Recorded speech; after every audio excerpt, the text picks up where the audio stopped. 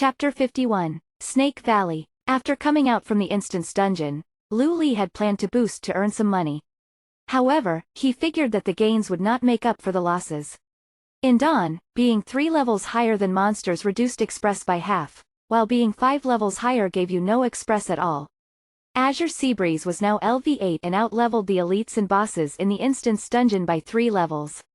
The amount of Express that he earned was less than what he would receive from farming normal LV8 monsters outside. Even Lu Li and the others didn't receive too much Express. In any game, level was the utmost priority, then equipment, then money. Sacrificing a long-term benefit for a short-term gain was taboo for players. If Lu Li wanted to earn big money, he had to out-level the other players. Currently, his level wasn't that high. There were many leveling maniacs who were now LV8 or LV9. Those who joined later had also received 3 days of double Express, helping them catch up to everyone else. Let's form a party to train. Azure Seabreeze was quite embarrassed by his current level. There wasn't much Express to be earned in the LV5 Instance Dungeon and most parties in the wilderness didn't need a tank. A strong healer would be more than enough, and adding any unnecessary roles would simply reduce the amount of Express everyone received. It's not too hard to find a place with lots of monsters. I'll take you guys to a place, but it depends if you want to go or not, Lu Li said hesitantly. Why wouldn't we want to go to a place with lots of monsters? March Rain felt confused. Are you afraid of snakes? Lu Li asked. Snakes? March Rain and Remnant Dream both yelled out. Well, you can change the visual effects in the settings. You're allowed to change a type of monster's appearance into a cartoon for a short period of time. Even so, the visual effects still looked quite real. After all, it was a virtual reality game, so it was impossible to make monsters completely look like they were from a cartoon. Are there really lots of monsters there? Yep, and the respawn time is quite fast. We won't have to share the monsters with anyone else, and there should be a boss there as well. Wait, are we waiting for then? Let's quickly go. As soon as they heard that there was a boss, the team immediately became excited. Even Remnant Dream, who was a newbie, became quite eager. It seemed that they had become addicted, after taking down bosses with Lu Li. It was a pity that the turtle in the Moon Reflection Lake had been discovered by other people when it surfaced to breathe. There were now groups of people waiting there for it to respawn. As such, Lu Li always went to open the treasure boxes at night. Luckily, there were many glowstones at the bottom of the lake, so he didn't have to blindly search for them. The team followed Lu Li to the supposed monster treasure trove. They followed a path into the forest, passing a grassy plain with small white flowers. Lu Li then led them off the path and into a forest of thickets that were half as tall as a person. There were a few small swamps on the way, and they saw crocodiles submerged within them. Those are LV16 monsters. If hunters can't find any rare monsters, they like to catch those to be pets. They have good attack and defense, as well as good stats. I thought there weren't any monsters above LV10 in the Novice Village. Azure Seabreeze was flabbergasted. They never said that on the official website. Lu Li couldn't understand the thought processes of these supposed veteran players. However, this was true for most games. Monsters in and near the Novice Village usually only went up to a certain level. After walking for 10 minutes or so, they saw another path extending from the depths of the forest. Who knew where it led to? Why is there a path here? When will we get there? They had already been walking for half an hour. Did they really have to go so far just to train? This path goes to the Grey Valley, which takes about 3 hours to get to by horse, Lu Li explained. The opposite direction goes to the coastline. We aren't very far from where we're going. It should just be another 10 minutes. Alright, we're here. 10 minutes later, Lu Li and his party were standing near a canyon crevice. The canyon crevice was quite narrow. If it weren't for where they were standing, it would have been extremely difficult to find this place. Everyone else was speechless. They just wanted to kill some monsters for Express. Who would have thought that they would have traversed past what felt like half of the world? Then again, this place was quite remote and would have been extremely hard to find. Elves are friends of nature, and we treat plants and animals with kindness. However, there were some druids who didn't like snakes, so the Druid Council confined them here.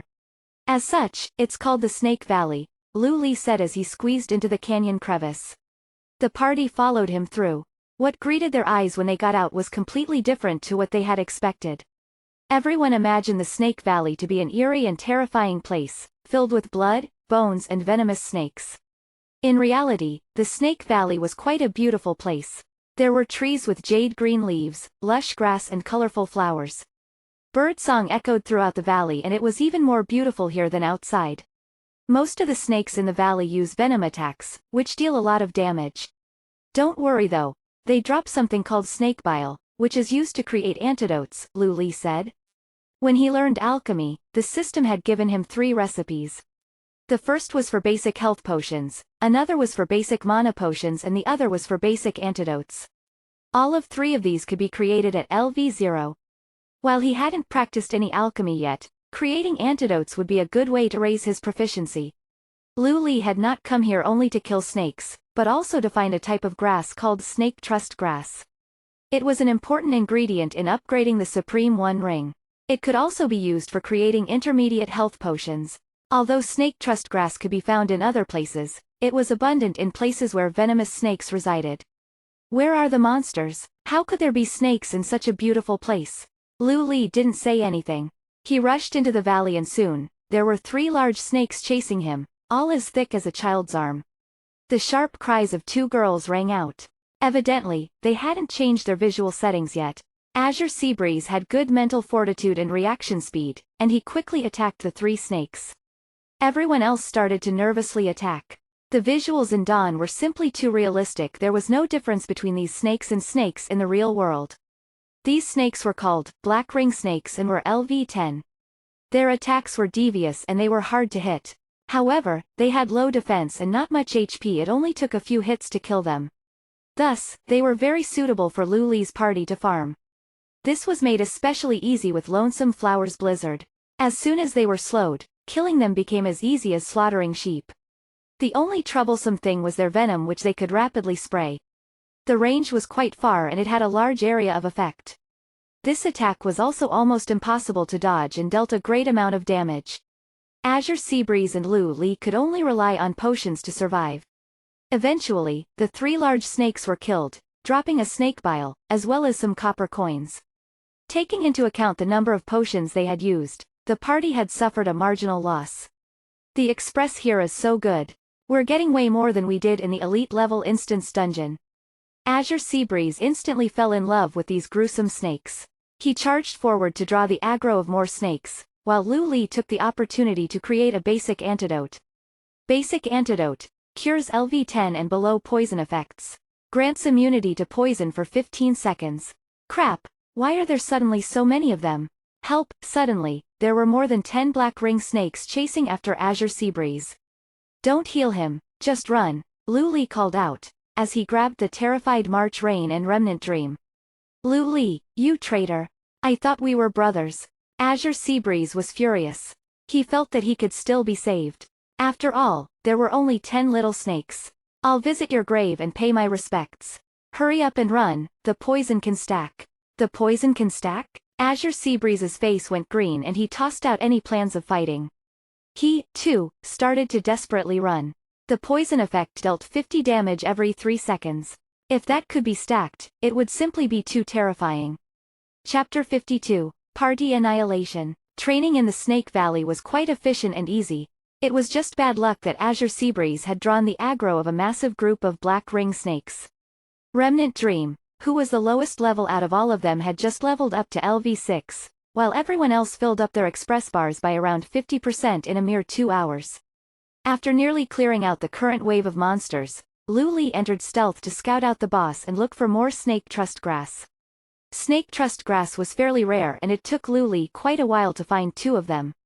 There were many silver-leaved grass, however, which were an ingredient used in creating basic health potions. These could be sold for 40 copper coins each, so collecting a lot of them could be quite profitable.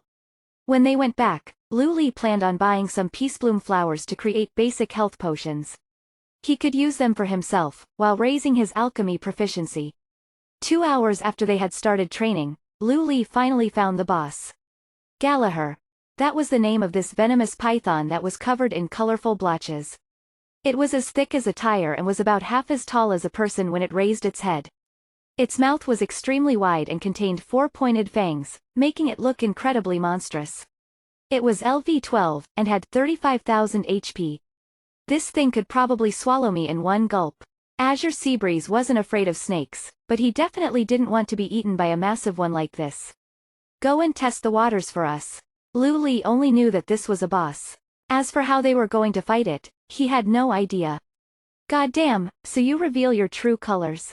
Are you trying to make me commit suicide? Azure Seabreeze felt quite depressed. March Rain, stay back. If we can't handle it, we'll need you to save us. Lu Li ignored him and reminded their priest to keep herself safe. Azure Seabreeze could only look at his teammates pitifully, as he heroically charged towards the boss. I dealt 13 damage. That wasn't too bad. For a tank who had put most of his points into Constitution and whose equipment mainly gave Constitution, being able to deal 13 damage to a boss meant that its defense was quite average. It hit me for 35 damage. Its attack wasn't very high either. In fact, it seemed quite weak for a LV-12 boss. Everyone started attacking. Lu Li still wasn't feeling quite confident, but they couldn't just give up. Thinking of what Moonlight had said to him in the past, he gritted his teeth and rushed towards it. The boss roared, sweeping out with its body and dealing AoE damage to the melee attackers. Lu Li's defense was much lower than Azure Seabreeze's and he lost about 100 HP in a single strike. Luckily, it didn't attack very frequently with its tail, so their healer was easily able to replenish their HP. Lu Li did his best to damage the boss while observing it. He felt that the boss was more complex than it seemed. All the bosses in Dawn were notorious for being hard to kill. Bosses in the wild were much harder to kill than bosses in instance dungeons.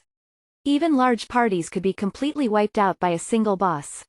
After losing 10% of its HP, Gallagher became furious. It raised its body up and its neck became incredibly flat, as if it was charging something up. Everyone run, the boss is going to release a powerful move. Lu Li yelled as he ran. Unfortunately, none of the others had his intuition and reaction speed. Only March Rain, who was focused on healing Lu Li, subconsciously began to run with him. The boss spat out a massive wave of venom, which seemed to cover the entire sky. It completely covered all of those who didn't run, regardless of whether they were melee or ranged. Goddammit, Lonesome Flower only had time to curse before he died.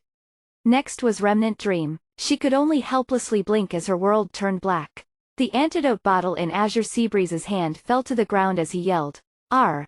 The antidotes are useless against its poison." Azure Seabreeze had a lot of HP and high defense. He was only able to strike an impressive pose before he collapsed to the ground. Slither, slither, slither. Although the massive boss didn't have any feet, it was even faster than Lu Li. It was coming for them. As it came closer and closer, they could clearly see its fangs. It was about to catch March Rain. Forget it. Lu Li breathed in and yelled to March Rain, "Keep running, I'll block it for you." He stopped running away and instead fearlessly charged towards the boss.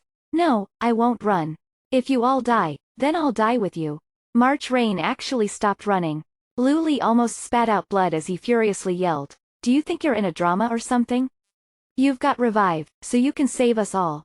Watch less of those war dramas for goodness sake." March Rain could only awkwardly smile and continue to run towards the exit. Lu Li rushed in front of the boss and was sent flying by its tail. After landing, he only had a third of his health remaining. In order to give March Rain a few more seconds to run, he took out a potion and drank it. Just as he finished drinking it, the second attack came, and Lu Li was once again sent flying. There were many hidden features in the game. For example, having high constitution gave additional resistance to being sent flying, knocked back or knocked down. As such, Azure Seabreeze could steadily take hits from the boss and would at most take a step or two back. Lu Li, who didn't have a single point of constitution, was sent flying around like a shuttlecock. He was lucky that the Great System God didn't let him endure this for too long. He was hit again and glowed white as he turned into a corpse. If it wasn't to save March Rain, Lu Li could have escaped. His Child of the Forest transformation would have allowed him to easily outrun the boss. After dying, players had two choices. They could either be sent to a nearby respawn point and meet the Big Sister Goddess, or they could be revived on the spot. This was only if they accepted the revival once it was cast on them. Lu Li waited for roughly 1 minute before the system asked him if he would like to accept being revived. After confirming his acceptance, the black and white world was once again filled with color. However, he had lost 10% of his express. Before dying, he would have been able to reach LV8 after killing a few more monsters. What was even worse was that he had actually dropped his steel-grade armor. If March Rain had also died, and they were all sent to the respawn point, the equipment definitely would have been erased by the system. Thank goodness, Lu Li and Lonesome Flower, who had both dropped steel-grade equipment, cried out in relief. Lonesome Flower happily hugged March Rain to express his joy and gratitude. Lu Li thought for a few moments before rejecting the idea of doing the same thing. He couldn't just go and hug someone else's little sister. We definitely won't be able to kill this boss, Azure Seabreeze said, as he sat down on the grass. Actually, we can put up with its normal attacks. The problem is its venom, it's simply too powerful. It looks like we'll only be able to deal with it after we have intermediate antidotes, Lu Li concurred. Basic antidotes were only effective against poisons from monsters under LV-10. This boss was LV-12, so they needed intermediate antidotes. Forget it, let's just farm the normal monsters and avoid the boss. After nearly losing his precious steel-grade equipment, Lonesome Flower was quite scared. Lu Li, try to level up your alchemy as fast as possible and get the first clear for this boss before everyone else, Azure Seabreeze said. No problem, Lu Li was all too happy to invest in his trade profession. Chapter 53, Intermediate Antidote. Lu Li and the others continued to grind in the Snake Valley from the morning until the afternoon. On average, everyone gained half of their express bar. Lu Li was now LV9 and he had found 11 Snake Trust Grass. He only needed 5 to upgrade his ring, so the rest could be used to make intermediate health potions. The NPC did not teach him how to make anything higher than basic potions, so if he wanted to make intermediate potions, he would need to find the recipe on his own. The intermediate health potion restored more health and had more value, considering the relatively low crafting cost. Because of his rebirth, Lu Li knew where to find the recipe, but that would have to wait until next Monday's patch. For now, his goal was to make an intermediate antidote. The intermediate antidote recipe wasn't hard to find. As long as a monster used venom, it could potentially drop it. Lu Li had already found 4-5 copies. If he sold them, he could make quite a few silver coins. As for the materials required, the basic version required 1 snake bile, while the intermediate one required 2. This had an 80% success rate. Do you need anything else for the intermediate? Is there a quest? Azure Seabreeze was determined. Even after half a day of training, he still wasn't tired. You don't need to from basic to intermediate. Only from intermediate to high would you need to do a quest. I'm just missing 3% EXP. Alchemy couldn't be performed repeatedly even if you did have the materials, there was a cooldown period. Throughout the day, Lu Li would immediately start making potions as soon as the cooldown refreshed. If you made many of the same potions, the required proficiency for it would decrease. After half a day, Lu Li's alchemy was finally intermediate level. Now his trade skill would start to show its usefulness. System. You can now manufacture intermediate antidotes. Alchemy proficiency increased by 1. Intermediate antidote. Cures LV-20 and below poison effects. Grants immunity to poison for 15 seconds. 1 or 2 intermediate antidotes were not enough to beat the boss, but after 2 hours, Lu Li had made over 30. 4 of them had failed, which matched the 80% success rate. Everyone takes 7 bottles. Seabreeze, you take 2 more. We'll give the boss 1 more try, and if it fails, we'll let it go for today. Looking at the time, there were less than 2 hours before nightfall when the wild would become very dangerous. They started attacking the monster as usual. Azure Seabreeze led the charge and drew the aggro of the boss. Lu Li refrained from yelling out every profanity he knew. It was too bad that this boss was immune to stuns. Even a 90% skill completion on Shadow Strike could not stun it. However, that Lu Li damage dealt surpassed his expectations. Performing an 89% skill completion would deal 112% damage. However, the damage suddenly spiked to 150% when he attained 90% skill completion. Skill completion was one of the least talked about subjects in his previous life. It was reserved exclusively for the experts and seemed forbidden to the masses. There had only been a handful of forum posts which seriously talked about it. After 90%, it was a completely new playing field. The advantage of Rebirth was that his knowledge was 1 step ahead of the other players. However, Lu Li knew that to become a true expert, he still had a long path to walk. After all, in his previous life he was just an ordinary player. He suddenly focused and shrugged off his exhaustion. Azure Seabreeze looked at him curiously and mumbled, "Why are you suddenly trying so hard? did you have some potency medication? Lu Li ignored him, diligently trying to make every skill completion as high as possible. Under his leadership, the others also gave much of their strength. They quickly took the boss down to 90% hydrogen phosphide. The boss whined and raised the first half of its body. Get ready to take the potion. 3, 2, 1, do it. Lu Li stopped attacking and threw his head back, staring at the boss's big mouth. The pale green venom erupted out of it at the same time as Lu Li's command, surrounding the area around him. Damn it, Lonesome Flower cried out, throwing aside the intermediate antidote bottle and taking a basic healing potion. Careful everyone. Listen to my instructions or you won't last more than a few seconds, Lu Li said. I almost died, I only have 1020 HP left. Give me some HP. Lonesome Flower patted his chest in fear. Mages have naturally higher magic resistance and later on, he would gain shields to defend from physical attacks. However, his resistance to poisons was relatively low and Lonesome Flower had put all his points in intelligence. The poison that the boss released dealt 250 damage initially and 50 damage afterwards every 3 seconds. He wouldn't be able to survive that. The duration of the intermediate antidote might not be enough. Everyone pay attention and take them appropriately, Lu Li calmly instructed, while trying to estimate how much damage he was dealing to the boss. If it releases the poison every 10% of its HP, we won't have enough potions, as we only have 7 each. Lonesome Flower put on a long face. This boss was particularly effective against mages, so he could die at any moment. Continue dealing damage and let me observe it. At worst, we could give up, but would you be satisfied if you gave up after only dealing 10% of its HP? Lu Li asked. Continue, continue, Azure Seabreeze called out and increased the frequency of his attacks.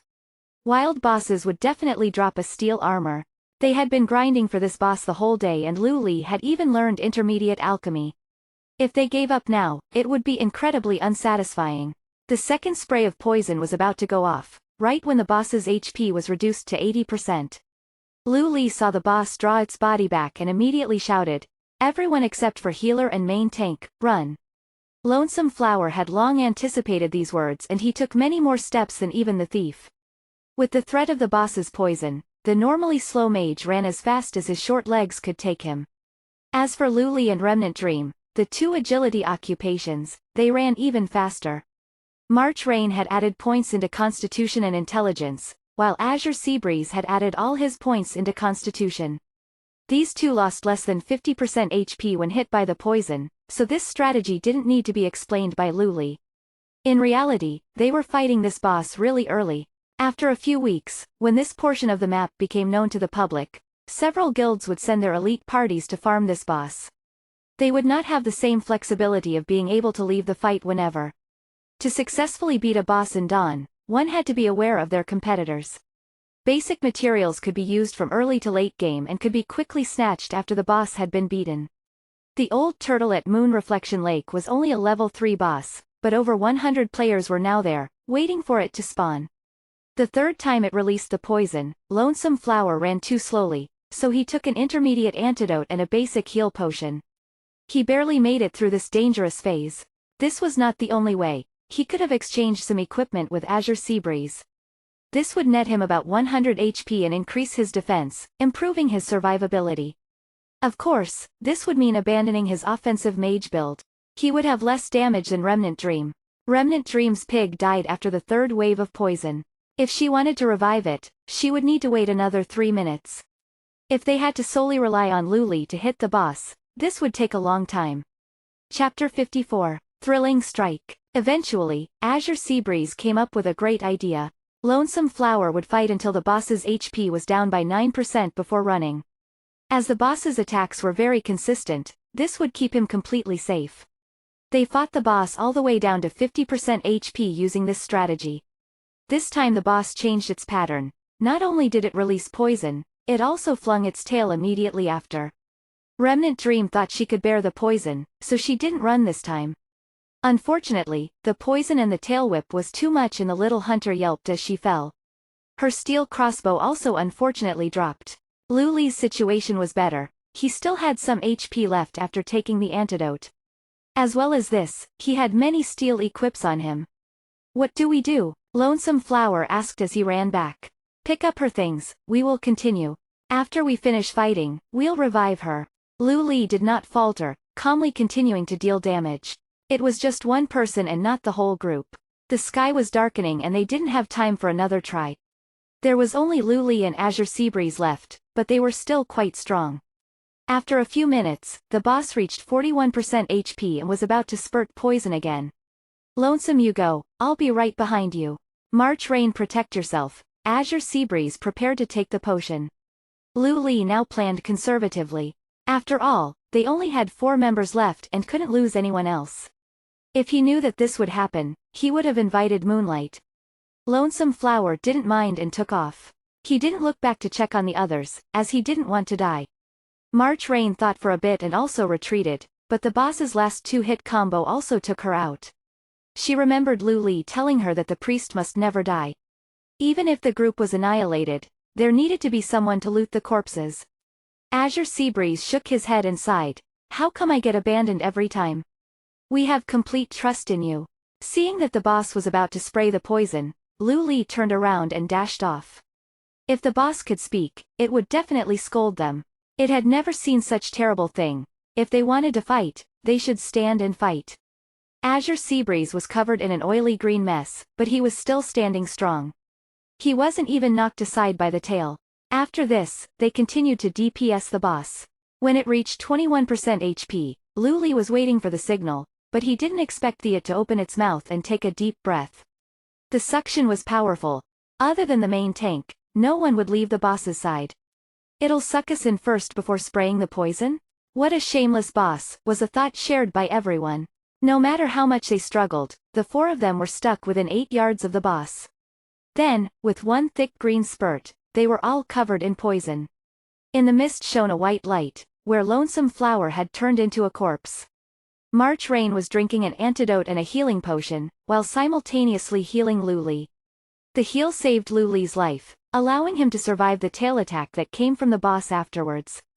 When the poison had worn off, Lu Li only had a sliver of HP left.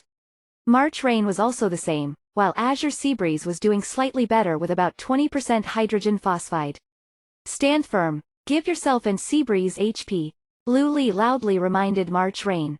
Disregarding the potion resistance, he threw his head back and downed another one, restoring over 30 HP.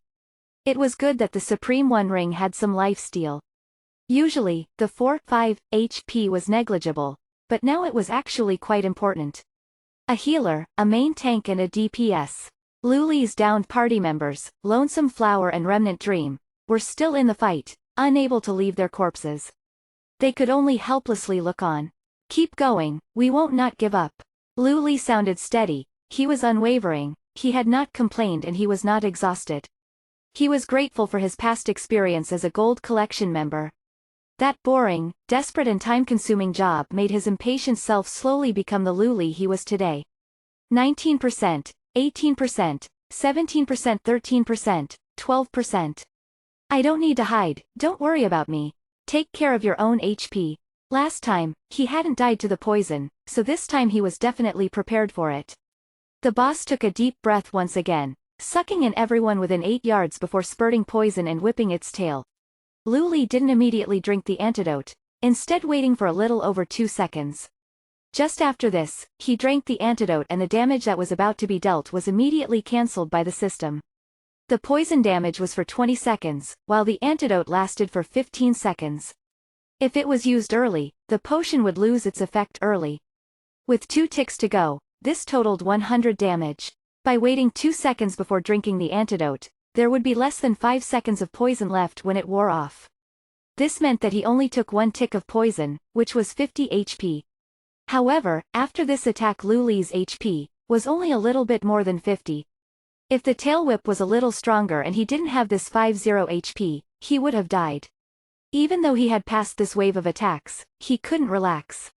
Most bosses go berserk when reduced to 5% HP. The boss managed to wipe their team when it dropped to 90%, but that wasn't too bad.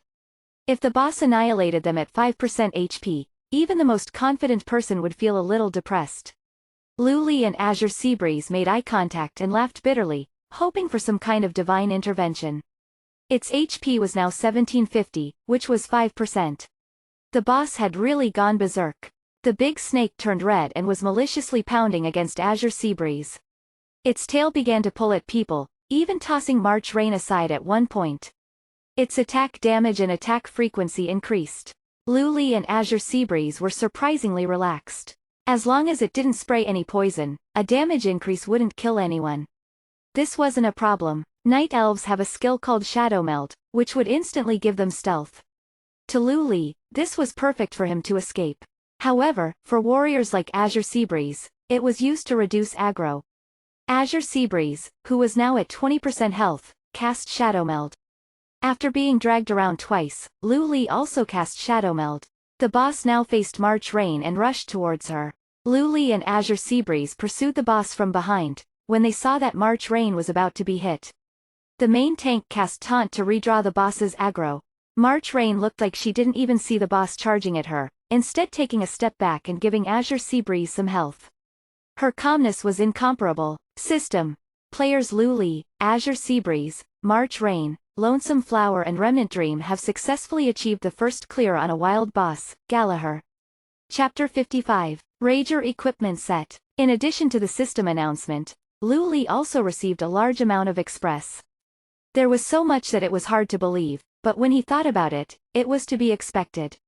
This was a level 12 boss and there was only 3 people to split the Express with. Those who had died did not receive any Express. The boss showered the ground with items. One didn't even need to look to know that there was a huge reward. Luli and Azure Seabreeze relaxed and sat on the floor, while March Rain worked on reviving Lonesome Flower and Remnant Dream. Not only had Lonesome Flower and Remnant Dream lost 10% of their Express, they also didn't receive any of the LV12 boss Express. It would be unusual if they weren't a little sad, but they were all excited to look at the loot. Remnant Dream, go get the equips and see what they are. Luli didn't want to move, instead assigning the looting to the Little Hunter. The Little Hunter really liked doing that, so she happy picked it all up. She didn't know that her luck would be so good. The first item she picked up was a Steel Hunter Bracer.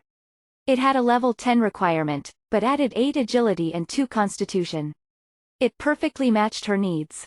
The second item was Luli's. Once he heard the name, he already knew its attributes. Rager Bracer, Steel, Amour 15, Agility plus 6, Critical Hit plus 5%, Level Requirement LV 10. Durability 30 seconds, one of the Rager set, exclusive to Melee. In his previous life, Luli had this equipment. At that time, the game had been out for a while and there were countless players who were already LV 10. Its price was very low, but Luli still had to work for 2 weeks to buy 2 pieces of the Rager equipment set. Besides this bracer, there was a Rager necklace that could be dropped by wild bosses from level 10 to 20. Unfortunately, it wasn't dropped this time. When both pieces of the Rager equipment set were equipped, the set would produce an effect. Rager. Traveling speed increased by 20%, attack speed increased by 20%, defense reduced by 20%. Lasts 30 seconds. The first 2 were buffs, while the last one was a debuff. Together, they made up the most common equipment set for newbies. Compared to the Jungle Herdsman equipment set, this set's effects were like night and day. Melee players who used this set wouldn't need to change their equips until they were LV 30. The boss only dropped these 2 steel equips. The other 3 equips were bronze and fit nicely for the 3 others who didn't get a steel equip. There were 2 materials left. These could be used to make level 20 silver equips and were very valuable. Their value was not far from steel equips. Luli gave one of them to Azure Seabreeze and the most valuable one to Lonesome Flower, which was more or less a fair distribution. This was one of Luli's problems. He always wanted things to be equal. Azure Seabreeze disagreed with Luli's method of assignment, but he didn't want to say anything in front of everyone. He put away the material that Luli had given him, but returned the equip, claiming that he was too lazy to sell it. The 5 of them formed what could be considered the basic part of the permanent group. Normally, they would train separately, but when it came to fighting bosses or doing instance dungeons, they would join together. Moonlight's skill was high, but he had a greater interest in PvP. Most of his time would be spent fighting other players, so he unfortunately became an optional member of the group. Luli planned to set up a small mercenary group after some time. Mercenary groups were officially recognized and did not conflict with guilds. Members of different groups could join the same mercenary group. This was going to be introduced in the update the following Monday. The cost of setting one up was fairly low as well. For just 1 gold, you could add up to 100 people. However, Lu Li had no intention of being in charge, and when the time came, he would recommend the position for Azure Seabreeze. Firstly of all, their personal friendship was good, and second of all, Azure Seabreeze was capable. Azure Seabreeze had even more experience in previous games than Lu Li. He knew more about creating teams and wasn't like Lu Li in trying to make everything equal. Moreover, Lu Li had too many secrets that he couldn't just share with everyone. There were many things he couldn't explain by saying that he had a friend on the inside. Who knew what people were thinking? If anyone went to talk to the game company, he would have some problems. Most of the time, he needed to do things on his own.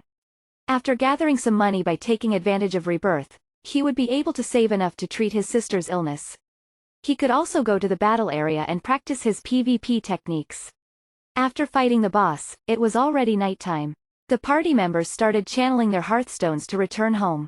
The party had not yet been dismissed. Everyone still had to give their feedback for the game. According to Lu Li, if their feedback was accepted, there would be an express reward. Everyone firmly believed this. After a while, Moonlight was also added to the party. He was still level 8, which was not far behind Lu Li. This was one problem with PvP: you don't increase your level, and if you die, you also lose express. They said it was a discussion, but it was really Lu Li directing everyone on what direction to take. An example was skill promotion. The players had been playing for such a long time, but even their most commonly used spell was not level 2. For Lu Li, this was Shadow Strike, which was currently at 466 1,000ths. He was still missing over half the express required. This was a very big issue, and the game company would want to address this for the sake of the ordinary players. The suggestion that Lu Li offered was that one would gain a skill point every 2 levels. By using a skill point and a gold coin, you could increase a skills level. This way, all people would have the opportunity to try higher level skills. Another example was the arena, which was the most requested part of the game. A game without an arena would struggle to attract people. At the moment, players weren't actually sparring with each other because if they died, they would lose express. There was also the matter of an auction room, but even if no one suggested this, it would inevitably appear in the game. This could be a suggestion that allowed one to receive some express. Lastly, there was the issue of syncing up the days and nights with real days and nights. This didn't really matter to Lu Li, but most of the players who needed to get up early wanted to strangle the game design team because of this. Showing damage taken by party members, daily quests, changing express lost upon death, increasing stats shown, additional trade skills, weather effects, changing hits under automatic mode, adding a bounty function, changing stealth tracking, stacking materials in inventory. Lu Li knew that most of them had played many games. Even with Lu Li's 2-3 years of experience, everyone added their own opinions and they quickly reached about 100 suggestions. Lu Li knew that many of these were not going to be accepted, which meant that there would be no express reward. These were called invalid suggestions. However, they couldn't just send in the suggestions that they knew would be accepted. If they sent in 30 suggestions that were all accepted, the game company would suspect insider information being leaked. If that were the case, they would have some trouble. According to Previous Life, the most submitted suggestion from this round from a player called Brother Yang is here, who was a paladin. He gave 300 suggestions, which was astonishing. However, the person who got the most accepted was not Brother Yang is here but rather a hunter called I Know Understand. This hunter submitted a few more than 60, but over half of them made it into the game. Lu Li calculated that of their 92 suggestions, if all goes to plan they should have 48 of them accepted. That doesn't sound too crazy. After submitting the feedback to the official site, Lu Li took advantage of the system that is yet to be updated and set up a booth at Moon Shadow Valley to sell the bronze equips from today. In addition, he has also raised a sign which indicates a few things that he is looking to buy. Chapter 56. A hilarious journey. After returning to the novice village, Lu Li figured that the treasure boxes in the Moon Reflection Lake would have refreshed, so he left to open them again. As for the treasure boxes in the Cynocephala mine, he didn't bother with them anymore. Each of the boxes were surrounded by thieves who were waiting for each refresh, because they would rather not fight monsters. Everyone had their own playstyle, it was best not to think too much about it. When Lu Li reached the lakeside, he discovered that there were still people around. He was curious the boss didn't respawn at night, so what were these people doing? He went into stealth and found a private place, before transforming into a seal and diving deep underwater. Before he reached the bottom, Lu Li encountered a problem. There were other people here. There were roughly 5 or 6 druids swimming around. Lu Li hid amongst the thick grass, taking advantage of the glowstones to try and understand what they were doing. It turned out that the crowd's goal was also to find treasure chests. It was too bad that the chests in the water were all locked and they were druids, so they would be unable to open them. This group of druids were using their claws and heads to attack the treasure chest. The result was disappointing, as the treasure box remained shut. Suddenly, one of the druids transformed back into human form and reached out to grab the chest, attempting to lift it up and bring it back to shore. Lu Li almost let out a laugh. The treasure chest was part of the map. It wasn't something that could be destroyed. If not, one could simply take out an axe and the thief's unlock skill would just be irrelevant. The druid's plan of moving the treasure box was purely a fantasy.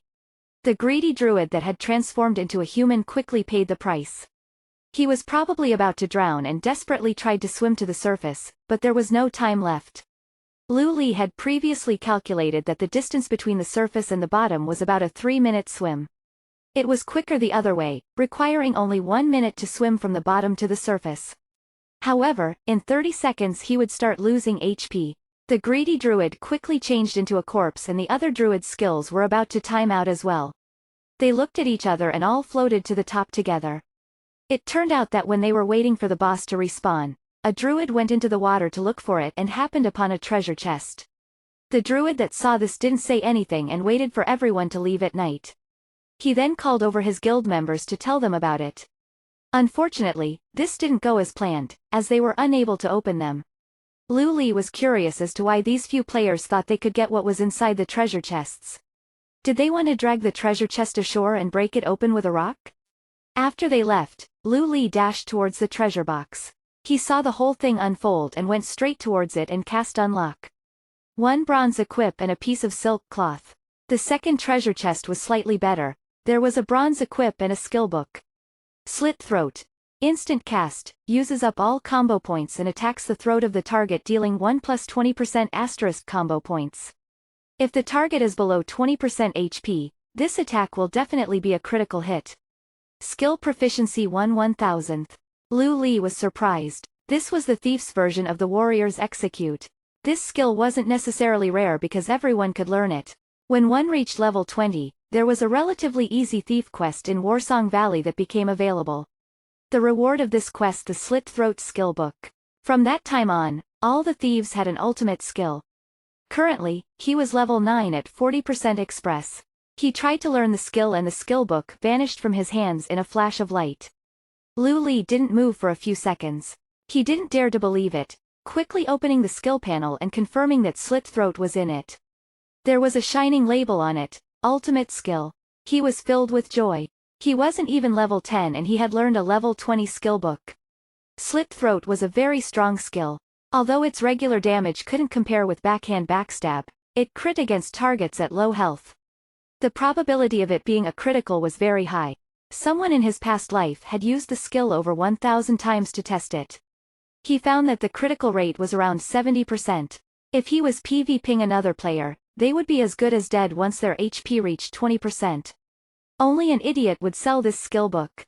The third chest dropped 2 bronze equips, one of which was a magic staff that he conveniently needed to upgrade his ring. The treasure chests found in Moon Reflection Lake had been much better than those in the Cynocephala mine. Lu Li had found 2 high-quality skill books here.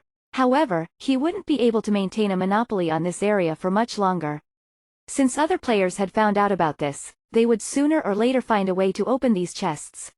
Underwater breathing potions were one example. After opening all the treasure chests, Lu Li immediately returned. He could imagine the look on the faces of those people when they returned to find the chests gone. Who touched my treasure chest? Supreme 1 ring, silver grade, strength +1, agility +1, vampirism +1. Special effects. The Lord of the Forest, Cenarius, gave this ring special powers. You can learn 3 druid transformation skills, as well as a skill for one of those transformations. Equipment requirements. None. Durability. None. This was Lu Li's only silver equip. Bronze equips were primarily being used by regular players, while steel equips were being used by the experts. If he took this out, everyone would definitely marvel at it. But, Lu Li knew better than anyone that this equip didn't actually give him much additional strength. He looked at his Rager equipment set. The one piece gave him 6 stat points. Remnant Dream's steel bracer gave her 10 points, while the Supreme One ring gave him a measly 2 points. As for the vampirism stat, it depended on how much you have. If you only had a bit of it, you may as well not have any at all.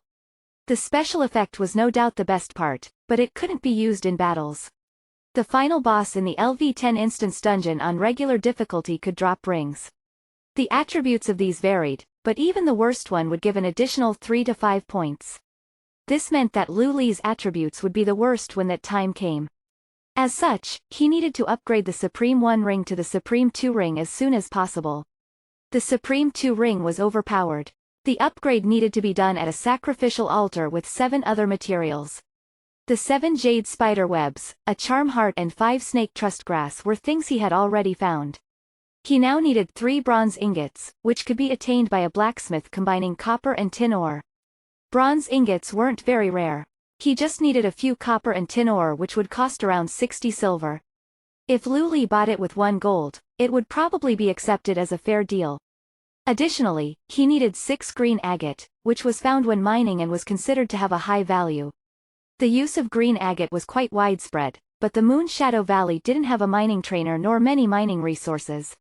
He would have to buy it from a player of another region and ask them to mail it through. The market price of this item was hard to say, so Lu Li has temporarily set his price at 30 silver. Chapter 57. Professional businessman upgrading the Supreme One ring also required a piece of bronze-grade equipment to act as a medium. Bronze-grade magic staffs could be used, and he had coincidentally found one at the bottom of the lake. There were no requirements for its stats, the item quality was enough. The final items that Lu Li needed were magic amplification materials. A common type of this were Gale Fangs, which dropped from Gale Wolves in the Moon Shadow Valley. They were LV6-LV7 magic beasts and could use arcane balls to attack. In Lu Li's past life, Azure Seabreeze had used these, so Lu Li decided to follow suit. The drop rate for Gale Fangs wasn't very low. Lu Li only needed 20 of them, which wouldn't take too long to gather.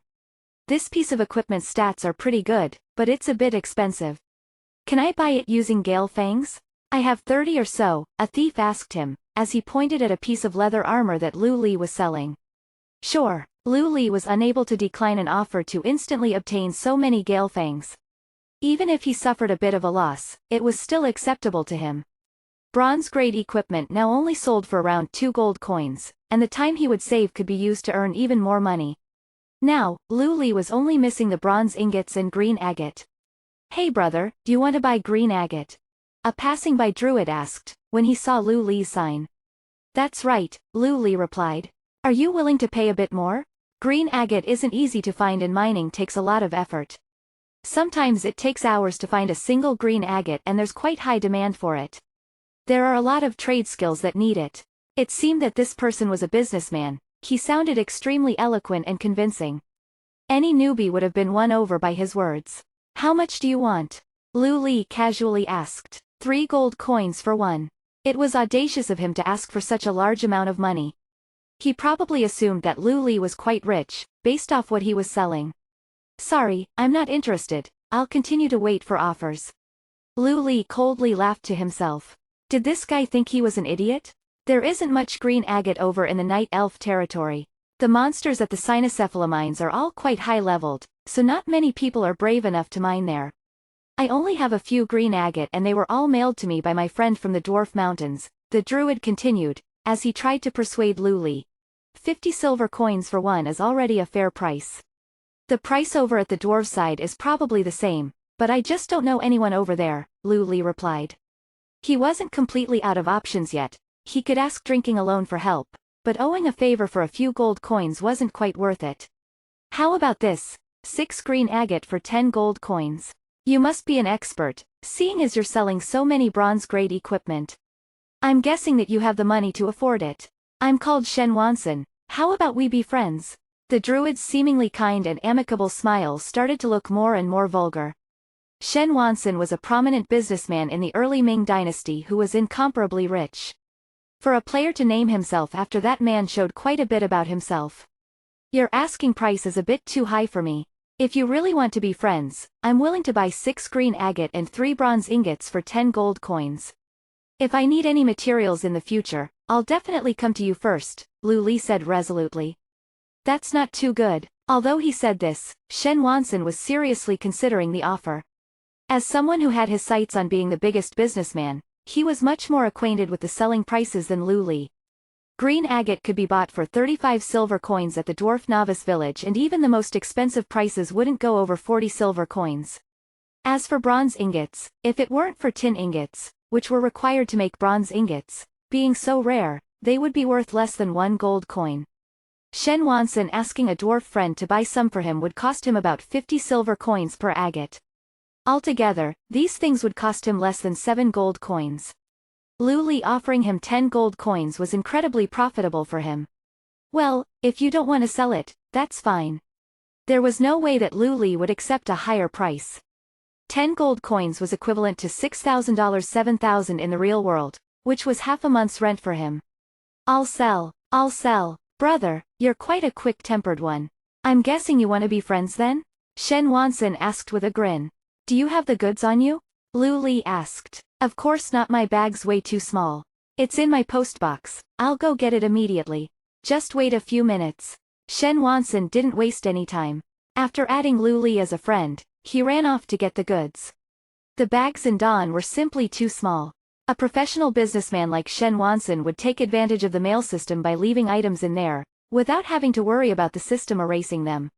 After waiting for a long time, Shen Wanson still wasn't back. Lu Li had already sold 2 bronze grade equipment before he saw him running back as he huffed and puffed. What took you so long? You only just bought those things, didn't you? Lu Li asked. Haha, you can't blame me for doing so. Alright, let's trade. I've got everything here. Now, I'm not boasting, but the only person in all of the Moonshadow Valley who would be able to get what you want is me, Shen Wanson. Shen Wanson had indeed put in a lot of effort to obtain these things. He definitely deserved the profits he had made. Because of how urgently Shen Wanson had requested the materials and the fact that the system was being updated the next day, the price at which he had bought all of the things was now 9 gold coins. Since there were many players who would be joining soon, many of the players with the goods didn't mind waiting and ended up selling the goods to Shen Wanson for a price that was higher than normal. No matter how much money he spent, Shen Wanson was determined to make this deal happen. The reason was simple: when adding friends, he could confirm the identity of the other person. There was a person who Shen Wanson deeply respected and wanted to get to know. That person wasn't the Water Fairy or even the Glory Capital's head, Sorrowless, it was Lu Li. When he added Lu Li as a friend, he simply couldn't believe that it was actually him. It was the same Lu Li who had sold an incredibly rare skill book on the very first day of the game, the same guy who had sold steel grade equipment on the second day, the same guy who had sold a guild upgrade order on the third day. What couldn't this guy achieve? If it was just once, it could be dismissed as luck, or even heaven-defying luck if it were twice. However, saying that he only had good luck was childish. What attracted Shen Wanson the most was good equipment and players who could obtain good equipment. As such, he was determined to get on Lu Li's good side, even if it meant operating at a loss. Lu Li looked at the items and straightforwardly handed over the 10 gold coins. Hey, don't leave yet. Brother, destroying a bridge after crossing the river isn't good at all, Shen Wanson said as he pulled Lu Li over. Bro, you're quite mysterious. I can't even imagine how you obtained all those things. Look at my name, I'm a professional businessman. In the future, if you have any good items or equipment, can you let me sell them for you? Why? Asked Lu Li. If you let me handle it for you, you'll definitely earn more. Take that guild upgrade order for example. You sold it for 50 gold coins, right? If it was up to me, the minimum would have been 120 gold coins, Shen Wanson said excitedly. To him, Lu Li's auction was much too amateurish. All business people could see was money. What was the blood-red war flag? If they dared to stand between him and money, he would make them pay. The loss that Lu Li had suffered could easily be avoided by having a trusted agent. Chapter 58, Night Ghost, 1. Not every expert was backed by a union, but all of them had to have a professional businessperson as a friend. This was something that Lu Li had heard another player say in his past life. At that time, he hadn't given that much thought. After all, he was only a member of the Gold Collection Unit. Although he had eventually become more powerful, he was a second-rate expert at most. It was only today that he finally understood the significance of that sentence. He finally understood why Moonlight, who only had common-grade equipment, could instantly obtain an incredibly rare set. Experts needed a businessperson to support them in financial matters. Businesspeople were much more responsible and committed than unions. After all, they relied on their experts to supply them with rare items and equipment. It was a mutually beneficial relationship. Lu Li gave the 2 remaining LV-10 bronze-grade equipment to Shen Wanson to sell and said farewell. Agreeing that he would go to Shen Wanson first when he found something good didn't mean that they had established an official business relationship. This required observing the other person over time. After all, they needed to be able to work together towards the same goal. The system was going to be updated in a few hours. The updating would last from nightfall until the night of the next day. Apart from helping Lu Xin to complete some of the paperwork for transferring schools, he could use the rest of the time to sleep. As such, Lu Li had no plans of sleeping early. By now, he couldn't earn any express from the LV5 instance dungeons, so he planned to find a safe place to train.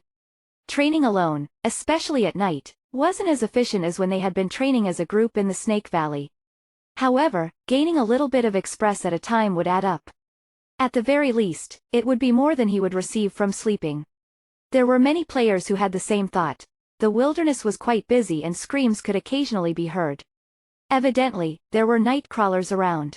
After the game entered nighttime, night crawlers that were 10 levels higher than the highest leveled player in that region would spawn in the wilderness. They had fast regeneration, decent attack, and would kill everything in sight. If Lu Li bumped into a nightcrawler, he could transform into a little leopard. With his movement speed, even the LV-20 nightcrawlers wouldn't be able to catch him. It was a pity that Lu Li didn't have any equipment that gave him night vision.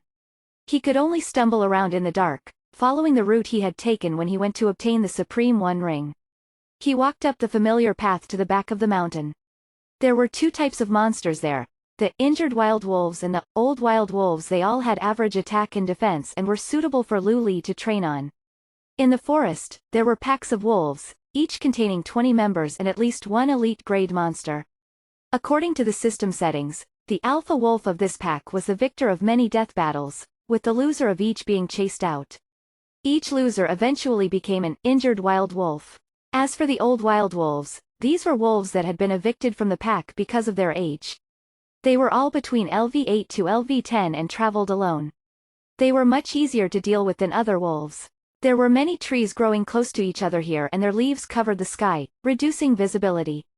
The monster population was quite sparse, so it wasn't an ideal place for parties to train. Lu Li picked a spot that was fairly remote and looked around for wolves to kill. The wolves could only deal around 20 to 30 damage to him, while he could hit them for 70 to 80 damage. If he used his ultimate skill, he could 200,300 damage.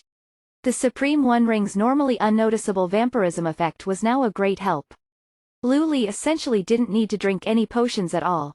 He used stealth to move behind a boss wolf and stunned it with a cheap shot, before unleashing a barrage of normal attacks. As soon as the boss woke up, he dealt a shadow strike chained with a backstab to the wolf's unprotected waist. By now, cheap shot's cooldown had now refreshed. The second cheap shot put him at exactly 5 combo points. Lu Li's dagger flashed across the wolf's throat. Slit throat. If he got a critical hit with slit throat, it would instantly kill his target. Even if he didn't get a critical hit, he would only need to hit the target another 2 or 3 times. It took Lu Li about 20 seconds or so to kill a monster. The rest of his time was spent on actually finding monsters to kill. He didn't know that there were people secretly watching him and discussing. His attack is so strong. When did LV-10 wolves become so weak? More than 30 yards away were 2 people hidden in the grass, quietly muttering to each other. Luckily we didn't immediately go and attack. Let's just observe for today, the other person said reluctantly. His intuition told him that this person would not be easy to deal with. Even with this expert thief beside him, they probably wouldn't be able to take him on. These 2 people were both elite thieves from the Imperial Secret Service Union, swirling left eye, and staring right eye. Their teamwork was seamless and even experts had to be careful around them. I bet he has quite a few pieces of bronze-grade equipment on him, as well as a piece of steel-grade equipment or two. Comparing Lu Li to themselves, the two thieves both felt admiration and anger. The world was simply too unfair. Why did he have such good luck? Who cares what equipment he has? He's going to drop it all soon. We'll kill him once today, once tomorrow, and again until he's back to LV0, staring right eye said vehemently. Members of the Imperial Secret Service were infamous for killing players until they were LV0 again. Exactly. Boss Seath is going to be here soon. No matter how strong this Lu Li is, he won't be able to escape, swirling left eye said with hatred in his voice.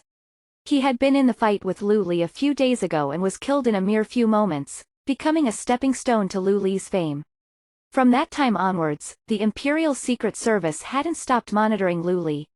Seeing that Lu Li had ventured out at night by himself, the two thieves immediately contacted their union while cautiously following him.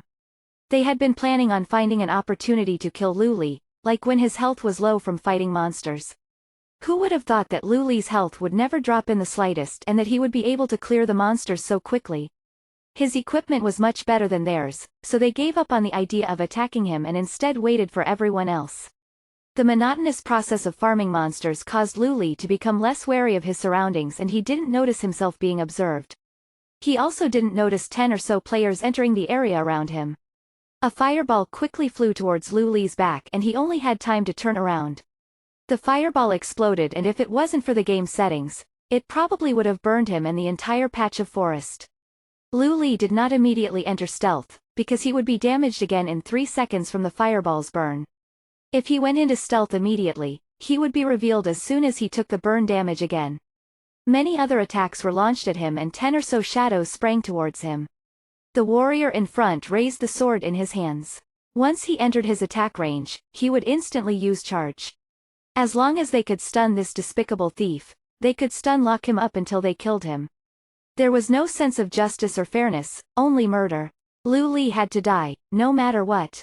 Chapter 59. Night Ghost, 2. Lu Li slightly regretted letting his guard down. He, whose profession had the highest sensitivity, had allowed so many players to come within 30 feet of him. This was unacceptable. 30 feet was the range from which most ranged professions could attack. A faintly burning damage figure rose up from Lu Li's body. It was only 2 points of damage, but these 2 points of damage took away the opportunity for him to enter stealth. The warrior's charge was about to hit him and the warlock had cast a charm skill. The players attacking Lu Li were confident of their success. After deploying so many people, they had finally cornered the thief. After their fight with Lu Li was posted on the forums, the Imperial Secret Service had been greatly affected. As the stars of the video, they had been mocked and ridiculed by other players. The guild that had lived in glory in many other games became a joke and in less than 3 days, they had lost hundreds of players. Even a few experts that they had recruited left. 20-30 people had been toyed with by a single thief, who had killed quite a few of them and forced the rest of them to return to town. Only a retard would join such a guild. However, if they could kill this Lu Li and post a video of this on the internet, they would be able to recover and become even more prominent. The consequence of messing with the Imperial Secret Service? Death. Even the title for the post had already been thought of. It was incredibly domineering and cool. However, the grins on the faces of the Imperial Secret Service's players soon disappeared. Lu Li turned into a puff of green-colored smoke and vanished. Force him out of hiding. Use anything you have. The leader of this expedition, Raging Wolfblood, didn't know how Lu Li vanished, but his experience informed him as to how to counter it. He knew that some thieves could instantly use Shadow Meld and stealth to slip away. However, that didn't matter. As long as they could continuously hit him with skills, he wouldn't be able to escape. The players who came this time were not the same as the ones from before. The previous group had been pulled together quickly, while the players here now represented almost all of the experts that they had in the Moon Shadow Valley. 10 or so ranged attacks spread out, covering the ground, while the melee players swung their weapons around. They were all left disappointed. There were no signs that any of them had hit Lu Li. Where did he go? A small golden cheetah hid in the thickets while eating a piece of bread. Lu Li shivered as he looked at his HP. A single round of attacks had brought him down to critical HP. Just then, he had dodged all the melee attacks, but he had been hit by quite a few ranged attacks. If not for the fact that being damaged in the first 3 seconds of Vanish did not cancel the stealth effect, and if not for his equipment, he definitely would have died. After returning to full health, Lu Li activated stealth and walked out. The trees and thickets within the forest made it difficult to look for someone, but they also gave Lu Li cover. He silently crept behind a magician and stabbed his dagger into the back of his head. Luckily, it was just a game. Otherwise, their brain fluids would have probably started to leak out. With a single strike, Lu Li had dealt around half of that player's HP. System. Shadow Strike skill completion 92%, caused 180% skill damage, target stunned for 2 seconds. In those 2 seconds, Lu Li could attack with his normal attacks 3 times, dealing more than 100 damage each time. The magician reacted quickly after he recovered. He immediately used Shadow Meld to avoid Lu Li's next normal attack, then lifted his hands and prepared to launch an Inferno Impact. If Lu Li was hit by the Inferno Impact, he would probably be blinded. Lu Li shook his head and sidestepped as he spun, stabbing the dagger in his right hand into the magician's back. A backhand backstab with a skill completion of more than 70% cleared out the magician's remaining HP. The feeling of attacking and killing like this was quite thrilling. Lu Li took a deep breath and picked up the equipment on the ground, then once again melted into the darkness. Just then, he hadn't used Cheap Shot, because he wanted to experience what a real PvP battle was like. If he had used Cheap Shot, he definitely would have been able to kill the magician before he could even retaliate. Once he heard that a member of the team had died, Raging Wolfblood immediately knew it was Lu Li. From where the battle had happened, he made a guess of Lu Li's current location and a few magicians immediately surrounded the area. None of them noticed the little cheetah stealthily slipping away. At night and within the forest, it was much more convenient to move around as the little cheetah. The next player to be assassinated was the warrior. This poor warrior had accidentally drawn the aggro of a wolf. If there was anyone to help him, he would have been able to finish it off quickly. However, no one paid him any attention because of Lu Li's reappearance. It was just a normal monster. Surely a warrior would be able to take care of it. That was only true, however, when there was no one else interfering. A cheap shot stunned the warrior for 4 seconds. With the combined attacks from the wolf and a thief, the warrior was finished off in less than 3 seconds. A few Imperial Secret Service players hurried over, only to see the warrior and a dead wolf wrapped together in an intimate embrace. Damn thief, face us like a man. There were many shameless players, but this guy was special. Even his comrades rolled their eyes when they heard this. With so many players trying to find and kill him, only a retard would step out into the open. Just as the warrior's body began to grow cold, a shout came from elsewhere. A group of players quickly ran over, but only found another corpse. Raging Wolfblood could empathize with the frustration and helplessness that the previous group's leader felt. He finally understood why that leader had made those decisions that day. He had 2 options. They could either give up, or all die. A black shadow flitted past and he saw 2 daggers crisscross, as they repeatedly stabbed into an isolated hunter. The hunter was stunned and when he awoke, he saw his comrades running towards him before his vision darkened. Lu Li backflipped and shrank down into his cheetah form as he hid in the thickets. He would transform into the cheetah and activate stealth, not giving the other players any opportunity to catch him.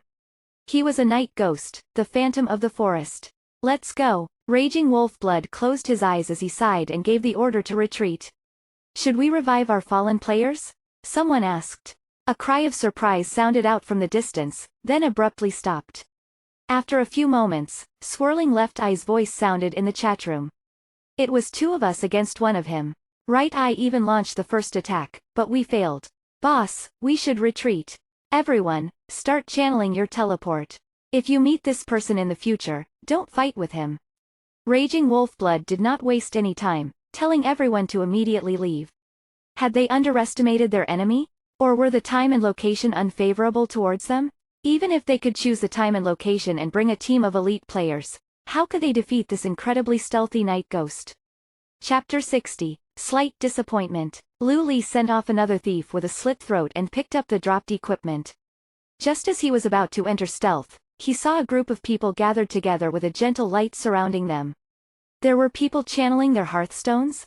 Lu Li transformed into the little cheetah and crept over. What he saw left him dumbfounded.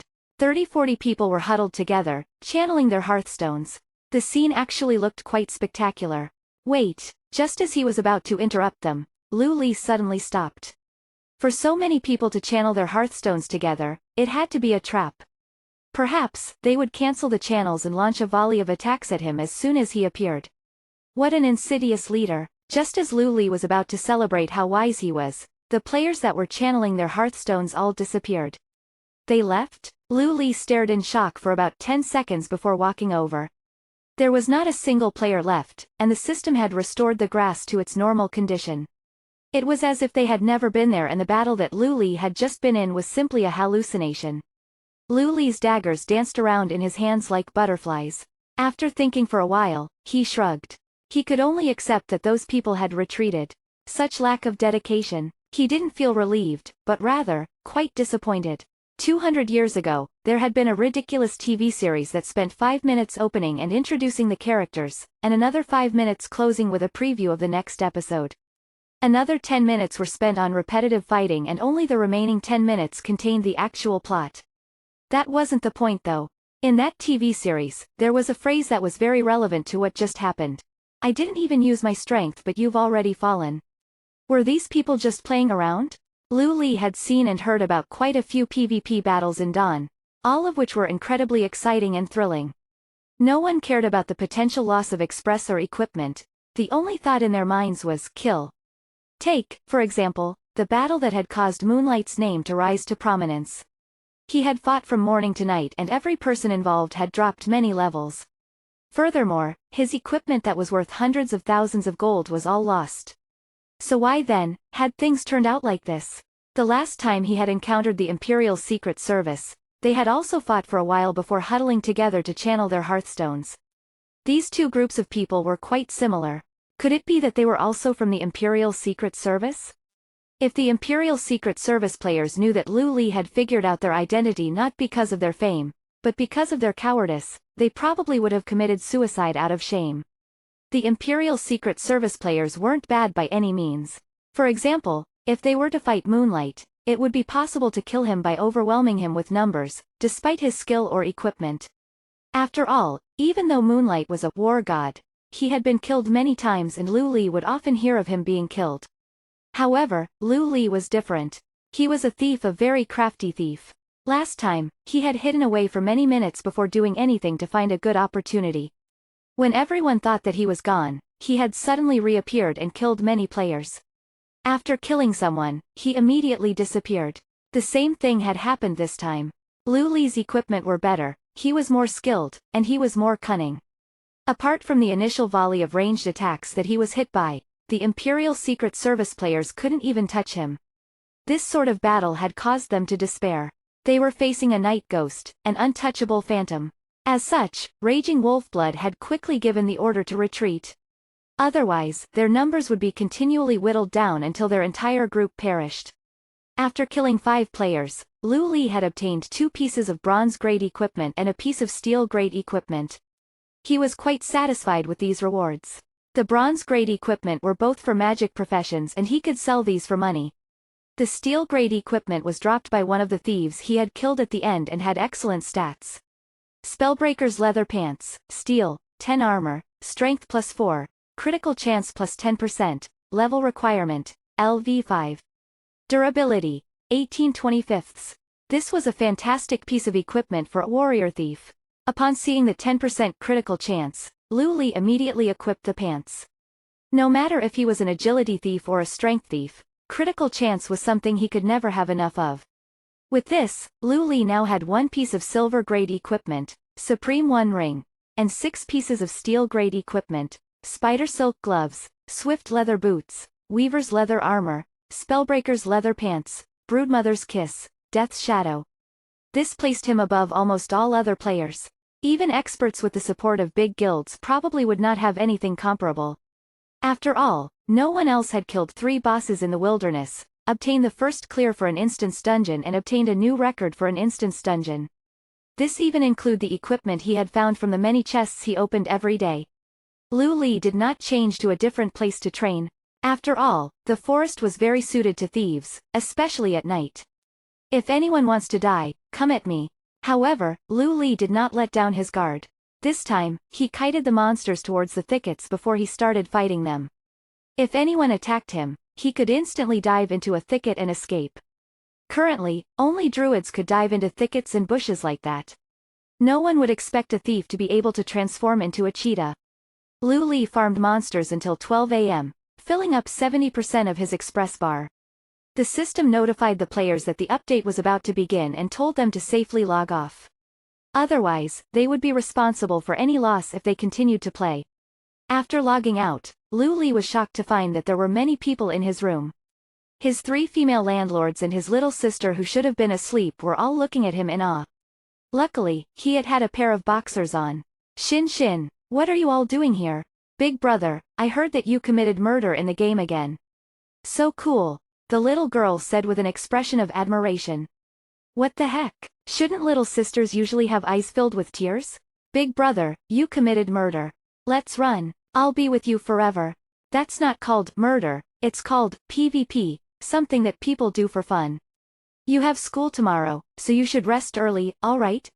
Lu Li did his best to correct his little sister. He couldn't allow her to go around telling everyone that her brother had murdered people. Haha, if the Imperial Secret Services people knew that you killed them, for fun, they'd probably cry, Dodo said with an expression of fake compassion. Don't you dare corrupt my little sister. Who knows what sort of things you were telling her? Lu Li put the game helmet away and put on a shirt, covering his muscular and scar-ridden chest. The bespectacled and delicate Yi Yi swallowed a mouthful of saliva, as she reluctantly looked away from Lu Li's chest.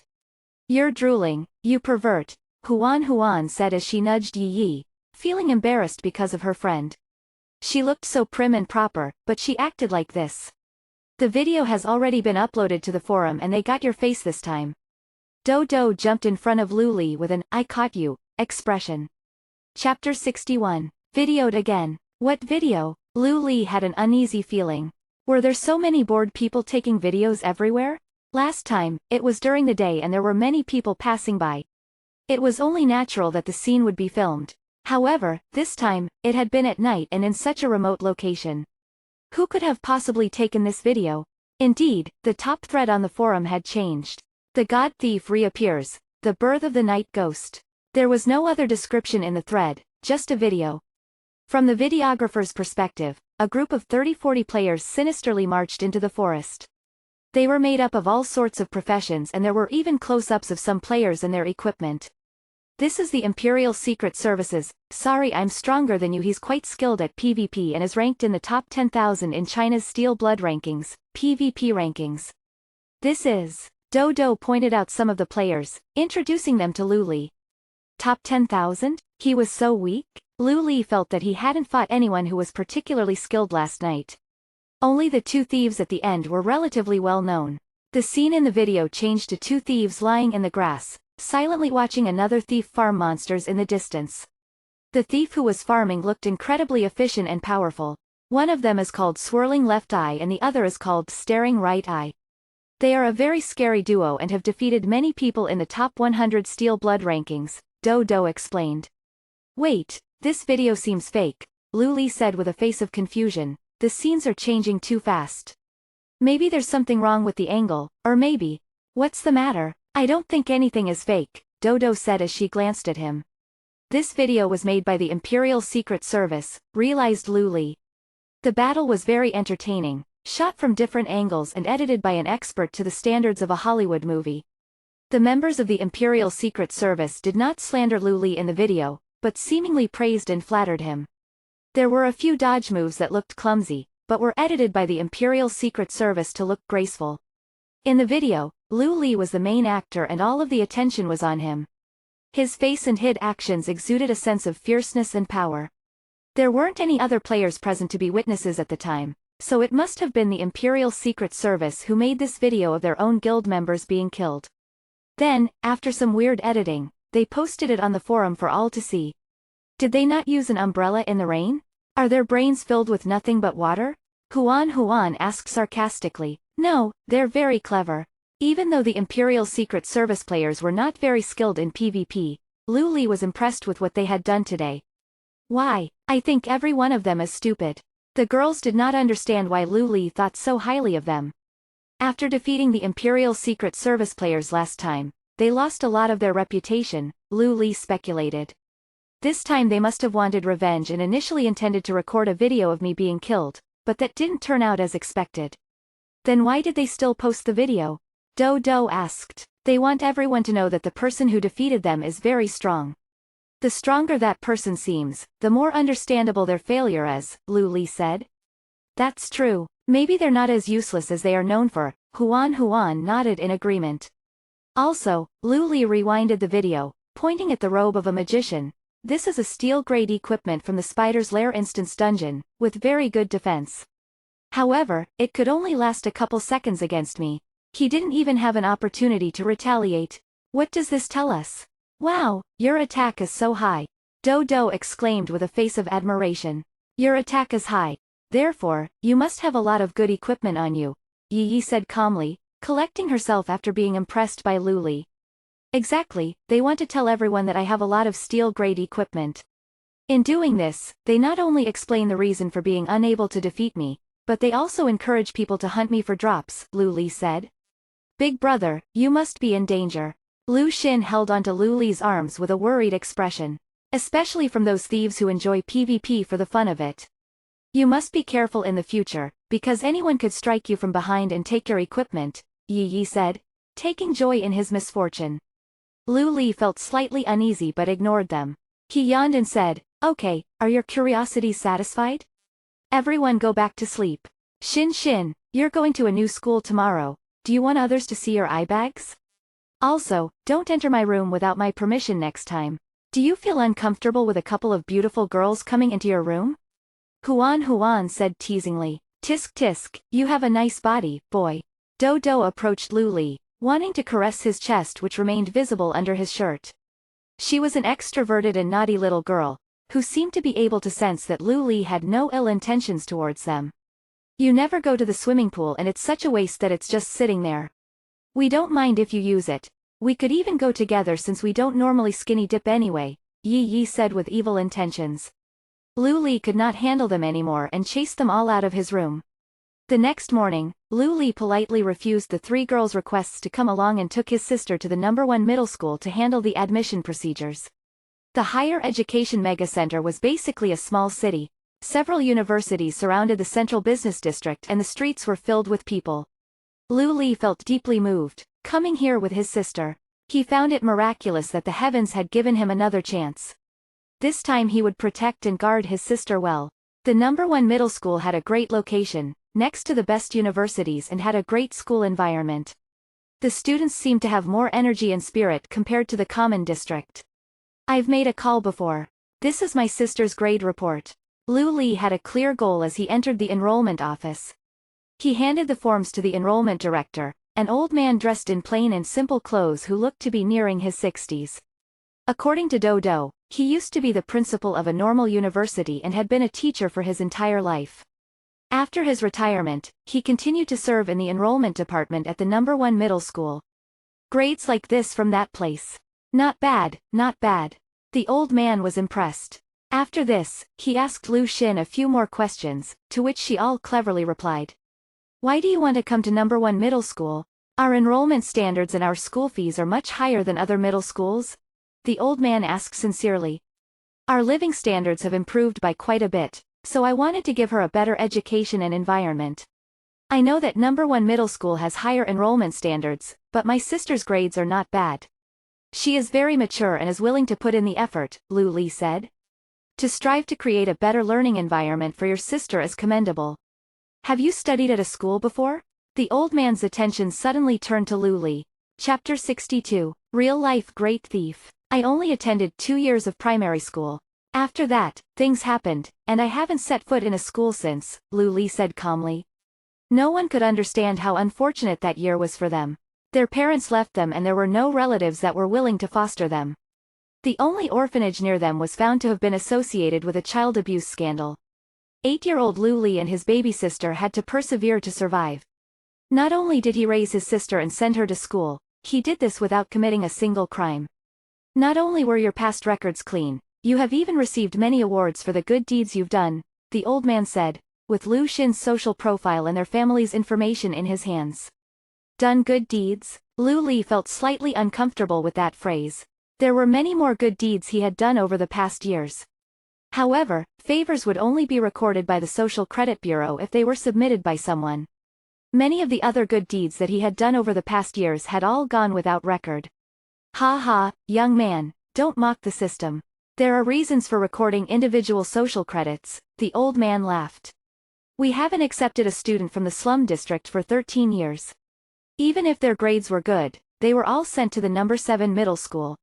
They have a class catered to students from the slum district. Lu Li's expression changed slightly. A few days ago, he had compiled his household's information, as well as Lu Xin's grade report and sent them off to number 1 middle school. He received a notification of acceptance on the same day. Lu Li was oblivious to the inside enrollment stories of slum district students and how difficult it was to be accepted. You have a very high social credit, especially for someone from the slum district, the old man said. Our society has become more and more corrupt, so it's rare to find people like you. Thank you. Lu Li thanked him genuinely. If you are interested in attending school, I can help you with that as well. The old man took out a business card from his drawer. This is Principal Lau's business card from the Normal University. I can send in a good word for you. You can go and attend some lectures at the university and listen in on them, he offered. And for my sister? Lu Li slid the business card into his pocket. Grade 1 Class 5. I will speak with the teacher in charge of that class. You can start attending class today. The old man must have been someone of importance. Lu Li had done some background research and found that the first 5 classes were almost impossible for normal people to get into. Do you have any questions regarding the school fees? The old man asked. No, all good, thank you sir. Lu Li shook his head. He did not intend to apply for any reductions. Lu Xin was from the slum district. She would be mocked by her classmates if they found out he had applied for one. Many schools jumped the gun and tried to do things to help the disadvantaged students. Although their intentions were good, they did not realize the impact it had on the self-esteem of their students and how they were viewed among their peers. His sister did not need that. Okay, the old man smiled, impressed with Lu Li. He had no education and no official job, but was still able to provide for his sister. He had even helped her to be accepted into the top middle school. This kid seemed to have great potential. Lu Li said his goodbyes and figured out that Lu Xin's class was located at the front of the campus. When they arrived, there were many students in the classroom for the morning self-study session. You're the new student, right? Come on in. A female teacher gestured her to come in. She wore black-framed glasses and dressed very professionally. Lu Xin stood next to the teacher and shyly introduced herself to the class. Lu Li was worried about his sister and stood at the door to observe. He had to make sure that Lu Xin had settled in before he could leave. The new student is so cute. The students whispered to each other as their attention turned to Lu Xin. Damn, is she a loli from the 2D world? Her voice is so gentle and so cute, I think I'm going to die. Sit next to me, there's a spare seat next to me. The commotion was mainly from the boys, however, there were a few girls who were also into lawless. Naturally, there were also others who disagreed. Her looks are okay, but look at the way she dresses.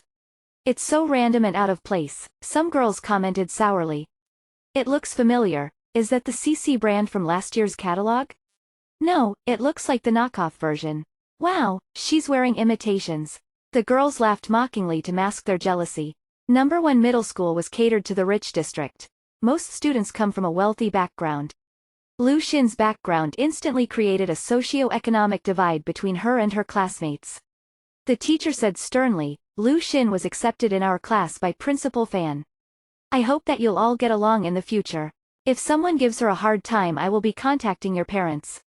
Principal Fan was the old man from the enrollment department. He was not only the enrollment officer, but also the famous principal of number 1 middle school. He had been a relief teacher at number 1 middle school for 10 years. The education director, vice principal, principal of number 2 middle school, professor at Huaxia University of Industry and Commerce, head of department, chair of board and the principal of Normal University. He had many accomplishments and wealth of experience. He was well respected and had a good reputation among other educators. Many rich and powerful people from the rich district had either been his classmate, his student or had attended his economic lectures. Many students from the rich district were taught to be respectful of Principal Fan. If they did not listen to Principal Fan, they would probably be skinned alive by their parents. When they realized it was Principal Fan that organized her admission, many of the students became quiet. You, outside the door, are you a new student as well? The teacher asked, seeing Lu Li standing outside the door. Lu Li shook his head and pointed in the direction of Lu Xin, replying, I'm her older brother and accompanied her here. My sister is quite shy, so please take good care of her. As Lu Li spoke, he caught the attention of the students. The bitter girls wanted to mock him because of how tacky his clothes were. His sister was at least quite cute, but he was dressed overly formal on such a hot day. But before they could begin their mocking, someone shouted loudly, What the heck, it's Lu Li. I must be blind, it's actually Lu Li. Am I imagining things? I can't believe that I get to see the legend himself. Normally the students were afraid of the teacher, but this time, they didn't care. It was not only one or two, but as many as 10 who continued to yell and shout. Shut up, all of you. What are you being loud about? Get out if you want to be loud, the teacher sternly commanded with a serious face. The piercing stare behind her glasses was almost like an AoE skill, able to immediately annihilate every student. Normally, if she got angry like this, the classroom would be dead quiet. Even the naughtiest of students would shut up. But today, everything changed. As soon as the teacher stopped speaking, a few of the boys jumped up and ran out of the classroom. Chapter 63. Goodbye, Star Moon. 4 students rushed out of the classroom and surrounded Lu Li. Their overexcitement made him feel uneasy. You weren't able to alter the way that you looked in Dawn. Your in-game avatar would look like your real-life self. However, most players would add further customizations to their character, which made them unrecognizable in addition to the changes in race. When Lu Li joined the game, he didn't change anything for the sake of saving time. He was now regretting that decision. In the future, he would wear a mask in-game. Guru, I'm playing Thief too. Can you give me an autograph? A pimple-faced boy stuttered. The teacher of the class was concerned. It was one thing for these kids to play video games, but for it to reach a point where they would be chasing celebrities was too much. A meeting with their parents needed to be set up tomorrow to talk about this obsession. I don't play Thief, but I really admire you, Guru. I'm so happy to meet you, so happy. Another loud voice of a boy rang out. The admiration for video gamers was so strong. This kid's father was an internationally renowned musician and didn't even receive half of this respect. Guru, are you taking apprentices? I would like you to be my master, a third student asked politely. The teacher's face had already turned green from betrayal. Her students were being stolen from her before her own eyes. She looked to see what the last boy, the top student in the class, was going to say. Guru, please take care of me. The last boy only muttered a few words, as everything else had already been said by the others. The teacher stumbled before grabbing onto a table. It was an illusion, it must be. We'll talk some other time. Lu Li saw that Lu Xin had found a place to sit, so he waved and started to leave. The boys looked at Lu Li and back at the pale complexion of the teacher. In this moment of calm, they all moodily returned to the class. Guru's gone. Don't be afraid, he can run now, but he'll be back sooner or later.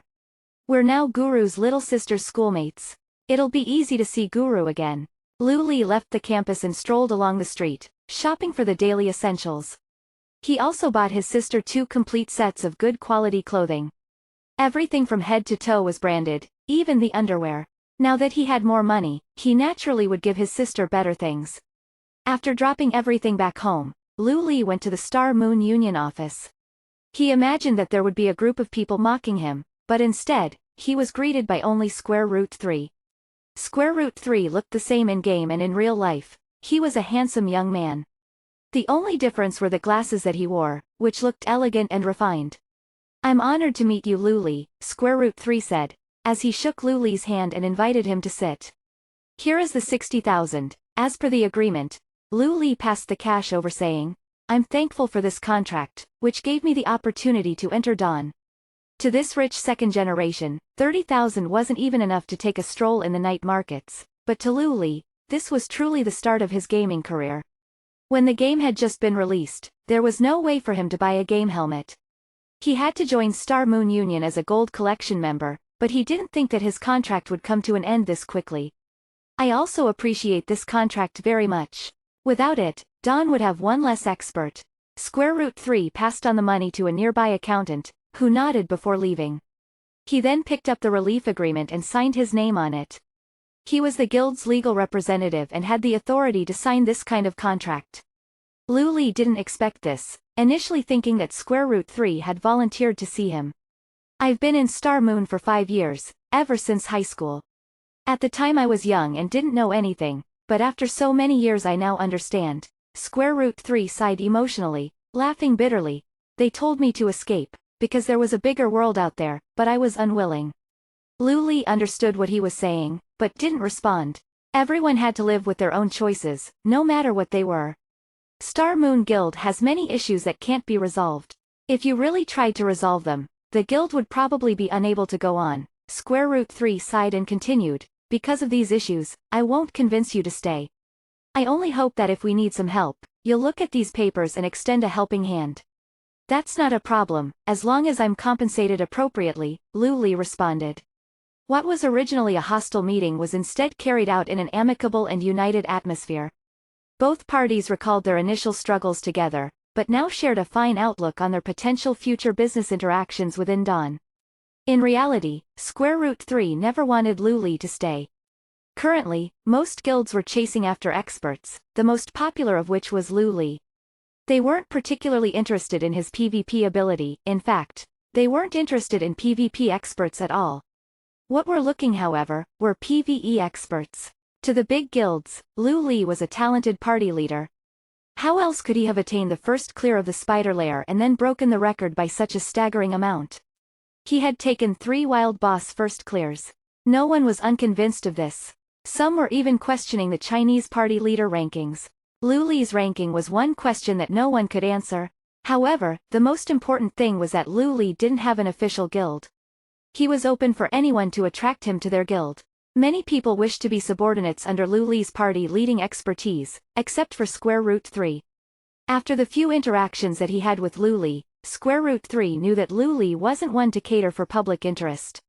He has his own pride and would not bow down to you because your family was rich or if you were a brilliant student from a good university. Star Moon Union was made up of these rich, second generations and elite university students. Both of these kinds of people were too proud, so they were not compatible. I Am Richie Rich actually wanted to legally attack Lu Li, but Square Root 3 had strongly advocated for a peaceful resolution. Things that happened in-game were best resolved in-game. To offend an expert in the heat of the moment was unwise. This wasn't what Richie Rich would have liked, but he had series of nightmares of Lu Li appearing from the shadows and holding a knife to his neck after watching last night's video. There were no skills in real life and no such thing as stealth, but even then, one should be wary of someone who had that kind of patience and ability. If you backed someone into a corner, you had to be ready when they came out swinging. Without a care in the world, Lu Li strolled through the streets, enjoying himself without a care in the world. All the normal things that he saw were brilliant in his eyes. Chapter 64, System Update. After the system update, the night and day within Dawn was almost the opposite of reality. The days were always long, while the nights were always short. The night was set to be exactly 8 hours, from 10 a.m. to 6 p.m. real-time. During this time, the night crawlers would roam the wilderness and the public instance dungeons would be closed.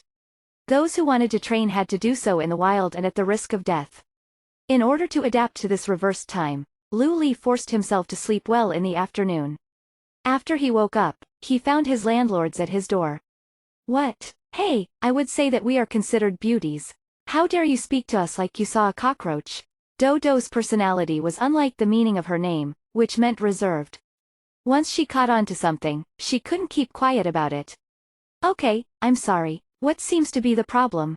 Lu Li asked insincerely, while thinking about making some food. We would like to take you out for some food and bring some home for Shin Shin. Knowing that their looks wouldn't work, Yi Yi resorted to luring him in with food. Okay, how about we go to the Dragon Szechuan restaurant? If someone was offering to pay, he would be happy to accept. This would also let his sister try some better food, so he had no reason to reject the offer. You're ruthless. Do you really want to go to the Dragon Szechuan restaurant? Do you want to eat all our money away? The sad looks of the beauties were a sight to behold. Of course, this was just a pretense, as the Dragon Szechuan restaurant was an extremely popular restaurant. On average, it would cost each person less than $100. However, they wanted something in return and waited until the food had arrived before revealing their true intentions. Lu Li, you're an expert. What kind of profession should I play? Zhou Huan asked. This is a complex question. It depends on your ability, hobbies and what kind of playstyle you have. Lu Li could already roughly guess what they were going to ask. These three girls were very reasonable in giving him and his sister such low rent, so he had no reason to avoid the question. We just play, however. As long as it's fun we don't mind, Yi Yi said. Oh, are you not going to maintain the game studio? Lu Li was surprised. Playing casually doesn't mean that we can't earn money. Dodo's mood changed quickly and she happily said, who knows? Maybe I'll find a high-quality skill book. Wipe off your saliva. What profession do you want to play? Lu Li asked. Paladin. Dodo placed her hand over her chest. May the light keep you, she declared. Sure, what about you guys? Are there any professions that particularly interest you? The Paladin was one of Dawn's most popular professions. However, this profession was hard to play without skill. I want to tame pets, but I heard that the Tame Beast skill book is hard to find. If that's a problem, then never mind, Yi Yi said. I have a hunter on my friends list who has already learned Tame Beast. If it appears again, I'll hold on to it for you, so don't worry. After level 10, it's really easy to grind the skill book. Otherwise, the profession would be unplayable. Lu Li supported her choice of hunter. I don't know what to play, but I definitely don't want to play priest, Huan sadly said. Not priest? Lu Li asked. I just don't want to play priest, but I still like being a healer. Then play shaman healer. Shaman can restore health, give buffs, drop various totems, transform into a shadow wolf, and it also has a variety of strong support skills. Together, the three of you have range DPS, melee DPS and a healer. Once Dodo gets a set of defensive equipment, you won't even need to find a main tank. The shaman's wolf was somewhat similar to the druid's cheetah transformation. After transforming, it gave a 20% movement speed increase and a stealth ability. If you were lucky, you could also learn the increased speed skill. The only caveat was that it didn't have any offensive abilities. Picking a profession isn't actually that complicated. The players on the forums have barely learnt any skills, so they can't speak for picking one profession over another, Lu Li said with disdain. He had forgotten that he was only aware of this because of his previous life's knowledge. After dealing with the issue of food and clothing, it was almost daytime in Dawn when they got back. Lu Li washed up and logged into the game, which was now bright and beautiful like a painting. Lu Li didn't have time to appreciate the beauty of it. He quickly found a hiding spot and transformed into a small leopard. He ran past the Moon Reflection Lake, sending a message while he went. Quickly go to the small forest next to the Moon Reflection Lake. I have led the turtle to the other side. This was something that only Lu Li knew. The system update would refresh all kinds of things, including bosses and treasure chests. Originally, he had planned to go the Cynocephala mine and open the 3 chests, but after some thought, he decided that fighting a boss was more worth it. The items produced in those chests were generally common, but there was a possibility of the boss dropping a steal item. There was no one else in the wilderness other than Lu Li, as he rushed towards the Moon Reflection Lake. His gold-yellow fur shone in the sun, making him look like a bright gold streak. Wow! The little leopard dove into the water and instantly turned into a seal. Worried that someone would take the boss, Lu Li didn't open the treasure chest that he saw. He pulled the aggro of the boss and took it back to the surface. After breaching the surface, he transformed into the leopard again and pulled the boss into the forest. The turtle boss reluctantly looked at the Moon Reflection Lake as it was forced to slowly follow Lu Li according to the rules of the system. Although the forest area was small, it was much easier to kill the monster here than by the lake. They only had 6 people, but that was better than competing against the huge army of people that were gathered to fight the boss. Azure Seabreeze, Moonlight, Lonesome Flower, March Rain and Remnant Dream were already online to receive Lu Li's reminder. They wanted to fight a boss as soon as they entered the game, so they waited vigilantly for this message. Seabreeze, take aggro. Everyone else start dealing damage. Lu Li rushed into woods and turned back into humanoid form. Azure Seabreeze used charge and taunt to draw the boss's attention to himself. While doing so, he asked, Lu Li, we answered so many things, but we didn't get any express rewards. Before the game opened, the official website had been updated to announce the updated content. A staggering 48 of those things were suggested by them. The 6 of them were tied for first place. The first thing Azure Seabreeze checked when he came online was how much he had leveled up by. But to his disappointment, he was still 30% express from hitting level 10. Chapter 65. Moonlight is killed. You will get the reward. You just need to go into town and enter your account. There is a small transfer fee though, so you'll need to wait for a while to receive the experience, Lu Li explained. Oh my, it sounds expensive by the way you describe it. How much is this transfer fee? Everyone was curious. Transferring from the novice village costs 1 gold and transferring between towns costs 2 gold. You cannot transfer between novice villages. Lu Li shook his head, feeling the burden of the price. He had a plan to send it to different cities, but the cost would give him some trouble. The game company must have been going bankrupt to try and make money so ruthlessly. Everyone was speechless. Most of the group was considered to be doing pretty well. Remnant Dream was carrying 4-5 gold, while Lu Li had over 10 gold, even after purchasing the upgrade materials for the Supreme One ring. How could ordinary players spare that kind of money? Even 1 gold was considered quite a lot. Only those who spent money on the trading platform to buy gold coins could spare some. Repairing equips cost money and potions cost money. With these two costs, a player's earnings would quickly be gone. If one wanted to buy 2 common equips, they would truly be impoverished. It's just 1 gold, I guess. Other than Lu Li, Azure Seabreeze also had money to spare after fighting a few bosses. After beating the boss, I want to claim the express. I'm 10% express from reaching level 10 now. How much express will I get? Let me calculate, you should be at least level 12 after receiving it. Lu Li calculated it based on some previous posts he had read, but he was unsure. If I can really get to level 12 that would be great. After level 10, the express cost to level up each time is a couple times more than the previous level. I'm currently leveling up slower than this turtle. Azure Seabreeze burst into tears. Clyde blinked innocently. It wanted to turn and run but was intercepted by Moonlight's charge. Once again, it was attacked relentlessly. Without its healing ability, Kaylee was a piece of cake. After only 20 minutes, it let out a scream. The boss is here and there are players killing it already. The boss's scream seemed to have attracted some players. I'll get the items, you guys return to town. Lu Li decisively spoke and picked up the boss's drops. Moonlight didn't pick up any items, but didn't channel his recall either. Instead, he faced the 2 players and rushed towards them. With 3 swishes of his axe, one of them was already dead. Charge, slash, sweep, execute. Lu Li stared and was a little scared. He wasn't paying attention, but this guy seemed to have execute. By the time the other player had reacted, he only saw the corpse of his companion. In his surprise, he was unable to stop Azure Seabreeze's and the others' return channels. Lu Li didn't channel either, instead preparing to go into stealth after picking up the items. He was a thief. Thieves would never need to use the return channel. Lu Li didn't advise Moonlight to return either.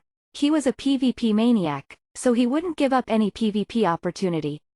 He would rather die. Lu Li snuck off to the side, watching Moonlight make use of the cramped forest terrain to kill the players one by one.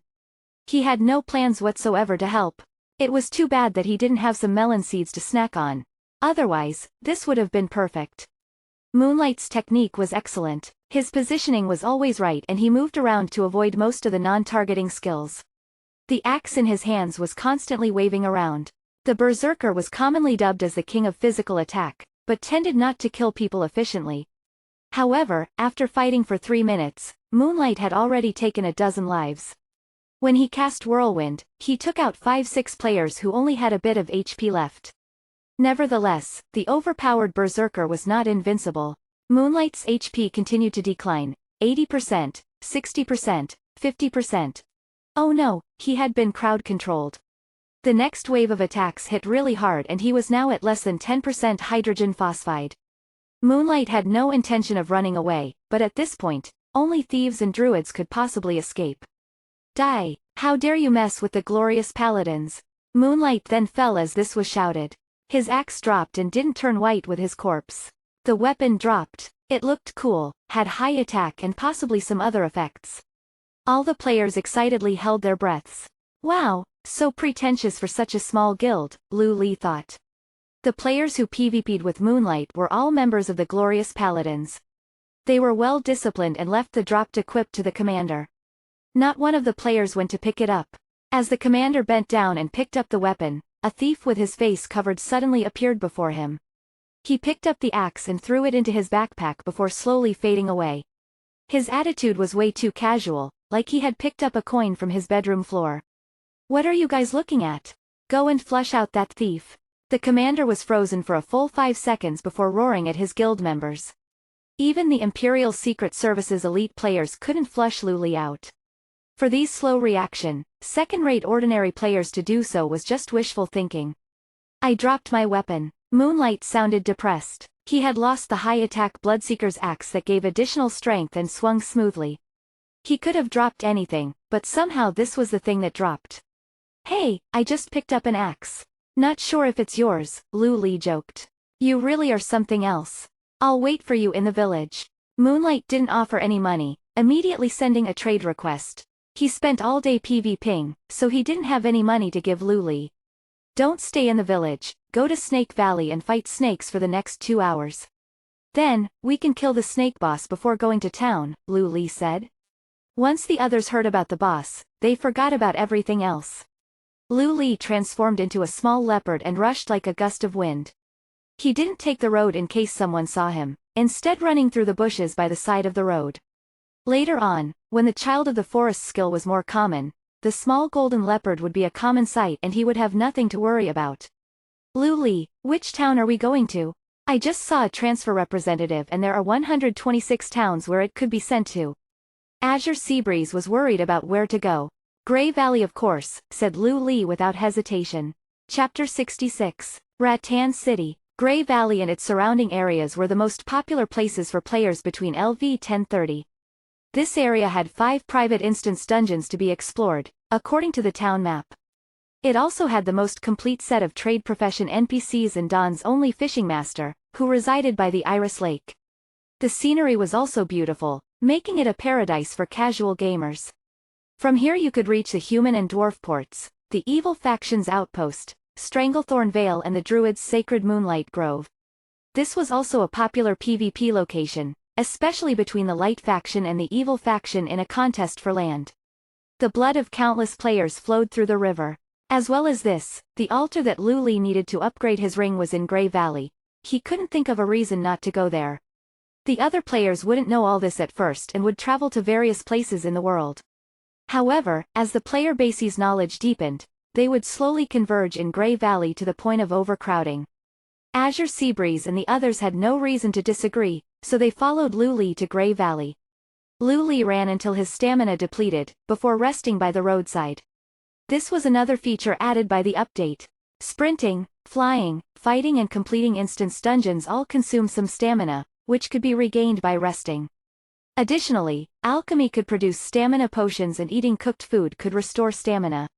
While waiting for the others to arrive, Lu Li looked at the items dropped by the turtle boss.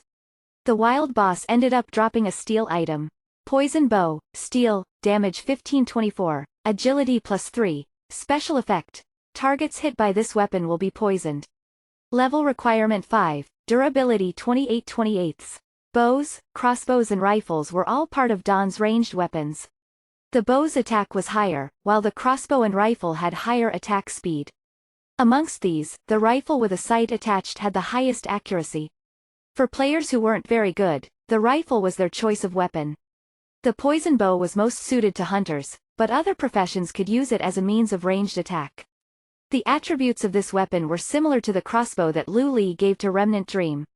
For her, the crossbow was easier to use, so she probably would not want to switch weapons. Lu Li intended to hold on to the bow. He needed to do something that required a ranged weapon.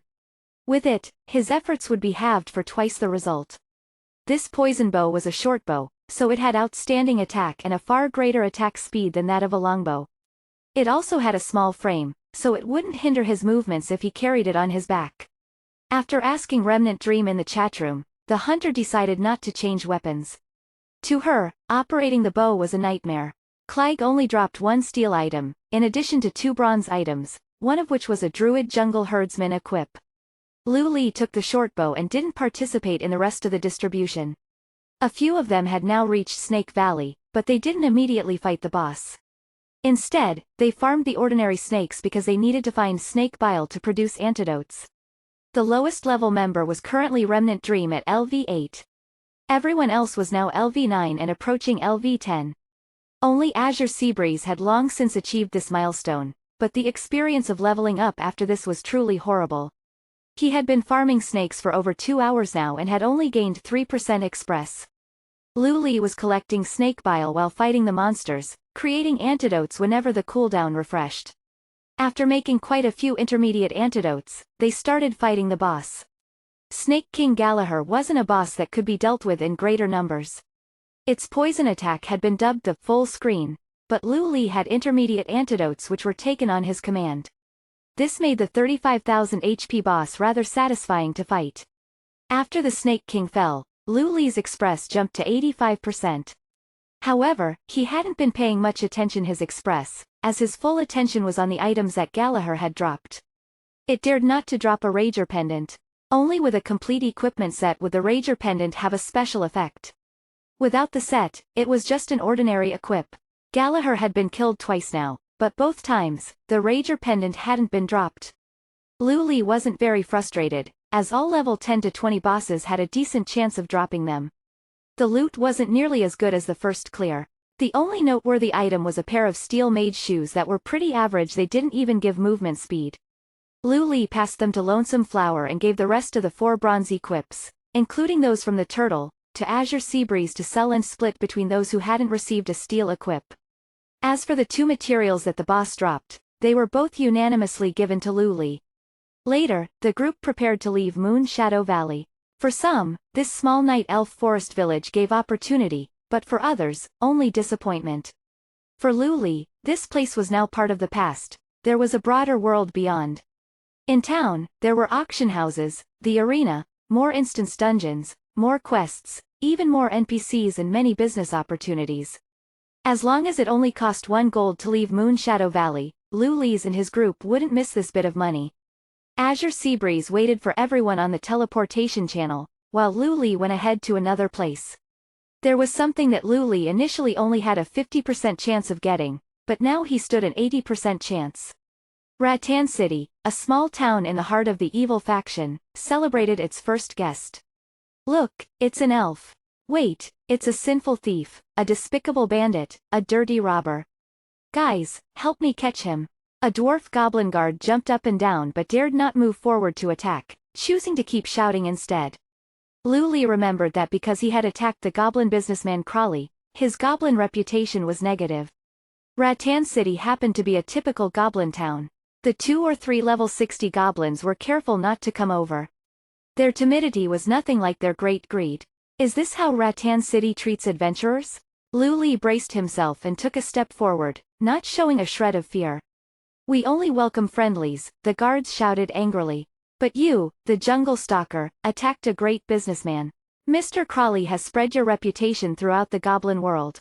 I swear in the name of Elune, I am no enemy of the goblin world.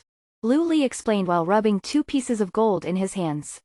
He proclaimed boldly, in order to learn the great discipline of engineering, I deliberately traveled for thousands of miles from the Whispering Forest in Moon Shadow Valley. Oh, you've heard about Rattan City's engineering? The goblin had a sense of pride, not only because they had the most comprehensive set of merchandise in the mainland, but also because of their great engineering. Yes, in this world, there is nothing compared to goblin engineering. Lu Li handed a gold coin to the head of the guards. Respected Rattan City Guardian, can you recommend Rattan City's greatest engineering master? Chapter 67. Recipe. While goblin engineering itself was well renowned, a remote place like Rattan City only had garbage engineering masters.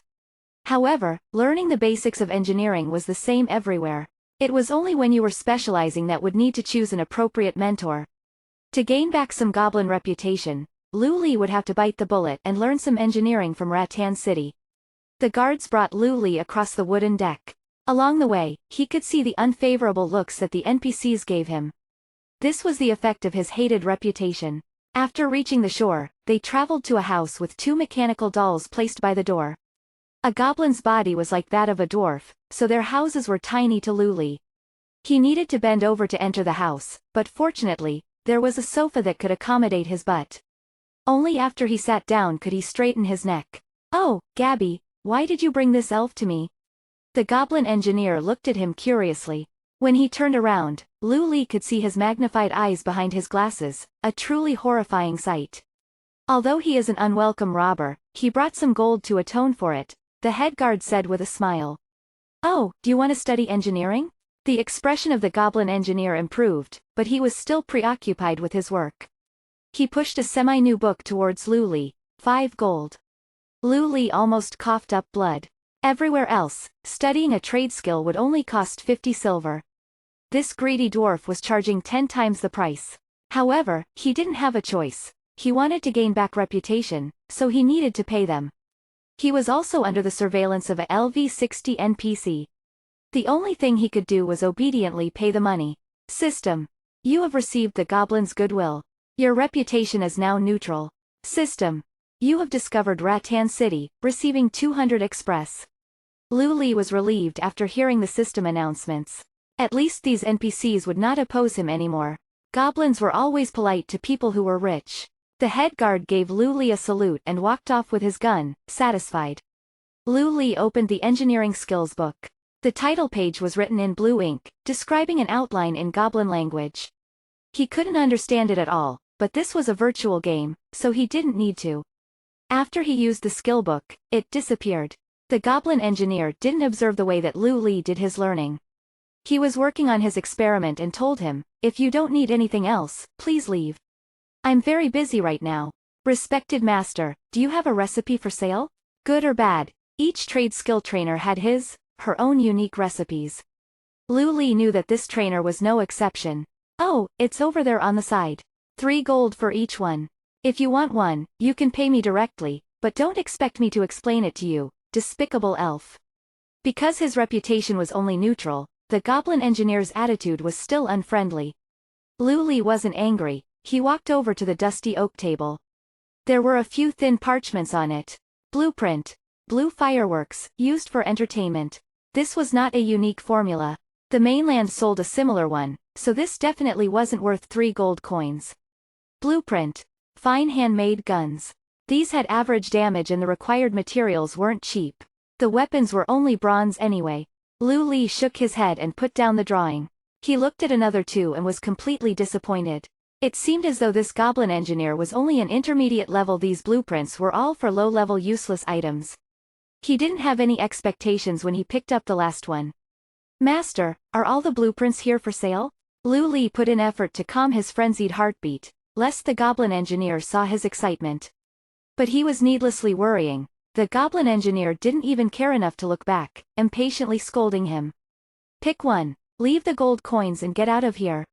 Or else, I'll show you the engineer's wrath. Lu Li took the last recipe, dropped the 3 gold coins onto the test bench and left in large strides. As he left the store, an arrow flew at his head. Had he been exposed? Lu Li's heart sank. Maybe a group of NPCs were coming to take back the recipe. The arrow hit his shoulder, dealing 70+ damage. The attack seemed pretty high, but for LV-60 NPC, this was the lowest damage it could do. While he was confused, a group of NPCs rushed over. The mechanical doll by his side moved forwards and used a magical sword to cut the attacker down. Lu Li then realized that it was an attack by a group of evil faction players. The NPCs weren't after him. Dawn had areas which were neutral with neutral NPCs. Rattan City was one of these. They had no preferences for light or evil faction players, but if someone used an attack in front of them, it would be taken as a provocation. Just like that, they would be killed before they could do anything. The poor evil faction hunter didn't even react and turned into a corpse. Not only that, he also dropped an equip. Lu Li rushed over to pick up the things and threw them into his bag before running out of town. He instantly transformed into a cheetah and carefully avoiding the monsters outside of the village, dashing along the coastline towards the marsh. My recipe, hey, where is the recipe I put down? A sharp roar suddenly sounded from within the goblin engineer's cabin. Damn elf, he stole my Icarus bomb recipe. Damn it, guards, guards. Master, what happened? The guard rushed over and was shocked to see the nearly crazy goblin engineer. There were broken bottles and jars scattered everywhere and all kinds of materials and accessories lying around. None of this was enough to quell his anger. An elf that Captain Gabriel brought over, he. The goblin engineer couldn't go on. Took away? Cheated away? Stole away? The goblins were crafty merchants, always selling for exorbitant prices and always firm when the transaction had been completed. One of the classic sayings of the goblin race was, "Don't even think about taking a single gold coin from me." Refund isn't a word I know. Akare slumped on the dirty floor. He had to admit that Lu Li didn't take, cheat or steal, but rather had bought the recipe. He was under the witness of the system god and was willing to complete the transaction. Ooh, the great Akare suffered a loss. Akare sold all his possessions for 3 gold coins. The sad goblin engineer couldn't help but burst into tears. His cries were so distressing that those who heard them wept too. The few guards were very understanding. The goblins only earned and never lost. To lose money was worse than to kill them. It was no wonder that Akare was so sad. Chapter 68. Aegwin Residence. Only when he had almost used up all his stamina did Lu Li dare to slow down. He carefully took out the old parchment from his backpack. This parchment was completely different from the others. It was older and looked more exquisite. Even the handwriting had a sense of charm. This was not something an intermediate engineer would own. Blueprint. Ivy's Fool Bomb. Field. Engineering. Requirement. Intermediate, 150. Use. Teaches you to create, Ivy's Foolproof Bomb. Ivy's Fool Bomb. A fool bomb that can be used by any adventurer who knows nothing about engineering. It will hit the target almost every time. Deals 2000 damage to tall targets within a radius of 5 yards.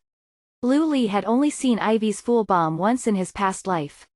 It was in an auction house and was sold for 300 gold, which at the time was worth almost $50,000. Ivy's Fool Bomb was not something that conventional engineers could make. It was said that no one in Azeroth could make any items from the Ivy series.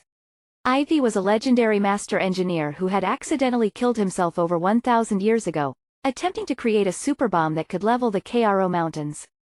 The bomb had exploded during the manufacturing process, burning him and all 12 of his children to a crisp. Their labs and lab notes were also destroyed in the explosion. Only some of their less well-known disciples survived. These people more or less inherited Ivy's legacy, but unfortunately, were also interested in bombs. They dedicated their lives to developing them, which led to their deaths as well. This was the reason for its decline. Making bombs was risky, but the profits were huge. No one could imagine that this remote seaside town would contain a lost Ivy formula, and not just an Ivy formula, but one for a bomb. Bombs were very useful. Other than in PvP or in fighting bosses, one could use them to farm monsters. They were essentially express farming machines. Lu Li only needed to drop a few bombs and watch as his level rose. He affectionately read the blueprints over and over again, before reluctantly putting them back in his bag. He then remembered that he had also picked up a piece of equipment. Bestial Soul Shoulder Pad, Steel, Armor 18, Agility +6, Pet Attack +20%, Level Requirement 10, Durability 35/35. This was a hunter-exclusive chain mail armor. The 20% attack buff for pets was the best bonus that a Beastmaster hunter could ask for. It would sell for at least 10 gold coins in the auction house. He didn't know who the hunter that dropped this was, or whether it fell from his bag or from his body. It would be truly unfortunate if a LV-10 expert was out there still trying to understand why he was killed. Not far north was a castle owned by a union and currently in the hands of Sierra's army.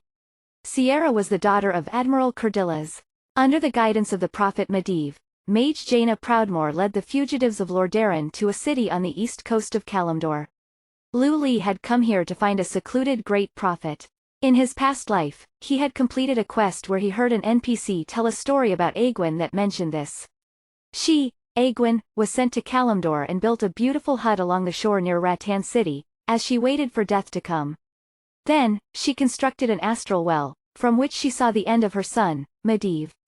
When she saw Khadgar and Lothar execute Medivh, her heart broke. She was determined to use all of her magic to revive her son. After storing up her magical powers for 20 years, she finally managed to revive Medivh and remove him from Sargeras's evil soul. Medivh was determined to atone for his wickedness, so he traveled and implored the leaders of all the races to unite against the Burning Legion as one. Then, Aegwin sacrificed the last of her magic for her grandson. This guardian of Tirisfal who had lived for thousands of years was suspected to have reached the extreme limits of life. According to legend, Medivh took Karazhan's energy, illusion, memory and everything else. He said, "Now, let us start again, before turning into a crow and flying away. In the Library of Written Records, it was said that the prophet disappeared until old age. Lu Li hoped to find that beautiful hut at the beach outside Rattan City and Medivh along with it. The hut was not hard to find. Lu Li soon saw it on the shore. Green ivy covered the rooftop, which bloomed with densely intertwined lavenders and bright yellow flowers. There was an old tree next to the door of the hut, with a gray swing hanging down from it. He could imagine that in a similarly quiet evening, there might be a seemingly ordinary old woman sitting on the swing, gazing out at the sea. She would reminisce about her life in the Tirisfal woodland and the sound of the boys laughing would play in her ears. She would also think back to Sargeras, who was imprisoned by her in the abyss of powerful demons. Then, there was Naila's Aaron. Aaron, the one who she had decided to have a child with, the Stormwind City court mage. The cool sea breeze blew at her, as she smiled, remembering her son, her grandson. Lu Li walked somberly to the swing and bowed lowly to the woman who had given everything for Azeroth. The most powerful mage that transcends demigods. May you rest in the world of emerald dreams, he thought. Ivy's formula and the bestial soul shoulder pad had already paid the teleport fee 10 times over. But to be able to see Egwene's former residence made this trip even more meaningful. He sat down on the swing and took out a book from his backpack. My life belongs to myself and I make all my decisions willingly and freely. I have never been controlled by anyone, not even the gods can do so. I lower my head to others out of respect and admiration, but never out of subservience. Lu Li stroked the cover that these words were engraved upon, looking more and more determined. Chapter 69. Raven Transformation. My life belongs to myself. A sigh sounded out and Lu Li suddenly discovered that a person had appeared next to the swing without him realizing. The person was wearing a hat and a large cloak that was decorated with many feathers. The face under the hat looked incredibly old, scarred with the marks of time. He held a crude-looking staff that looked like a lump in his right hand. Esteemed senior, this adventurer elf from the Whispering Forest pays his respects, Lu Li said, as he hurriedly stood up with one hand over his chest. This was a formal elf greeting. Oh, so it's an elf from far away. Little fellow, the words you just said sounded very familiar. The elderly man supported himself using the edge of the well and sat down. He looked like nothing more than a weak old man. I received an enchanting book from a great dwarf master and those words were carved on the title page. The great master told me to come to Rattan City's seaside to search for a great enchanter. Esteemed senior, are you the person I came to find? Lu Li did not reveal the true reason why he had come, instead giving himself a very good excuse. No, I'm not skilled in enchanting, but she. Elf, can I have a look at your enchanting book? The elderly man looked up at Lu Li, with eyes full of wisdom. Lu Li handed the book over and stood a few steps away. It's her. The elderly man stared at the words engraved on the cover of the book, as well as the words left by Egwene on the title page. His entire body began to fade and space began to twist as a great wave of magic overflowed from within him. It became difficult for Lu Li to breathe, as though something had grabbed onto him by his mind. It felt like his spirit could be destroyed with a single thought. Luckily, this change in the atmosphere disappeared as quickly as it came. In an instant, everything returned to normal. Even the flowers that had been torn from the trees were restored, as if nothing had happened to them. If it weren't for the sweat covering his hands, Lu Li would have believed that everything that had just happened was a hallucination. I'm sorry to disappoint you, fairy, but she is gone. The old magician's wizened hands stroked the cover of the book, as many complicated emotions flashed in his eyes. Grief, resentment, attachment. That's quite a pity. However, this enchanting book is quite ancient and there's much that I don't understand in it. Lu Li suddenly felt some disdain for himself as he suddenly said, You seem to really like this book. In that case, please accept it as a present from me. An incredibly rare and godly trade skill book had been given away by Lu Li just like that. However, Lu Li did not feel any regret. It wasn't because the enchanting materials were too difficult to find, but this book, Egwene's relic, should have been given to her son. After all, it meant a lot more to him than to Lu Li. Thank you for your generosity, elf, although, I know your motives are not pure, Medivh said as he lightly sighed. Because of your generosity and sincerity, I will grant one request from you. Lu Li did not feel any fear, but was rather relaxed. He had never thought of deceiving this prophet. All he wanted was an opportunity to talk to Medivh. As such, he directly said, Respected son of Aaron, guardian of Tirisfal. I would like to learn the Raven transformation from you. Indeed, Lu Li wanted to fly. Raven transformation? Medivh, a human who was more powerful than demigod, was completely confused by this request. At the start, Medivh had been attracted by the words Lu Li was reading out and had appeared out of nowhere. Later, he found out that this weak elf had his mother's legacy book.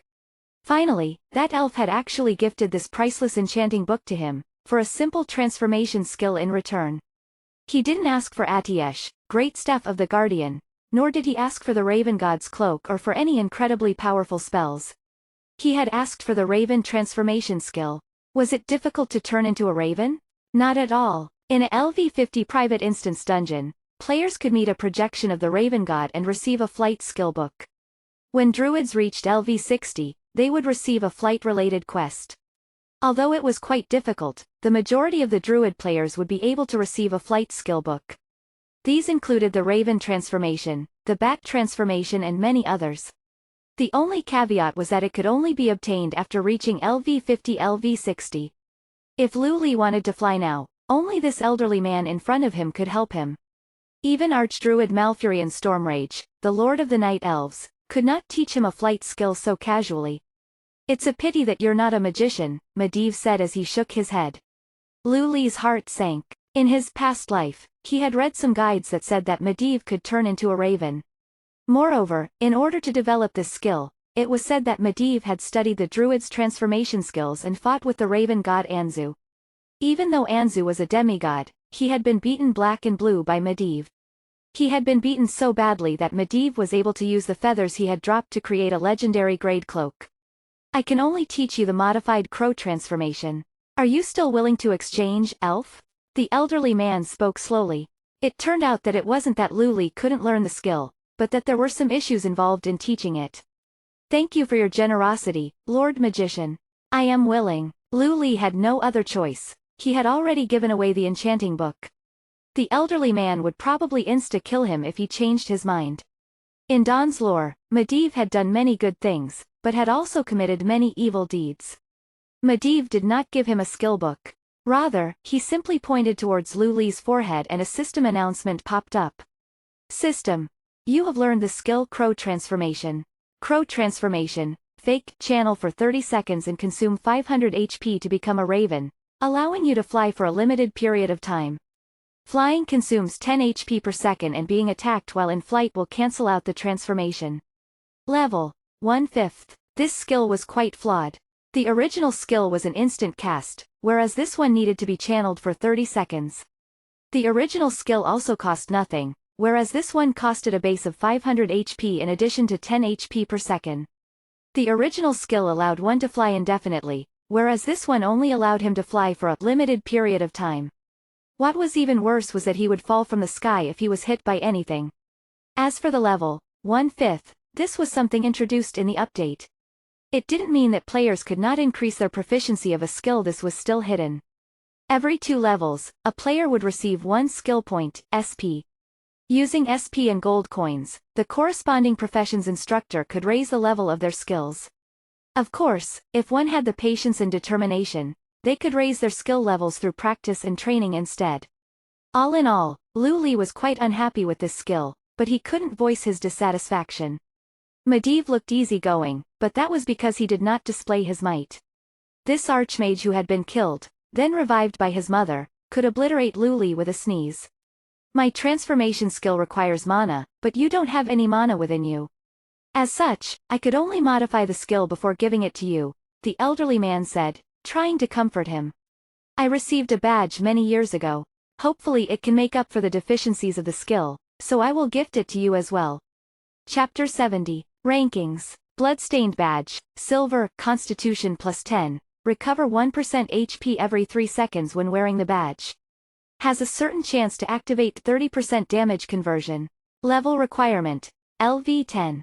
Durability, 40/40. It was a silver grade equipment and a badge as well, which was extremely rare. The stats were also amazing. It definitely makes up for it. Respected Archmage, I have no way to express my gratitude towards you, Lu Li said with an expression of excitement, while gripping the badge as though he was afraid that it would be taken back. This was no less than expected from a being that surpassed demigods. He had casually given out such a rare and valuable item. It was possible that this was the lowest quality item that Medivh had, and Lu Li even felt tempted to bring a crowd of people to rob him. It's good that you're satisfied. May you have a pleasant journey, Cenarius Inheritor. Medivh looked deeply at the Supreme One ring on Lu Li's finger as he slowly disappeared into the light of the sunset. An extremely overpowered bomb recipe, a flight skill and a piece of silver-grade equipment. He had received quite a few good items and achieved his goal. Lu Li happily channeled his Hearthstone and prepared to return to town. He did not return to the nearest town, but the Moon Shadow Valley that the Hearthstone was bound to. Teleporting from a town to another town cost 2 gold coins, but teleporting from the novice village only cost 1 gold coin. Moreover, Lu Li did not dare to return to the Rattan city. The guards would just kill him immediately. The Moon Shadow Valley was even more busy than before. Countless new players had joined the game and the once spacious novice village had become packed full of people. He couldn't help but admire the foresight of whoever had designed the novice villages. LV3 bronze grade weapon, 710 attack. Willing to accept gold coins or real money. Absolutely essential for thieves who want to quickly level up, don't miss out. Boosting for the Spider Lair Instance Dungeon, minimum level as LV3. $2,000 for one person, guaranteed to level you up after one run. Selling an entire set of low-level equipment, $10,000. If you want to catch up to the other players, you'll need to make some investments. The first batch of players found that this was a good business opportunity and quickly earned enough money to teleport to another city or town. Some people didn't want to let this opportunity go and decided to stay in the novice village for a while. These people would be left behind by the people who chose to leave and would quickly be overtaken by the new players. After all, new players received double express for a period of time. Lu Li didn't plan to earn money here, even though he knew it was quite profitable to do business with newbies. With his level and equipment, it would be no problem to boost 4 people through an instance dungeon. Lu Li paid 1 gold coin to the teleporter and stood on the teleportation channel. After a few seconds of dizziness, he arrived at the Grey Valley's Astrana. Astrana was the Light Faction's base camp in the Grey Valley. It was situated between sentry outposts and was behind the Zoram Harbor. There were all sorts of races here: elves, dwarves, humans, Draenei, Worgen, gnomes and even Pandaren. What are you guys doing? Looking around this familiar, yet unfamiliar town, Lu Li contacted Azure Seabreeze. Doing some quests while waiting for you. Go to the council hall and register your account. You'll be able to see the level rankings. We'll wait for you and collect our express reward together, then dominate the level rankings, Azure Seabreeze replied. Lu Li knew that Azure Seabreeze was obsessed with the level rankings, so he couldn't complain and quickly headed off. The highest ranking officer in the Grey Valley was a sentinel captain called Rain Wolfrunner. She was a female night elf hunter, warrior and ranger, and was incredibly powerful. Moreover, she rode on a giant grey wolf and had many night elf cavalry under her command. Registering an account required one simple step: paying money. Lu Li gave 10 gold coins to the tax officer Ramkin, who then declared that Lu Li had officially become a member of Astrana. Lu Li opened the rankings and a transparent frame appeared in front of him. There were 2 public rankings in Dawn, the level rankings and the glory rankings. All of the other rankings were made by players. The level rankings were self-explanatory and the glory rankings were listed with PvP maniacs. Players could receive glory from killing the enemy faction's players, as well as completing frontline quests. Because every player's rank was currently that of a recruit, killing an enemy player would only give a bit of glory. Level rankings. 1. I know understand, LV11, Hunter, Glory Capital, Evil Faction. 2. Wild, LV11, Mage, Blood Red War Flag, Light Faction. 3. Sorrowless, LV10, Mage, Glory Capital, Evil Faction. 4. Green Flag Wine, LV10, Paladin, Gale Legion, Evil Faction. 5. Brother Yang is here, LV10, Warlock, Peacetime Dynasty, Evil Faction. 6. Not a primary schooler, LV10, Priest, Blood Red War Flag, Light Faction. 7. Water Fairy, LV10, Thief, Drizzle Court, Light Faction. 8. Twilight, LV10, Mage, Stellar Union, Evil Faction. 9. Azure Seabreeze, LV10, Warrior, No Guild, Light Faction. 10. Ninja Turtle, LV10, Paladin, Glory Capital, Evil Faction. Glory Rankings. 1. Blood Dagger, 78, Thief, Glory Capital, Evil Faction. 2. Hornet's Nest, 66, Warrior, 7th Heaven, Light Faction. 3. Storm Warrior, 52, Warrior, Gale Legion, Evil Faction. 4. Flowers and Jade, 48, Shaman, Blood Red Warflag, Light Faction. 5. Man of Darkness, 35, Mage, Glory Capital, Evil Faction. 6. Empty Forest, 32, Hunter, No Guild, Light Faction. 7. Life is But a Dream, 31, Thief, Stellar Union, Evil Faction. 8. Zurich, 25, Mage, Gale Legion, Evil Faction. 9. Swirling Left Eye, 22, Thief, Imperial Secret Service, Light Faction. 10. Staring Right Eye, 20, Thief, Imperial Secret Service, Light Faction. The glory rankings were filled with PvP maniacs. Blood Dagger was a famous thief who loved PvP and was extremely skilled at it. This was the same for Hornet's Nest, as well as the rest of the players on the glory rankings. If it weren't for Azure Seabreeze always dragging him out, Moonlight would probably be up there as well. The two rankings were pretty much filled with experts from the biggest guilds.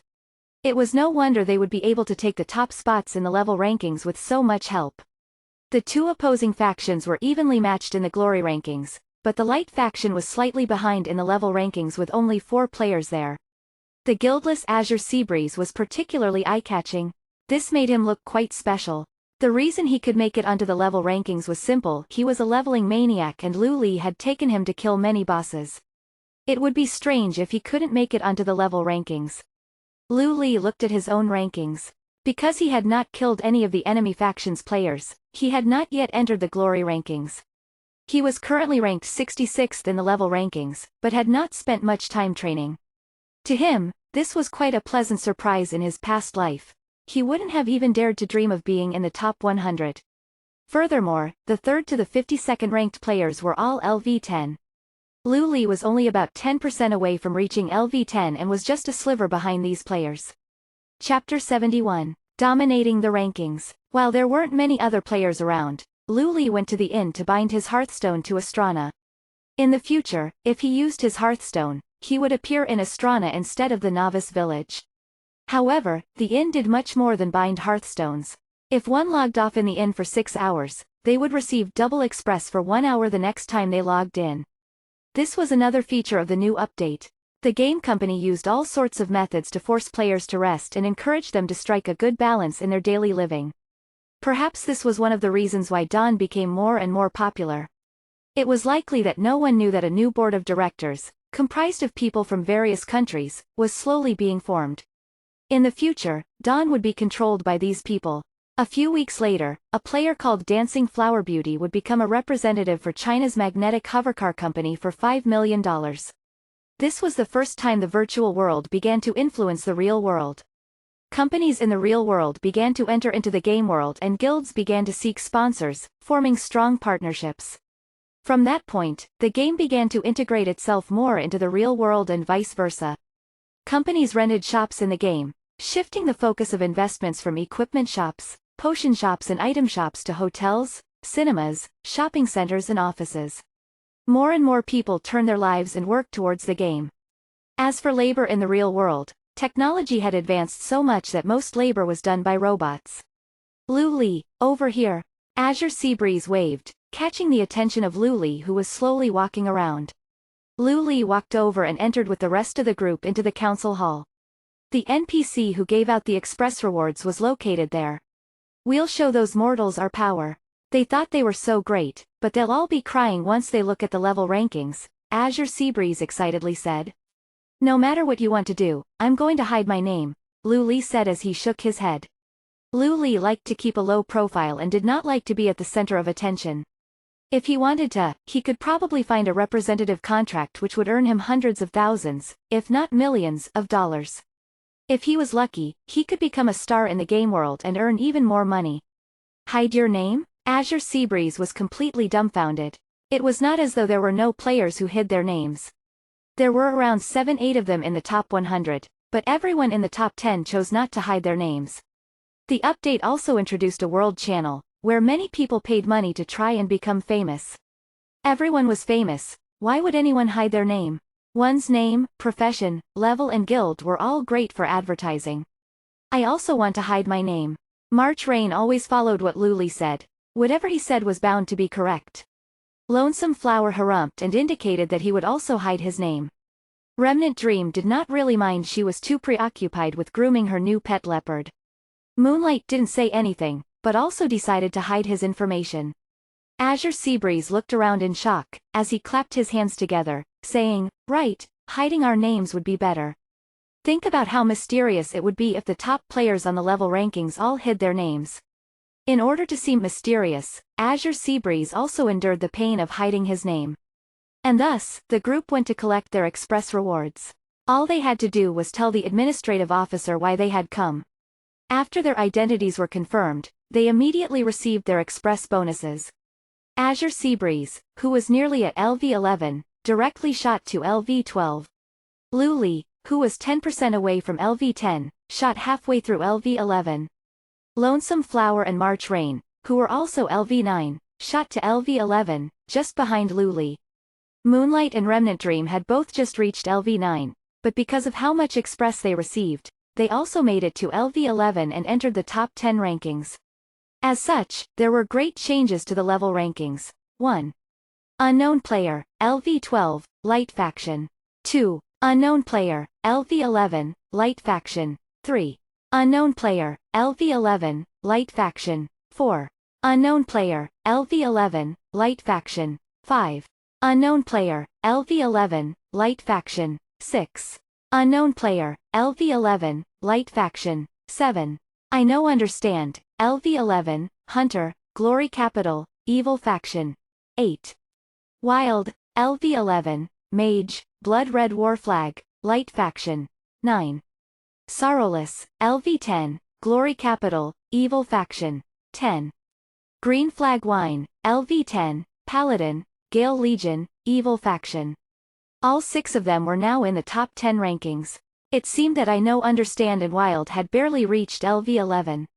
After all, they were ranked lower than Moonlight and Remnant Dream, who only had 10% in their LV11 express bars. They were all shocked, and even Moonlight, who didn't really care about levels, started to breathe heavily. Only the naive and innocent Remnant Dream looked around in bewilderment, confused as to why they were acting that way. March Rain kindly explained to her what it meant to be on the level rankings. No one knew who first discovered the changes in the level rankings. With the hundreds of millions of players, it almost guaranteed that someone would always be looking at the level rankings. However, not everyone wanted to spend 1 silver coin to talk in the World Channel. Wine Courage Wong. GM, there's something wrong with your game. Everyone, quickly look at the level rankings. Pawscent. It must be a hacker from the Light Faction. God damn, there's a whole row of them. The Evil Faction only has 3 players up there now. Monster King. Is this game even playable? Even the level rankings are bugged. Where did these 6 unknown players come from? Plus, they're all from the Light Faction. Eyeless Fish. Oh my, so many rich people talking in this World Channel. Anyone looking for a spouse? Either gender is fine. What followed were the messages of many players suspecting that there was a bug in the game. Some of them immediately reported this to the customer service department. After all, reporting bugs in Dawn gave generous rewards. After waiting for a long time, there had still been no news on the game's official website. The level rankings stayed the same, and only after 5 or 6 minutes did someone realize that something was off. Wonderboo. Looks like some people charged into the top 10. I thought I'd be able to get into the top 100 today, but that just crushed me. I'm going to log off and write a book with myself as the main character. Mysterious Vanguard. Could it be a power team that made it to the top 10 together? Did they complete some sort of godly quest? Did they help Queen Sylvanas kill Arthas Menethil? I will be the Lich King. Piss off at Mysterious Vanguard. Long live Prince Arthas. Harmony Dragon. You idiot. If Arthas doesn't die, how will you be the Lich King? Could it be that you want to be the Lich King's boyfriend? Showgirl Chunny. The 9th ranked Azure Seabreeze disappeared. I'm sure he's one of the 6 players. As for the other 5, tell us who you are and stop being so mysterious. All of the prominent guilds took great interest in this matter. All of them wanted to recruit these people, but it was impossible due to them hiding their names. A few people thought to Azure Seabreeze and the other person who had obtained the first clear of the instance dungeons and bosses. Some guessed that Lu Li was one of them, while others guessed that it was beautiful Moonlight and her friends. Others speculated that some lucky people, who were unknown to the public, had received rewards from the system. Chapter 72. Buying goods at the exchange hall. After reveling in their glory for a bit, Moonlight couldn't take it anymore and went to the Broken Wood Outpost to kill people. The Broken Wood Outpost was the evil faction's Grey Valley base camp. Together with the Warsong Sawmill, it was the evil faction's frontline in the north. The two sides' main forces were withdrawn in their own territories. NPCs would often give out kill quests to players in both factions. Not only would killing players from the opposing faction give them glory, it would also give them some express as well.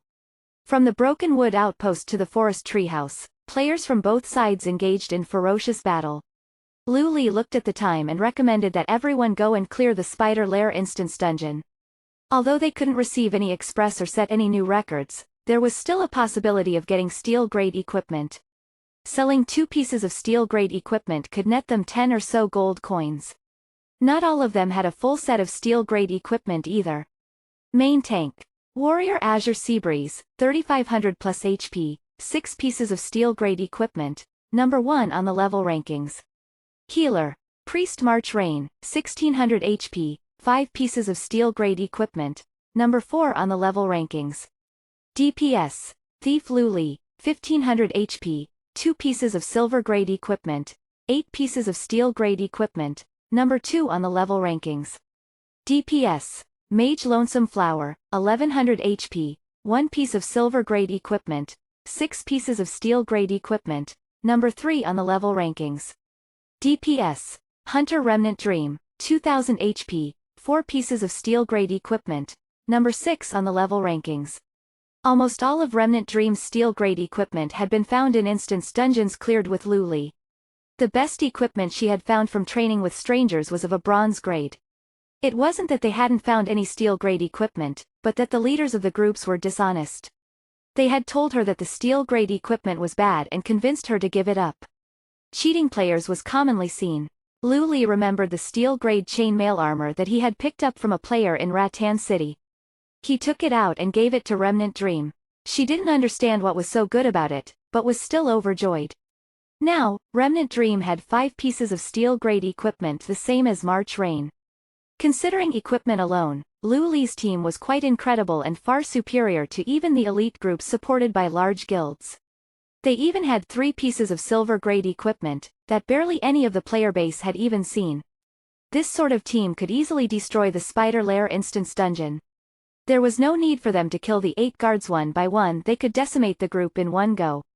It took them a grand total of 22 minutes to clear the instance dungeon, which was a whole 10 minutes faster than the current record. The equipment that they found was either useless to them or not as good as what they currently had. In the end, they decided that Lu Li would sell them and split the money. If you have any excess money, pass it to me. I'm going to have a look at the exchange hall, Lu Li said. The other people took out their money and handed it to Lu Li. Altogether, they had 20 or so gold coins. Only Lu Li's team could take out such an amount of money. The only other groups that could fork out such a large amount were guilds with thousands of people.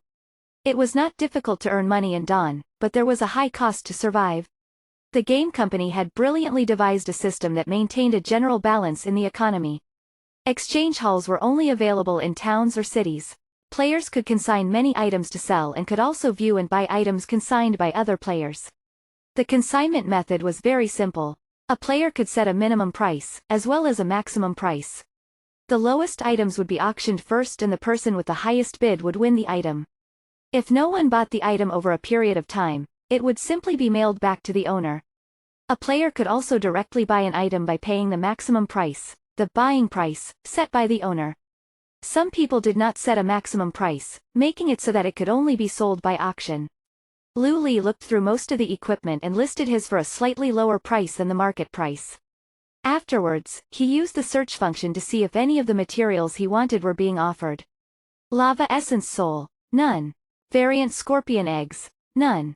Jade Statue, none. Eternal Frozen Shard. Just as Lu Li was going to repetitively start a new search, he suddenly found that there was a result for this item. Not only were there eternal frozen shards for sale, but there were 6 of them. Their minimum price was 1 gold coin and the buying price was 5 gold coins. Lu Li felt as though he was dreaming. These things would be worth more than 50 gold coins in 1 month or so, but were currently being sold for less than 1 gold coin. In order to prevent any complications, Lu Li decided to immediately purchase them for the buying price. The system told him that he had a new mail. A few more system announcements then rang out, telling him he had new mail. It was probably to notify him that the equipment he had just consigned had been sold. Lu Li went to the mailbox at the entrance of the exchange hall and saw that the 2 pieces of steel-grade equipment and 3 pieces of bronze-grade equipment had all been sold. In total, he had earned 23 gold coins. There were also 6 eternal frozen shards. Lu Li went back to browsing through the available items. There were many items that he needed. Lu Li needed 8 different materials to upgrade the Supreme One ring to level 3. After a long search, he had only found the eternal frozen shards. It was a type of material that could be found when mining for frost iron. This meant that there were already professional miners in the game that didn't belong to a guild. How could a player belonging to a guild consign this sort of extremely precious material at such a pitiful price? Although he couldn't find any of the 7 other materials, Lu Li did not feel disappointed. After all, he hadn't expected to find any of them so early on in the game. He had a look at the facial equipment section and was surprised to find that there was much more equipment than he had expected. It seemed that a tailor had obtained a blueprint and was mass-producing these things. The facial equipment was split into 2 main categories, bandanas and veils. These sorts of equipment usually didn't have any stats, and if they did, they would be ordinary at most. However, they could conceal a player's identity and protect their privacy. In reality, the strips of cloth that he had ripped from a common grade equipment served the same purpose. He looked through the equipment and chose a gray bandana that reduced poison miasma damage by 20%, which cost him 60 silver coins. The system once again told him that he had new mail. Afterwards, Lu Li went to see if there were any good arrows. Although he had a steel-grade bow, he was a thief without bow proficiency. He wouldn't be able to deal sufficient damage to a boss with just this bow, so he had to start thinking about arrows. In order to make life easier for hunters, basic arrows would automatically spawn in one's quiver. Other professions using a bow would also receive this benefit. However, these arrows did not have any attack power. The damage dealt was only calculated from the bow and the player's own attack. After hitting a target, an arrow would automatically disappear. If it still had durability, it would automatically return to the quiver. If it ran out of durability, or was destroyed while in flight, the arrow would disappear. Hunters with a blacksmith profession would usually increase their blacksmithing level by creating arrows. Not only were the costs low, the arrows could be used by themselves or sold. If they were lucky enough to find a blueprint to create a valuable type of arrow, they would be able to earn as much as those who could create bronze-grade equipment. Normal arrow. 01 attack. Durability. 3. Most of the arrows in the exchange hall were iron arrows, which were slightly better than the ones the system provided. They costed 10 silver coins each. Above these were fine steel arrows. Their attack was 1-2, but there were not many of them. Because there were only 10 or so for sale, they were incredibly expensive. Lu Li almost decided to buy some iron arrows when he saw something that caught his eye. Armory Rusty Arrow. 2-5 attack. Durability. 2. Chapter 73. Stocking up on Snake Trust Grass. Armory Rusty Arrows were the standard weapons of the NPC army. They were manufactured in bulk and stored in the armory. However, they rusted because of the poor storage conditions and their durability and attack both fell. This didn't make much of an impact because they were still a lot better than the average fine steel arrows. A bundle of these arrows costed about 20 silver, which came down to about 2 copper each. This was much more expensive than the cost of making normal iron arrows. Therefore, many people were reluctant to use these arrows. Lu Li picked out the Armory Rusty Arrows and bought the bundles that were listed at 20 silver or less. He ended up with 9 bundles of arrows. With 10 or so gold left, Lu Li continued browsing but did not find any other rare materials. However, it was not necessary to search for rare materials to become rich. Even trading the most average materials could make big money. For example, Snake Trust Grass was the most important material for making intermediate health potions. Without it, only beginner health potions could be used at the LV-10 death mines. No one had seen the recipe for intermediate health potions, so no one knew about the importance of snake trust grass. Snake trust grass and silver leaf grass were both uncommon. Lu Li spent a day in Snake Valley and had only managed to find 10 or so. However, snake trust grass could also be found around the beginner villages. Since snake trust grass was a higher level than silver leaf grass, the proficiency one gained from harvesting it was much greater. Many players used them to practice and increase their harvesting skill.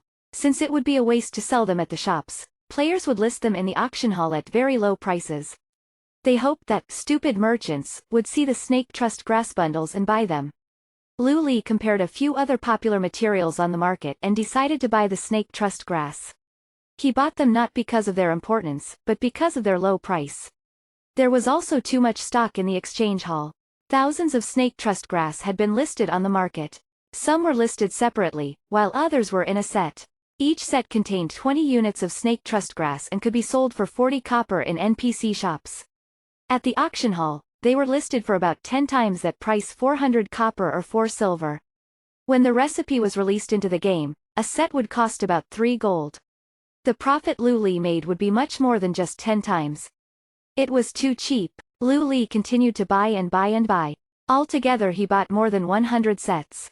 He also bought an additional 100 sets that were listed for under 5 silver. However, Lu Li decided not to buy the sets that were listed for more than 5 silver so that the market would not be affected. Since he had no other competition, he could be patient and wait until tomorrow for more sets to be listed at under 5 silver. Lu Li then spent about 20 silver to rent a small room which gave him the ability to log off. After he logged off, the pretty landladies treated Lu Li to some 5-star hotel standard takeaway so that they could ask questions about the game. Lu Li answered as much as he could and they all thanked him. Zhou Huan and Yang Lu were both new players, so Lu Li designed the best possible leveling guide and advised them to make the most out of their 3 days of Double Express. After the Double Express, they would be around the same level as the older players. The 3 girls considered renting his room for free. An expert was living with them and giving them tips. Not only were they not paying him, they were also taking rent from him. How dare they? Lu Li felt energetic during the day and decided to use up some energy at the gym. After an exhausting workout, he dragged his tired body back home and slept. After waking up, he ate and logged on as always. Since he logged off at the hotel, he received a 1-hour Double Express buff. This Double Express buff could be used at any time, depending on when the player wanted to activate it. Obviously, once activated, it couldn't be stopped and would continue for the entire hour. The level rankings had not changed much. Lu Li and his friends were still in the top 6. Azure Seabreeze suggested that they go to the next instance dungeon since there were players that had already explored new ones. Although the LV-10 death mines were close to the human towns, any town with an instance dungeon teleporter could send them there. This included the Grey Valley. No one seemed to care about the 5 copper transportation fees. I still have some errands to run, you guys can go and try out the dungeon. Don't be too hopeful though, because this instance dungeon is extremely annoying. If you guys get hit by the boss's ultimate skill, those with weaker equipment will instantly die. He can also target freeze someone. If you heal or cure the frozen one, you'll draw aggro and will have to kite the boss. I'm not so sure about the exact details. Lu Li tried recalling the details of the instance dungeon and roughly pointed out the main things. The level requirement for the death mines was only 10. However, the monsters were all at least LV-12. Monsters before the bosses were at least LV-15 and after the boss, they became LV-16. Lu Li did not want to discourage the others. However, it would be difficult to defeat the first boss Gluttok even under Lu Li's command. The group's equipment level was simply too low. As for the second boss Helix, it would plant mines everywhere which were impossible to guard against and predict the location of. Unless everyone had intermediate healing potions, it was almost impossible to pass that stage. Intermediate healing potion recipes were extremely hard to find. There were no rumors of anyone with the recipe. Otherwise, the prices for the snake trust grass in the auction hall would not so low. Lu Li recalled a post on the forum that was entitled, "Whichever guild announces that they have an alchemist capable of making intermediate healing potions will have a long line of people begging to join." Lu Li felt very blessed when he remembered the sets of snake trust grass that he had yet to take out from his mailbox. He would browse the market again and use up all the gold he had on Snake Trust Grass. Forget it then, we'll continue to level while waiting for you. Azure Seabreeze decided to give up upon hearing how difficult the instance dungeon was. If they got stuck in the dungeon and died, they would lose the equipment found and the Express gained. He was extremely stubborn and reluctant to lose Express. If you guys want to form a party and kill mobs, I suggest killing Nagas. They're often in a group, so there are a lot of mobs which are easy to find. Low HP and defense but high Express. As long as you kill the Naga healer first, the rest is a piece of cake, Lu Li suggested. Where is it? Mark it on the map. Azure Seabreeze took out a leather paper and gave it to Lu Li. Someone's already making the map, impressive. Lu Li was impressed, as though he was witnessing history unfold. After studying the rough map, he pointed at the location of Nagas. Start killing at this point and continue down this path. You'll see an abandoned dock. Swim across the sea and after 3 to 5 minutes, you will see a small island. The mobs are plentiful there, more than enough for you guys to clean up. But remember to only enter the water when you arrive at the dock. Otherwise, there might be ghosts of dead pirates which are elite-grade monsters with annoying attacks. Lu Li had a phase where he farmed the Nagas relentlessly to make money. He knew the tips and tricks of farming them like the back of his hand. The island was very deserted because people couldn't even find its location. The mobs there would be enough to help them get to level 12. Got it, see you later. Azure Seabreeze waved and led the others to train. He and the others knew that Lu Li had a lot of secrets, but they never asked him about it. Everyone had their own secret and everyone had a story, just like Lonesome Flower's silver-grade weapon. Its stats were crazy powerful and no one knew where he had found it. Lu Li left to upgrade his ring. He was about to be rewarded for the preparation he had done for the crafting of the Supreme 2 ring. Chapter 74, Twilight Altar. To upgrade the ring, Lu Li needed to enter the Twilight Valley through the Amisalan jungle. This was where the Twilight Altar was located, which was looked after by the High Disciple Anzelin. Lu Li prepared himself, as he began his journey through the Amisalan jungle. The Amisalan jungle was filled with Nightmoon Tiger's cunning beasts that ranged from LV 1520. They often traveled in packs of 3 to 5 and could become invisible. They also had a counter-invisibility skill, which meant that even thieves would have trouble getting past them. Luckily, Lu Li had learnt the Crow Transformation skill. Crow Transformation, Fake, spend 30 seconds and consume 500 HP to become a raven, allowing you to fly for a limited period of time. Flying consumes 10 HP per second and being attacked while in flight will cancel out the transformation. Level 1/5. Lu Li currently had 1480 HP, which mainly came from a couple of equips that increased his constitution, especially the Bloodstained badge, which added 10 points. After transforming, he immediately lost 500 HP. This gave him the ability to fly for 3 minutes, however, 2 minutes was probably the safer option for him as it would allow for some landing time. This greatly decreased the chance of him being ambushed by Nightmoon Tigers. Nightmoon Tiger packs could contain a rare white-coated variant called a Shadowclaw Tiger. These had very fast attack speed and could turn invisible. As such, they were very useful pets for hunters. Lu Li planned to bring Remnant Dream here when they were higher level. Lu Li checked his supplies then casted Crow Transformation. After 30 seconds, Lu Li felt his body transforming into a crow. It was a strange sensation, almost as though his body had disintegrated and reformed back into a crow. After adjusting to his new form, he flapped his wings and flew away. This was definitely different to the normal Crow Transformation skill. Normally, when the skill was cast, only animations and light effects appeared. He wouldn't necessarily feel different. However, compared to the normal Crow Transformation, the skill taught by Medivh was much faster. Flapping his wings took little effort or energy. Looking down from a bird's eye view, the giant trees looked more like small mushrooms and the monsters on the ground appeared to be small black dots. From the time he had taken off, his HP had dropped by 10 per second. This loss was slightly alleviated by his badge which regenerated HP, at a rate of 0.1%, 14 HP, per 3 seconds. He calculated that he could easily fly for a little more than 3 minutes. The deeper part of the Amisalan jungle contained many rivers and valleys. This seemingly peaceful and quiet area was lurking with dangerous monsters in the shadows. Lu Li started to look for a landing spot after 2 minutes of flying. This spot had to be an open field, suitable for battle and preferably without any Nightmoon Tigers. With such low HP, it would be impossible for him to withstand an ambush from a pack of tigers. Lu Li landed on a rock in the middle of a river. He sat down to recover his HP with bread. The food that could be bought from the system was a bargain because of its cheap price. It was too bad it could only be consumed outside a battle. After he recovered, he continued flying, and as he was flying, he spotted a griffin in the distance. He immediately headed straight down into the forest, unperturbed by the threat of monsters. Griffins were often associated with dwarfs from the Wild Hammer clan. These savage mounts would tear up any enemies they saw in the skies, except for giant dragons. Grey Valley was still in the vicinity of the Whispering Forest, which was too dense for the griffin to land and search for him. It hovered over the forest momentarily, then flew away with its magnificent wings. Lu Li waited for half an hour before he took flight again.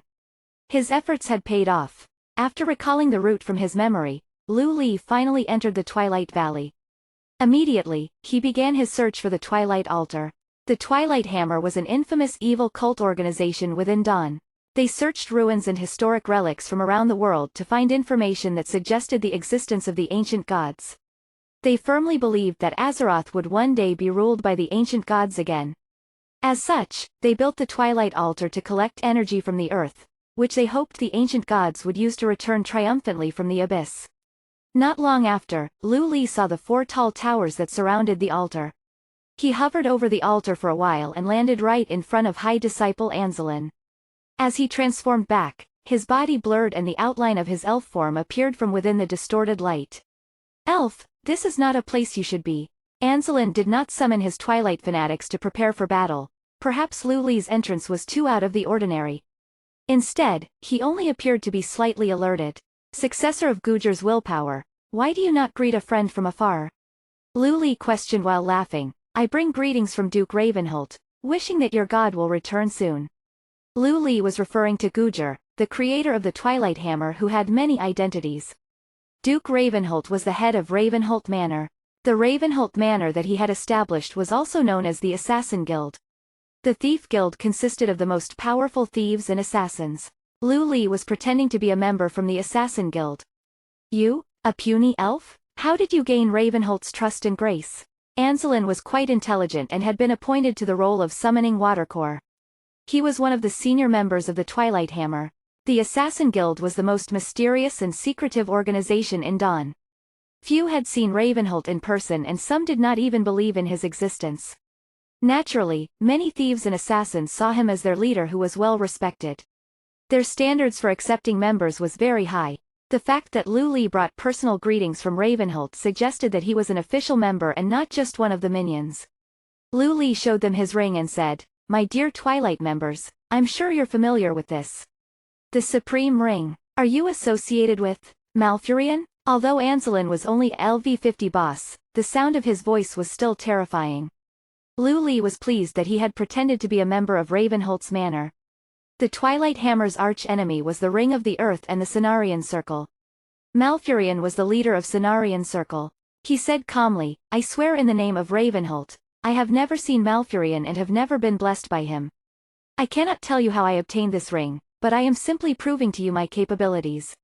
If Lu Li had Ravenholt's badge, it would have been even easier to persuade him.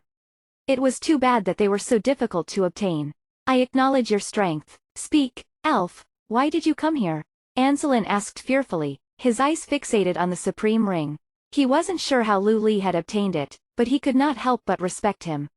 Should he steal it? Forget it. The Twilight Hammer hated druids, so they naturally wouldn't use the druid's god ring. Besides, they did not dare to offend the Assassin Guild in any way. "I wanted to gain powers from the earth, so I brought some gifts," Lu Li said as he pulled out the things he had prepared from his bag. Upon hearing that Lu Li wanted to use the powers from the earth, Anzelin hesitated and wanted to refuse. However, after seeing what Lu Li had offered, he began to waver. Chapter 75. To Supreme 2 Ring. This was the Whispering Forest, the base of the Cenarian Circle.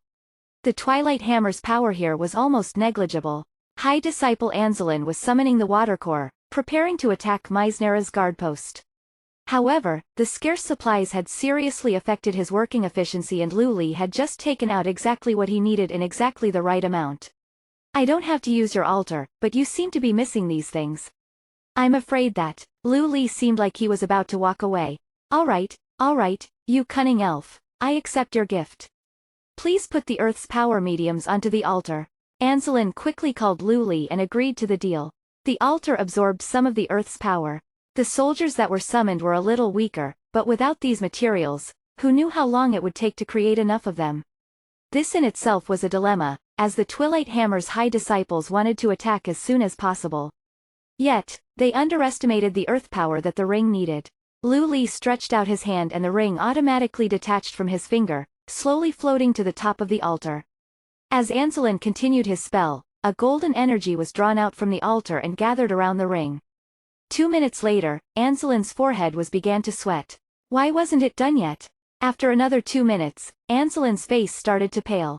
Why did this damn ring upgrade need so much energy? Within another 10 minutes, Anzelin's face began to contort and his heart was full of anger. There was also a trace of fear in his eyes, but he did not stop the altar. The process lasted more than 10 minutes before Lu Li successfully got a system prompt. System. Your Supreme Ring has been upgraded to level 2, keep working hard.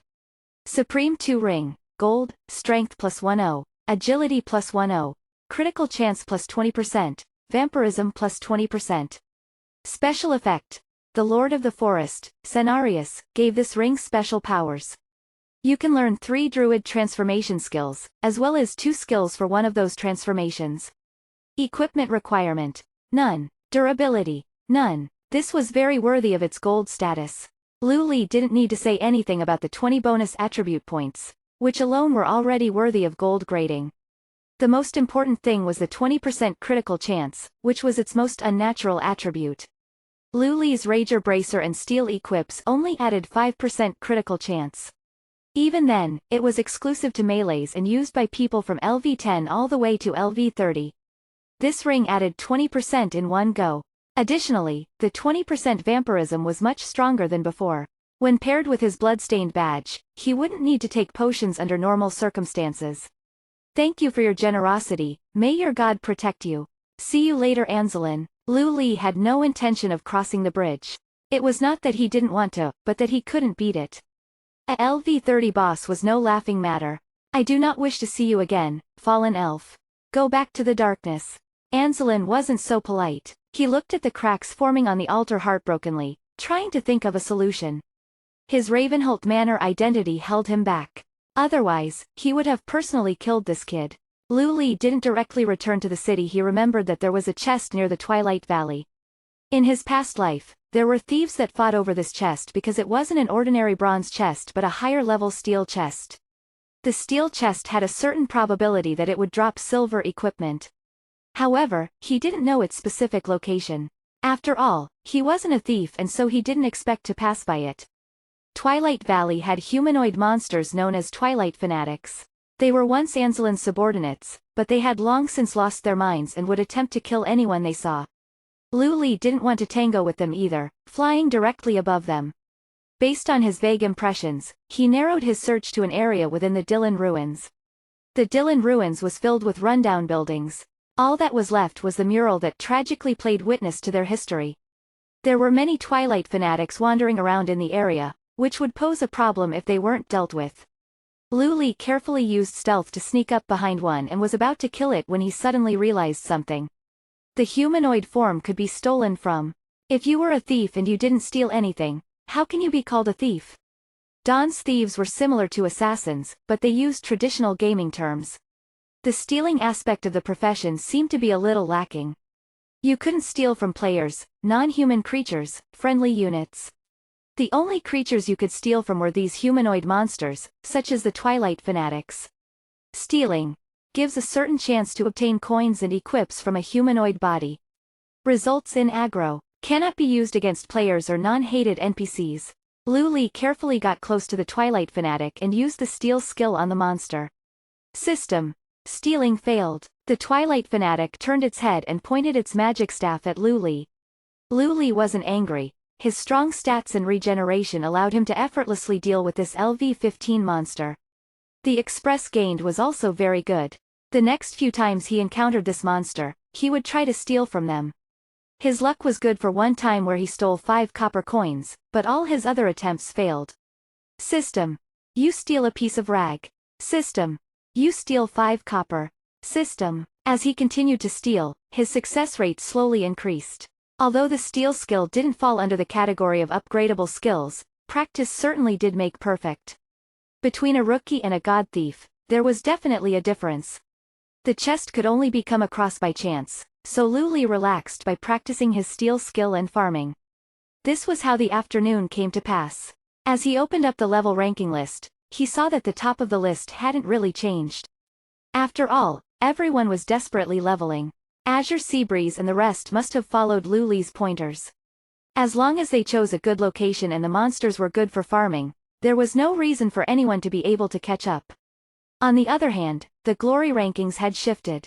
Other than Blood Dagger always being fixed in the top 3, everyone else's position changed by the minute. Moonlight was truly an expert. He had suddenly managed to rush into 4th place. Currently, he had killed over 100 people, but if he kept going like this, his level ranking would suffer. Everyone had their own playstyle, so there was no need to force anything, but Lu Li just felt a bit emotional about it. He skillfully finished off the Twilight Fanatic that he was fighting, with a slit throat at 75% skill completion and 90% damage that had also critically hit. He then reached down to pick up the few copper coins it had dropped and looked around. Suddenly, something caught his eye. A treasure chest. Steel treasure chest. Chapter 76. Steel treasure chest. A treasure chest's grade could be determined based on its appearance. Its color, adornments and material were all visibly of a higher quality. Lu Li looked at the monsters in the surrounding area, making sure they were far away before standing in front of the steel chest and casting Unlock. System. Sorry, your unlock skills level is insufficient to open this treasure chest. Insufficient level? Lu Li froze for a moment, before realizing that the unlock also needed a certain level. LV1 unlock could only open bronze chests, while a steel chest required a LV2 or greater unlock. After the system update, Lu Li received 5 skill points, 1 for every 2 levels he had gained. Fortunately, he still hadn't used any of them. Most skills required one to find a teacher to upgrade them, with the exception of original skills. Unlock and Steal were both skills that came with the thief profession, so Lu Li could upgrade them on his own. If he couldn't, he would need to leave and make a return trip for this treasure chest. He painfully added a skill point and confirmed the upgrade. Unlock. 10-second cast, 1-minute cooldown. Opens locked chests and doors. Skill proficiency, 2/5. There wasn't much change other than the cooldown halving, which was a pretty good of upgrade. System. Unlock failed. After a minute, he tried again but it failed. Perhaps a newly leveled up skill required some practice, because Lu Li had already used the unlock skill countless times. 7 minutes later, on his 7th attempt, Lu finally managed to open the treasure chest. This was likely the first steel chest to be opened in the game. Lu Li couldn't help but feel excited. He reached his hand in and felt around, discovering a ring-shaped item. A ring! It really was a ring! Lu Li cried out in satisfaction. As it turned out, people who dared to take the first steps were the luckiest of them all. It didn't matter what profession this equip was for, or what kind of properties it had. As long as it was a ring that was higher than bronze, it would sell. Lu Li's current rings were the Supreme Ring on his right hand and an ordinary bronze agility ring plus 1 ring on his left hand. In reality, not many people were wearing 2 rings at once. Sharp Tooth Ring, Steel, Damage 6/8, Strength plus 6, Agility plus 3. Equipment requirement, Level 10. Durability 30/30. The one he had found was a good one and something he could use as well. Lu Li unceremoniously replaced the low-level Agility plus 1 ring. Lu Li reached in again, filled with hope. This time, he found a blueprint. Blueprint Magic Patterned Bag. He was a little disappointed. Why couldn't it have been for an intermediate healing potion? If he found the intermediate healing potion blueprint, he would have been rich. Lu Li was apparently an insatiably greedy kind of person. The magic patterned bag was a 20 space bag, with 14 more spaces than the 6 space bag that the system sold. For the majority who couldn't scrape together 4 6 space bags, this magic bag would definitely be very popular. However, it was unlikely to make him rich, as the income wasn't going to be stable. March Rain seemed to be learning tailoring, so he would give it to her when he got back. There were only these 2 things in the chest and Lu Li unwillingly retracted his hand. He memorized the location of the steel chest and its respawn time, before directly heading back to the city. After returning to the city, he first went to the auction house to see if there was any cheap snake trust grass. There was less stock this time and he didn't have enough money, so he only bought 70 sets. His mailbox had now accumulated 300 snake trust grass sets. However, many players from the first group had already reached LV10. Monsters higher than LV10 all had a small chance of dropping the intermediate healing potion recipe. Who knew how much longer it would be before this secret was known by everyone and the price of the herb skyrocketed? It was too bad that he didn't have enough money. Even Azure Seabreeze and others' money had all be completely spent. Maybe he could go to the trading platform and buy gold coins. Suddenly a person's face appeared in his mind. Shen Wanson. Boss Shen, are you here? Don't ask if I'm here. If you have business then speak. Every minute is gold wasted, Shen Wanson responded cheerfully. Really now, I've come to borrow some spending money. What do you think? Lu Li wasn't too hopeful. Shen Wanson hesitated as expected. To be honest, I do have a few gold coins, but they have been used to invest in some goods. I've also heard some news that many companies are currently trying to enter the game to do business. We small-timers don't dare to compete with them, but I won't pass up an opportunity to make some cash. This really was an opportunity. While these big companies settled in and catered for high-end goods, they might leave some holes in the market for ordinary players to make some money. Lend the money to me for a month at 100% interest. How about that? Lu Li sweetened the deal. We'll talk in person. Shen Wanson was immediately interested. This was Lu Li's reputation as an expert, figuratively slapping him across the face. When he reached the designated tavern, Shen Wanson was already there waiting. Expert brother, why is your face covered? Shen Wanson didn't understand. Isn't it cool? I see many people covering their faces on the street. Lu Li opened his bandana and drank some water.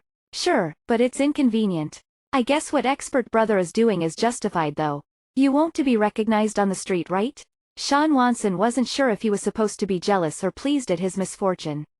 Fortunately, this bandana exists and it's also fortunate that many people wear bandanas, Lu Li sighed.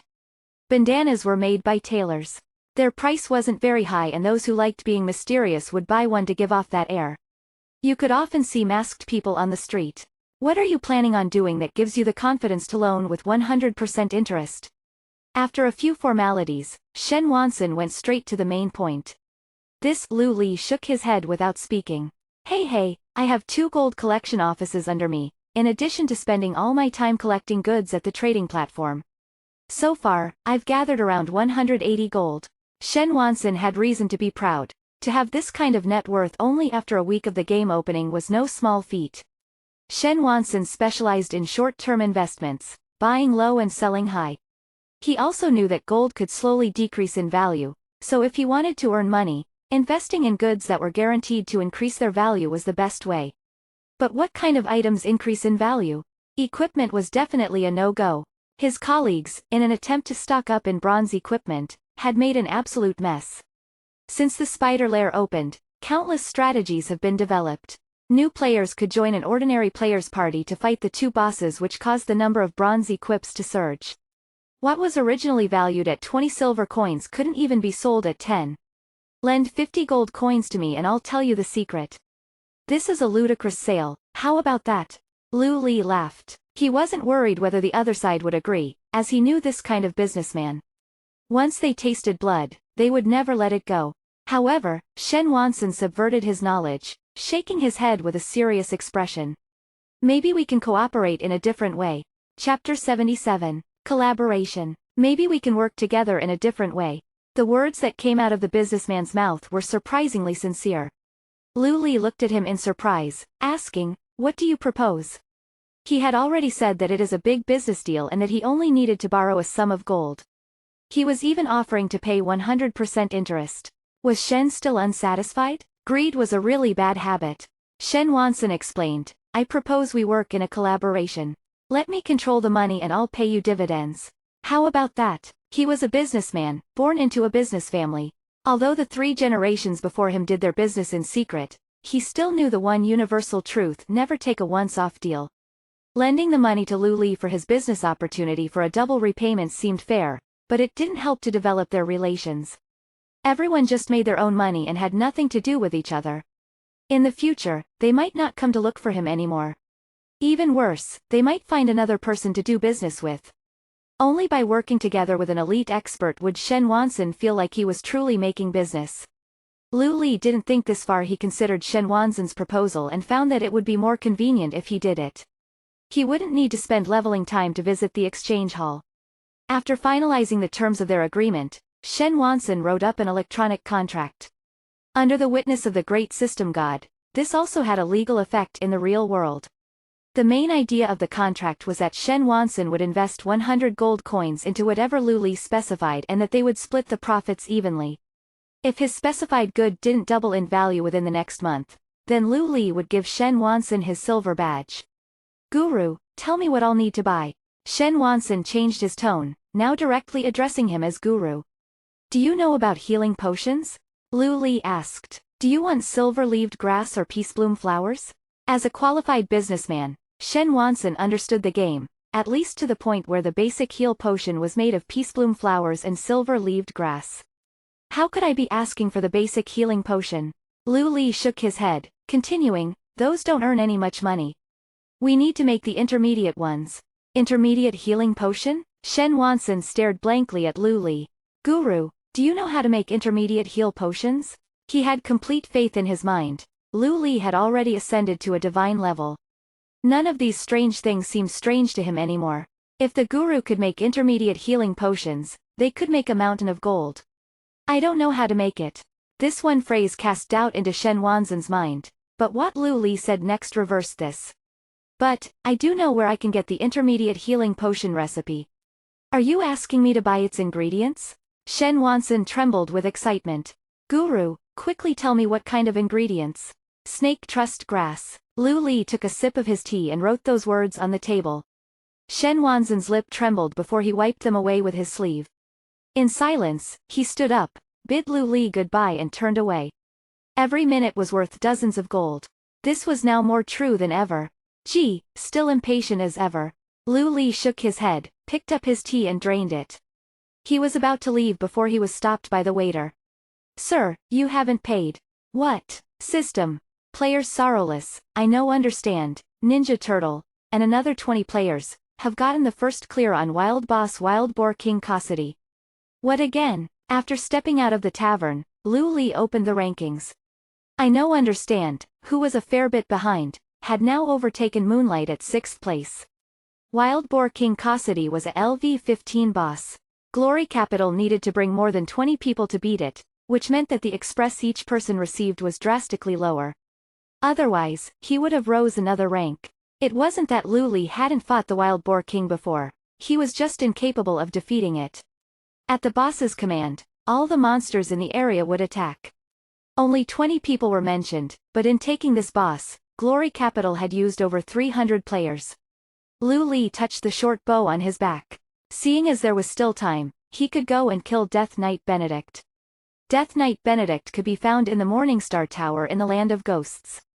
If he wanted to go there, he would need to transfer to Blackhedge Fortress and fly over Blackhedge Mountain into the Blood Elf site.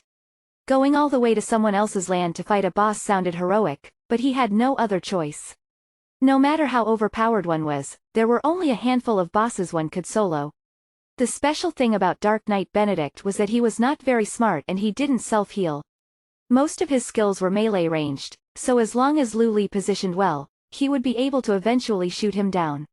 After spending 2 gold coins, Lu Li arrived at Blackhedge Fortress. Blackhedge Fortress was a neutral city, but it was deserted at the moment. When players started to become Death Paladins, it would liven up. After Lu Li selected his target, he carefully flew over the treetops. The Morningstar Tower's location was very remote and players shouldn't have even explored the area yet. After all, it was filled with LV15 ghosts with high defense. They also had terrifying spells. Once a player was hit, they would involuntarily run around attracting even more monsters. It was said that the Morningstar Tower was a magic tower where a famous enchantress had studied her magic. Benedict was the paladin that served her. No one knew what happened, but one day the enchantress disappeared and this paladin became a death knight who attacked anyone that came close to the tower. Lu Li settled at the top of the Morningstar Tower and transformed back. A husky roar could be heard from a distance, before a paladin that was tall in stature rushed over on his horse. The man was dead and so was the horse. This was the Death Knight. He waved his spear and roared anxiously, but couldn't step forwards. The Morningstar Tower was the final memory he couldn't destroy. Lu Li squatted on the tower and relentlessly shot arrows at Benedict. This was the easiest boss to kill, but sooner or later all the major guilds would fight over it and it would spill enough blood to form a river. Even with the steel bow, the high damage arrows only dealt 4-5 damage to Benedict. The poison did most of the work, as he perpetually lost a single HP at a time. After 4 to 5 minutes, Benefit began to summon ghouls. Ghouls had 4000 HP and would charge at ranged professions. Generally, when fighting this boss, you would prioritize clearing these out. Lu Li didn't need to worry though he was so high up that the ghouls' charge couldn't reach him. In addition to charge, ghouls could also explode, but this was once again useless against Lu Li. He was like a bug. When his HP fell to half, the Death Knight released a deathmark on Lu Li. This caused him to lose 300 HP per second, for 5 seconds. Lu Li didn't have 1500 HP, but he could drink potions and he also had the bloodstained badge. While it was exciting, there was almost no risk of death. Once Lu Li was back at full health, he let out a sigh of relief. The Death Knight didn't seem to have any more moves. He was afraid that the boss would be unreasonable like him. If a melee boss started to perform multiple ranged attacks in succession, he would be dead before he could even speak. Chapter 78. Someone was coming to steal the boss. After grinding for an hour, the Death Knight finally reached low HP. When this happened, it used a new ability.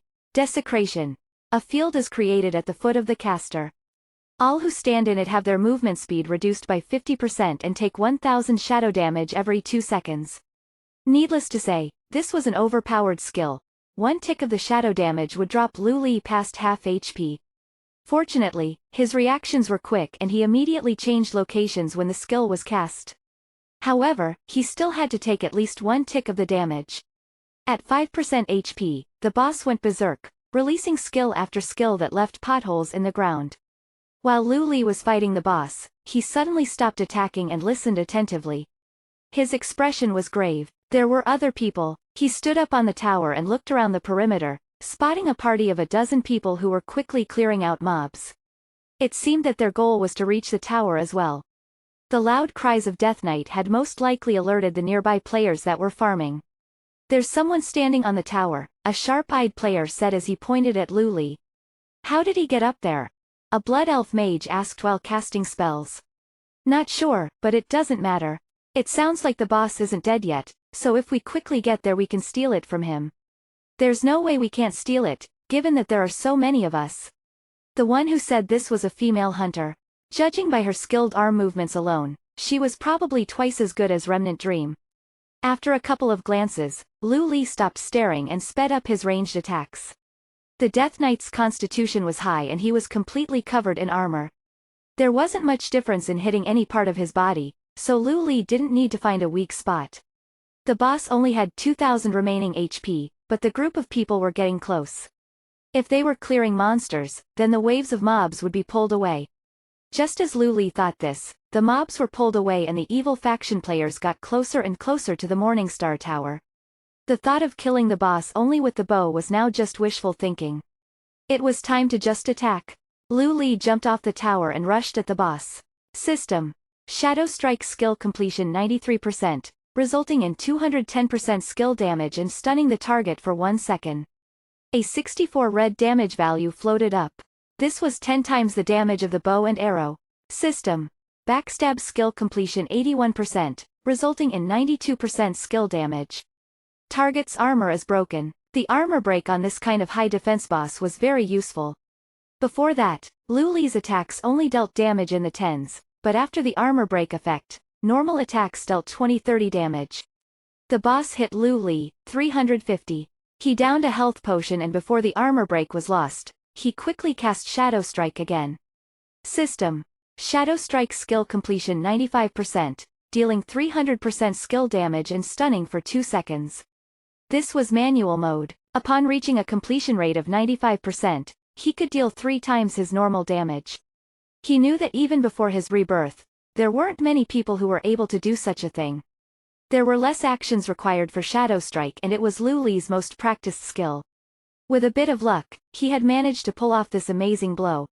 Benedict didn't even hit him a second time. He was angry and raised his warhammer to cast Desecration.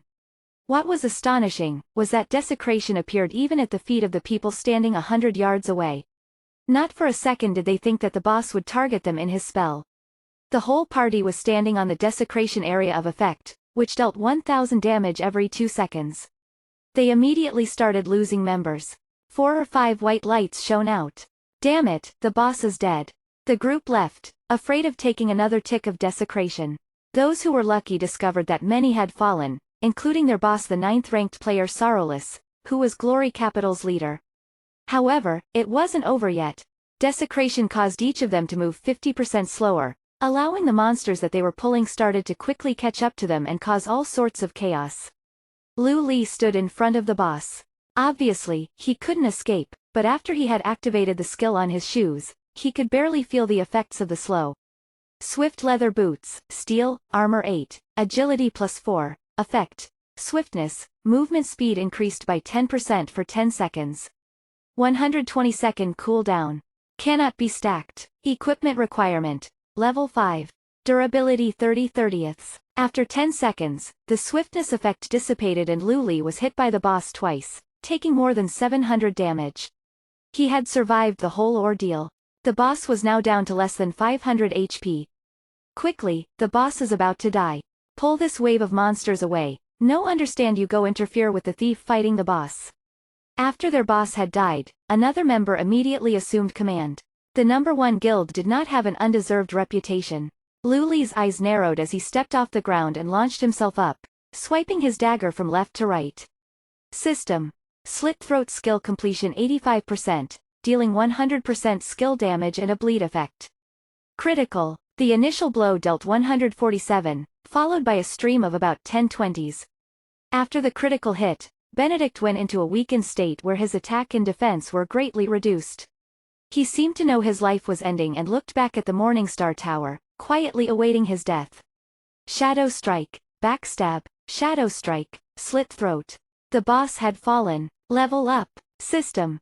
Player Lu Li has achieved the first clear on Wild Boss Death Knight Benedict. Once this kill was broadcasted in the world announcements, there was a great uproar.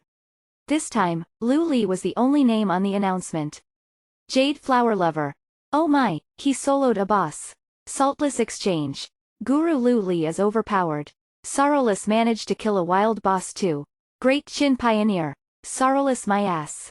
It sounds nice to say that they did it with 20 people, but I have friends in the evil faction and they saw 300,400 people move out. Lu Li soloed the Death Knight. Even the name of the boss is scary. Painted Feathers.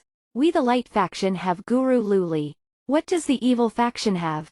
Come, let's compare. Glory Capital's players were still dealing with the last wave, but they looked a little sluggish. There wasn't a word to describe the strength of this thief. He didn't look very strong, but you could clearly see Benedict's spilled blood. A completely armor-clad soul couldn't have been an easy fight. I know understand finally rushed out from amongst the monsters, firing his bow. Chapter 79. A Mutual Fear. Lu Li tanked the 2 incoming arrows, quickly picking up the dropped equips and materials. He didn't have time to pick up the dozens of silver coins. He ducked and rolled to avoid a white glowing arrow. This was the hunter's crowd control spell. If he was hit, he would be in a state of confusion for 3 seconds. In that time he would be killed. Shadow Meld, Stealth. Damn it, he's escaped, I know understand angrily burst out, while shooting arrows in the direction Lu Li had vanished. No understand, why didn't you start with your confusion arrows? One younger member was dissatisfied. Screw you, mother, damn it, do you think the confusion arrows have a long range? I know understand rebuked the ungrateful ingrate. The boss is rushing over, he reminded. Then what are you doing here? Let's withdraw. The female hunter looked around for a moment and said, did you see the world announcement? The thief just then was Lu Li, the god who took out multiple members of the Imperial Secret Service. Let's just forget about today. Leveling up is more important. After hearing that it was Lu Li, the hot-blooded member was silent. Lu Li's popularity was also as equally outrageous in the evil faction when compared to the light faction. After all, everyone was notified when a world announcement was made. Their understanding of the two words, Lu Li, was, God Thief. Lu Li had actually hidden behind the Morningstar Tower, eating bread to recover HP. Although he hadn't lost all of his HP, he had come close. Facing a boss head-on was never going to be a thief's strength. He had also overheard the conversation of the group. Seeing as they had no intention to fight him, he wouldn't chase after them either. If he wasn't wrong, this was the same party of Glory Capital that fought the boss, although he didn't know if Blood Dagger or Man of Darkness was in the party. Lu Li wasn't afraid of them, but couldn't envision himself killing them if he attacked the group. Waiting until his HP was almost fully recovered, he found a remote corner to transform into a crow before returning to the city.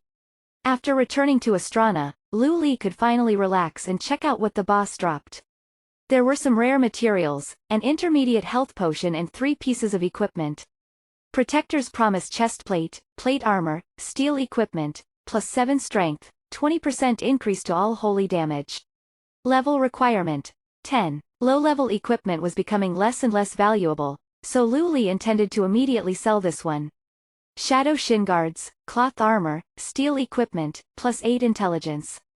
MP consumption of shadow skills are reduced by 10%. This was a relatively good effect that was suited to shadow priests and warlocks. He was also going to sell it. There was also a bronze equip that was LV10, so it would be worth slightly more than a LV5 bronze equip. The greatest thing he had gained from the boss was Express. Soloing it had taken him to 30% of the next level. Now, he was close to beating Azure Seabreeze in the player rankings. Lu Li estimated that Seabreeze had roughly 20% Express than he did. There was still a lot of time left, so Lu Li contacted Azure Seabreeze, only to find out that the few of them were already doing the elite spider lair. It would be best for him to farm the lair on his own. Previously, he wouldn't dare farm alone, but now that he had the bloodstained badge, the small spider lair posed him no problem. Seeking a boost for the spider lair, we'll do the regular difficulty for free and pay 1 gold for elite difficulty. Is there a strong party willing to take a solo player? The world announcements were filled with advertisements such as these, but most of the players wouldn't choose to do the elite difficulty. The risk was too great and the time spent was too much. It just wasn't cost-effective. Lu Li casually browsed for a bit and hid his name, before sending out invites to the players who had posted the messages. This was the issue with fame, having too much of it caused problems. He just wanted to quickly get to farming. He didn't want to be bothered for doing an instance dungeon. System. Lonely Master has been added to the party. System. Wine Courage Wong has been added to the party. System. Foolish Fanatic has been added to the party. System. Endless Horizon has been added to the party. Lonely Master. Why did you send me a party invite? Are you boosting? Elite Dungeon? Lu Li. Yep, boosting at elite difficulty. You can directly transfer the payment over there. 1 gold in advance. Lonely Master. Are the others part of your party? Lu Li. They're all clients. Lonely Master. What? You're taking all of these clients alone? Are you crazy? System. Lonely Master was kicked from the party. The other people in the party were silent. Lu Li's decisiveness was actually convincing to the other players. Lu Li. If you have any problems you can leave, otherwise go enter the instance dungeon. I need 1 more player. Endless Horizon. Let me ask a question, can I invite someone? Lu Li. What's the name? I'll add them. Endless Horizon. Return to shore. Lu Li. Wine Courage Wong. Foolish Fanatic. Endless Horizon and Return to Shore were a couple. Now that the party was full, they entered the instance dungeon. I'll say this now, you don't have to fight. You can just follow, Lu Li urged after collecting the gold. Foolish Fanatic raised his hand and asked, Guru, I am a healer, do you need healing? Do it yourselves, I don't need it. Lu Li shook his head and went into stealth. He faced the monsters and killed one after another. He killed every monster within 3 strikes and it was all over within 20 seconds. Op. No wonder he can take all these clients alone. Guru, you must have a full set of steel equips and rank highly on the player rankings. Return to Shore was a little chatty and had been talking non-stop since they had entered the dungeon. Lu Li slightly regretted adding him. Guru, I'm telling you, my role model is Lu Li, followed by you. Return to Shore continued. What do you mean? You can't even tell who this bandana-wearing guru is. How can you admire him? Wine Courage Wong asked. If he wasn't a guru, why would he cover his face? Maybe the person leveling us right now is Lu Li himself, Return to Shore hypothesized. Shut up, I'll kick you if you keep making noise, Lu Li spoke and all of them fell silent. Once he reached the brook, Lu Li got the 20% attack buff so he could kill the monsters even faster. The only drawback of boosting was that his level was too high and there was barely any express to split. The 4 clients that were following him were level 3-4, so they were excited about the express they were getting. Occasionally a common equip would be dropped, but Lu Li wouldn't even bother, which made the clients even happier.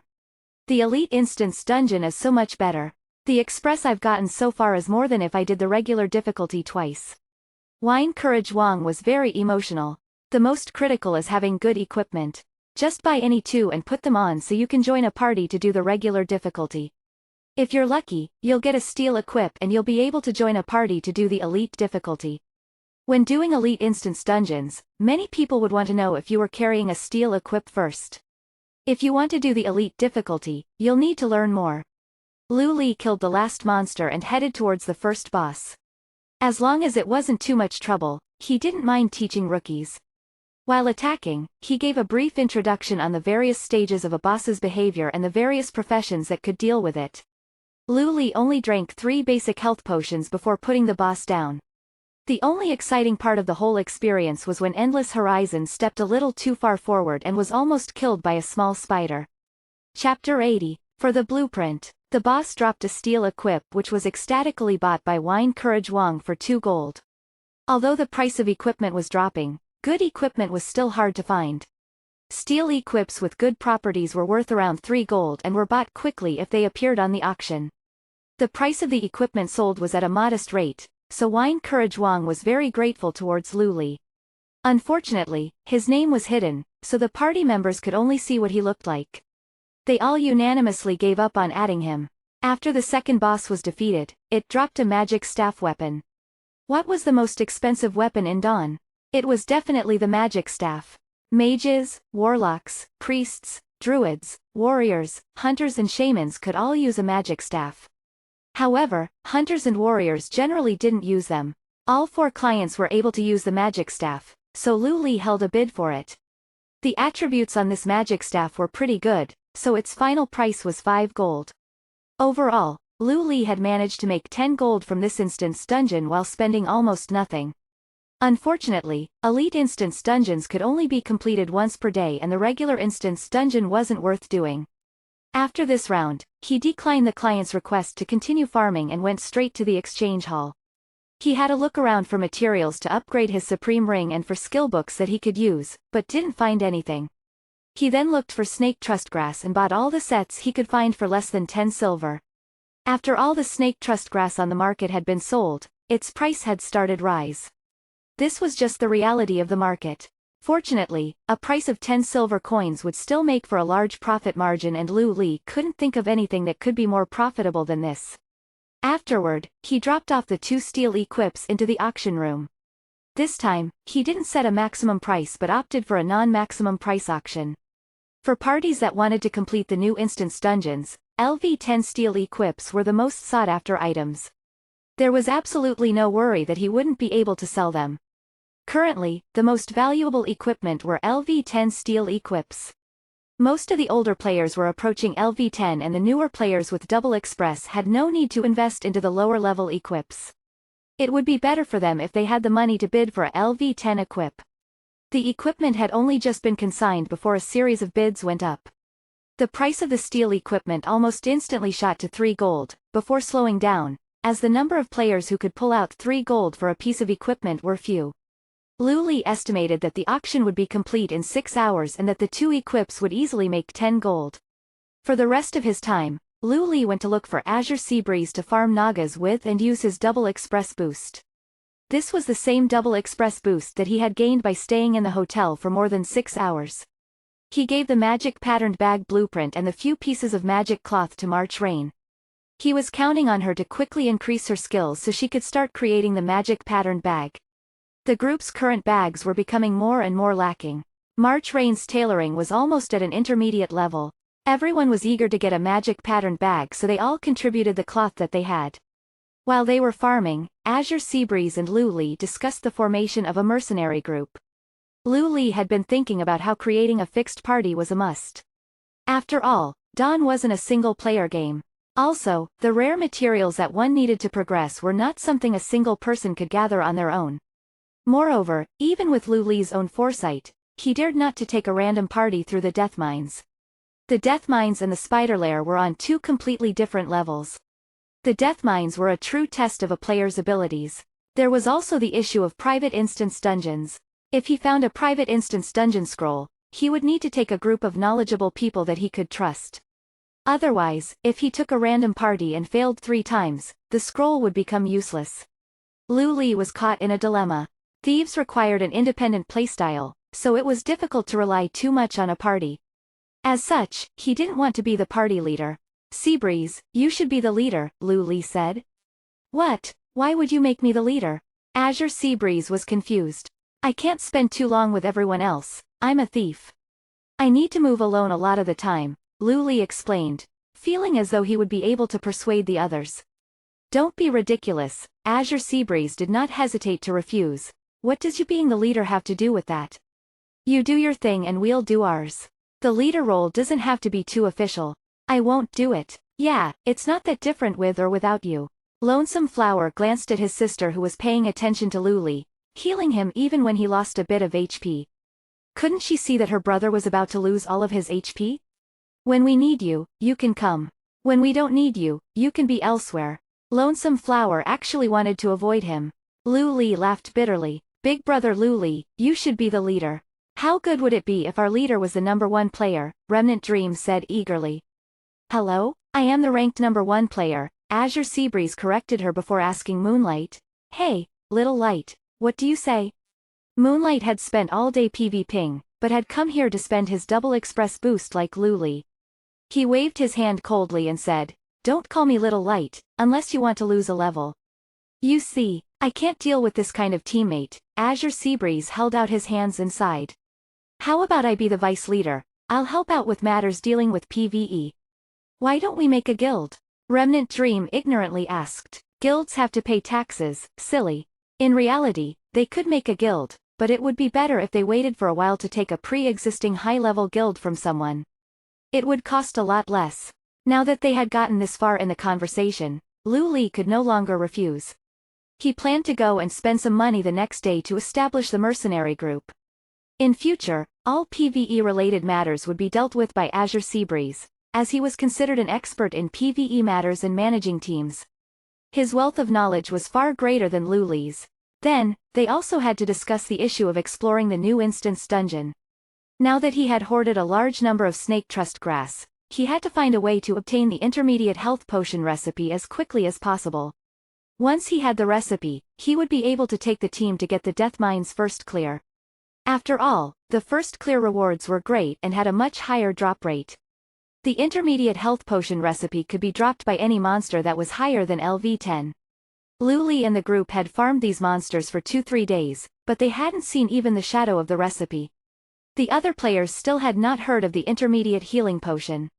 Otherwise, the auction house would not have people selling snake trust grass for so little. Previously, someone had written a guide to getting intermediate healing potion recipes and had written out a list of monsters that were the most likely to drop them. Lu Li recalled that the most likely monster were humanoids called undead herbalists. The next day, Lu Li went to the council hall to register a mercenary group under the name Shin Shin. Other than this game, all he had on his mind was his sister. When the council member asked him, he reflexively responded with those words. He had no regard for the others' protests. After he invited the 5 regular group members, he hesitated, before deciding against inviting his landladies. His next actions would be undertaken alone. His goal was to get the intermediate health potion recipe.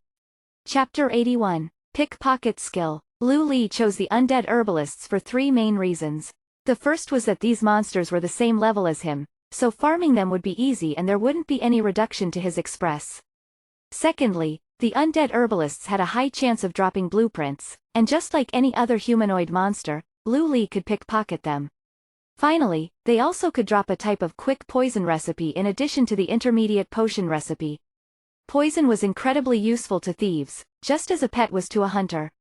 The only issue was that the undead herbalist's spawn point was quite far away from Astrana and was within enemy territory. This was of no concern to Lu Li, however. As he stroked the sharp edge of the broodmother's kiss, he felt his body surge with energy. Every thief became stronger through killing. With a combination of flying, using stealth and running as the little cheetah, Lu Li burned through his stamina twice before reaching the Grey Valley's front lines. The sound of a logging machine could be heard, as well as miserable cries. The scent of grass and trees in the air was stained with the thick smell of blood. Lu Li saw many players from the opposing factions fighting and killing each other. He observed a few battles while stealthed, before leaving after a short while. His goal here was to obtain recipes, not to earn glory.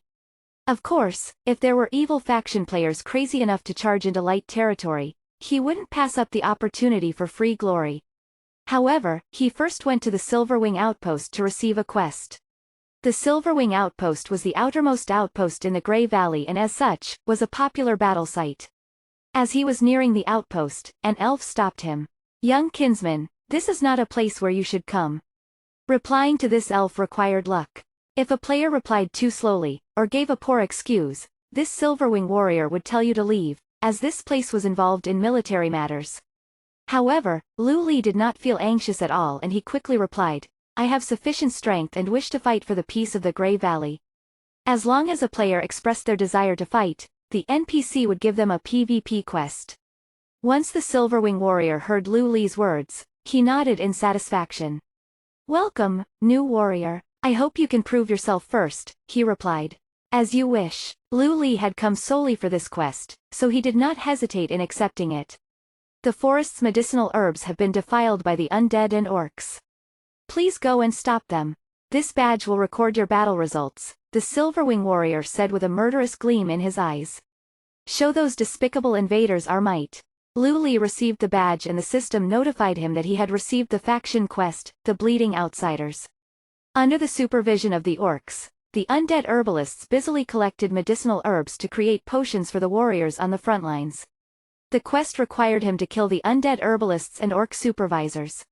Players from both the light and evil factions would receive this quest.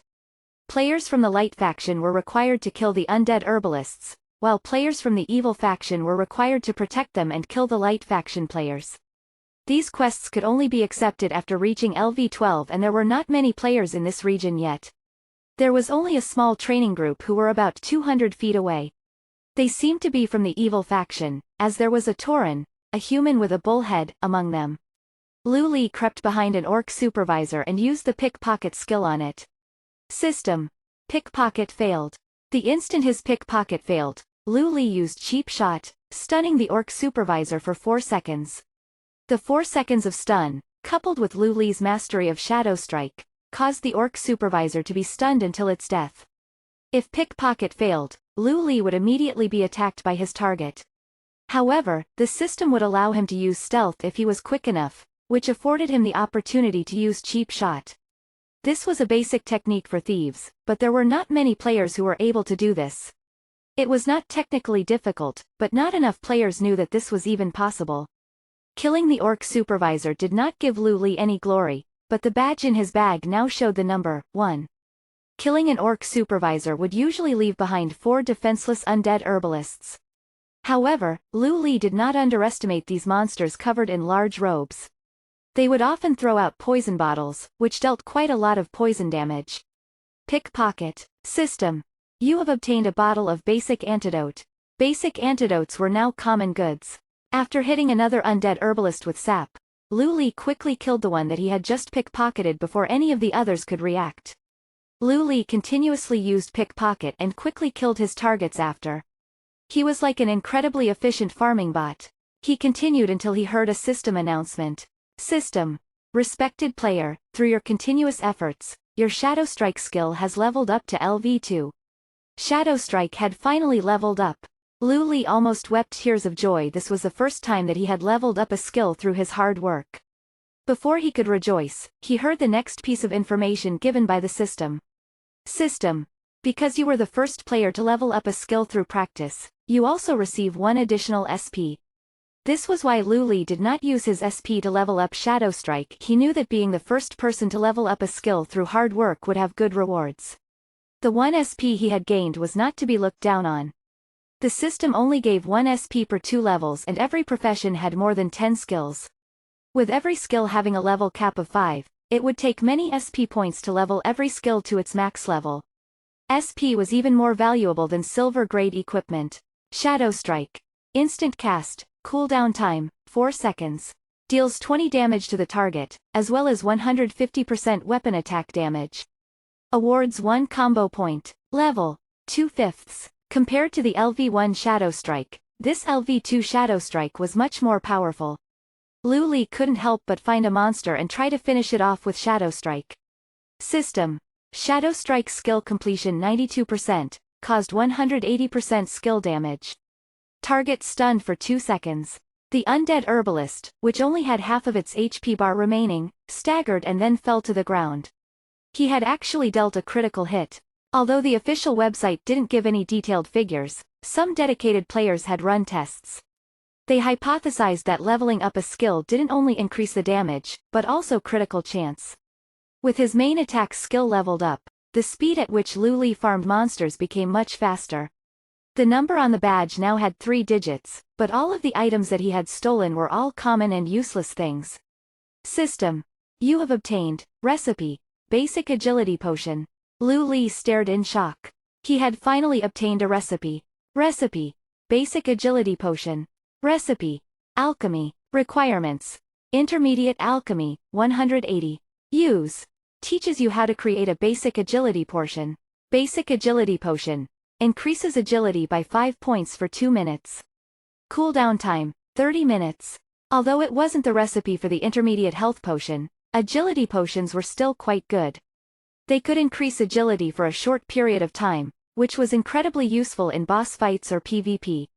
This potion could raise agility by 5 points, while Lu Li only received 5 stat points per level. It seemed that it really wasn't too difficult to obtain recipes using Pickpocket. Lu Li felt even more motivated and began to farm monsters even faster. Chapter 82, Fairy Fire. Just as Lu Li was about to kill an orc supervisor, a black figure charged towards him. Lu Li muttered inwardly, "I've been waiting for you for a long time, you scrub." A habit that he had developed in his past life was that he would always keep an eye out for ambushes. Otherwise, he would be easily killed while farming money. Why did people pick on Gold Collection Unit members? The reason was simple. Gold Collection Unit members had decent equipment, but they weren't skilled enough to compete with experts. As such, killing these sorts of people was usually had a low risk and a high reward. Tauren innately had greater strength than other races, but because of how big they were often quite slow. Although this Tauren had charged over at full speed, Lu Li was fully prepared. Lu Li grabbed the orc supervisor and held him out as a shield. The orc supervisor was powerless to resist. Seeing that he was about to crash into the monster, the Tauren warrior knew that this battle would be tough.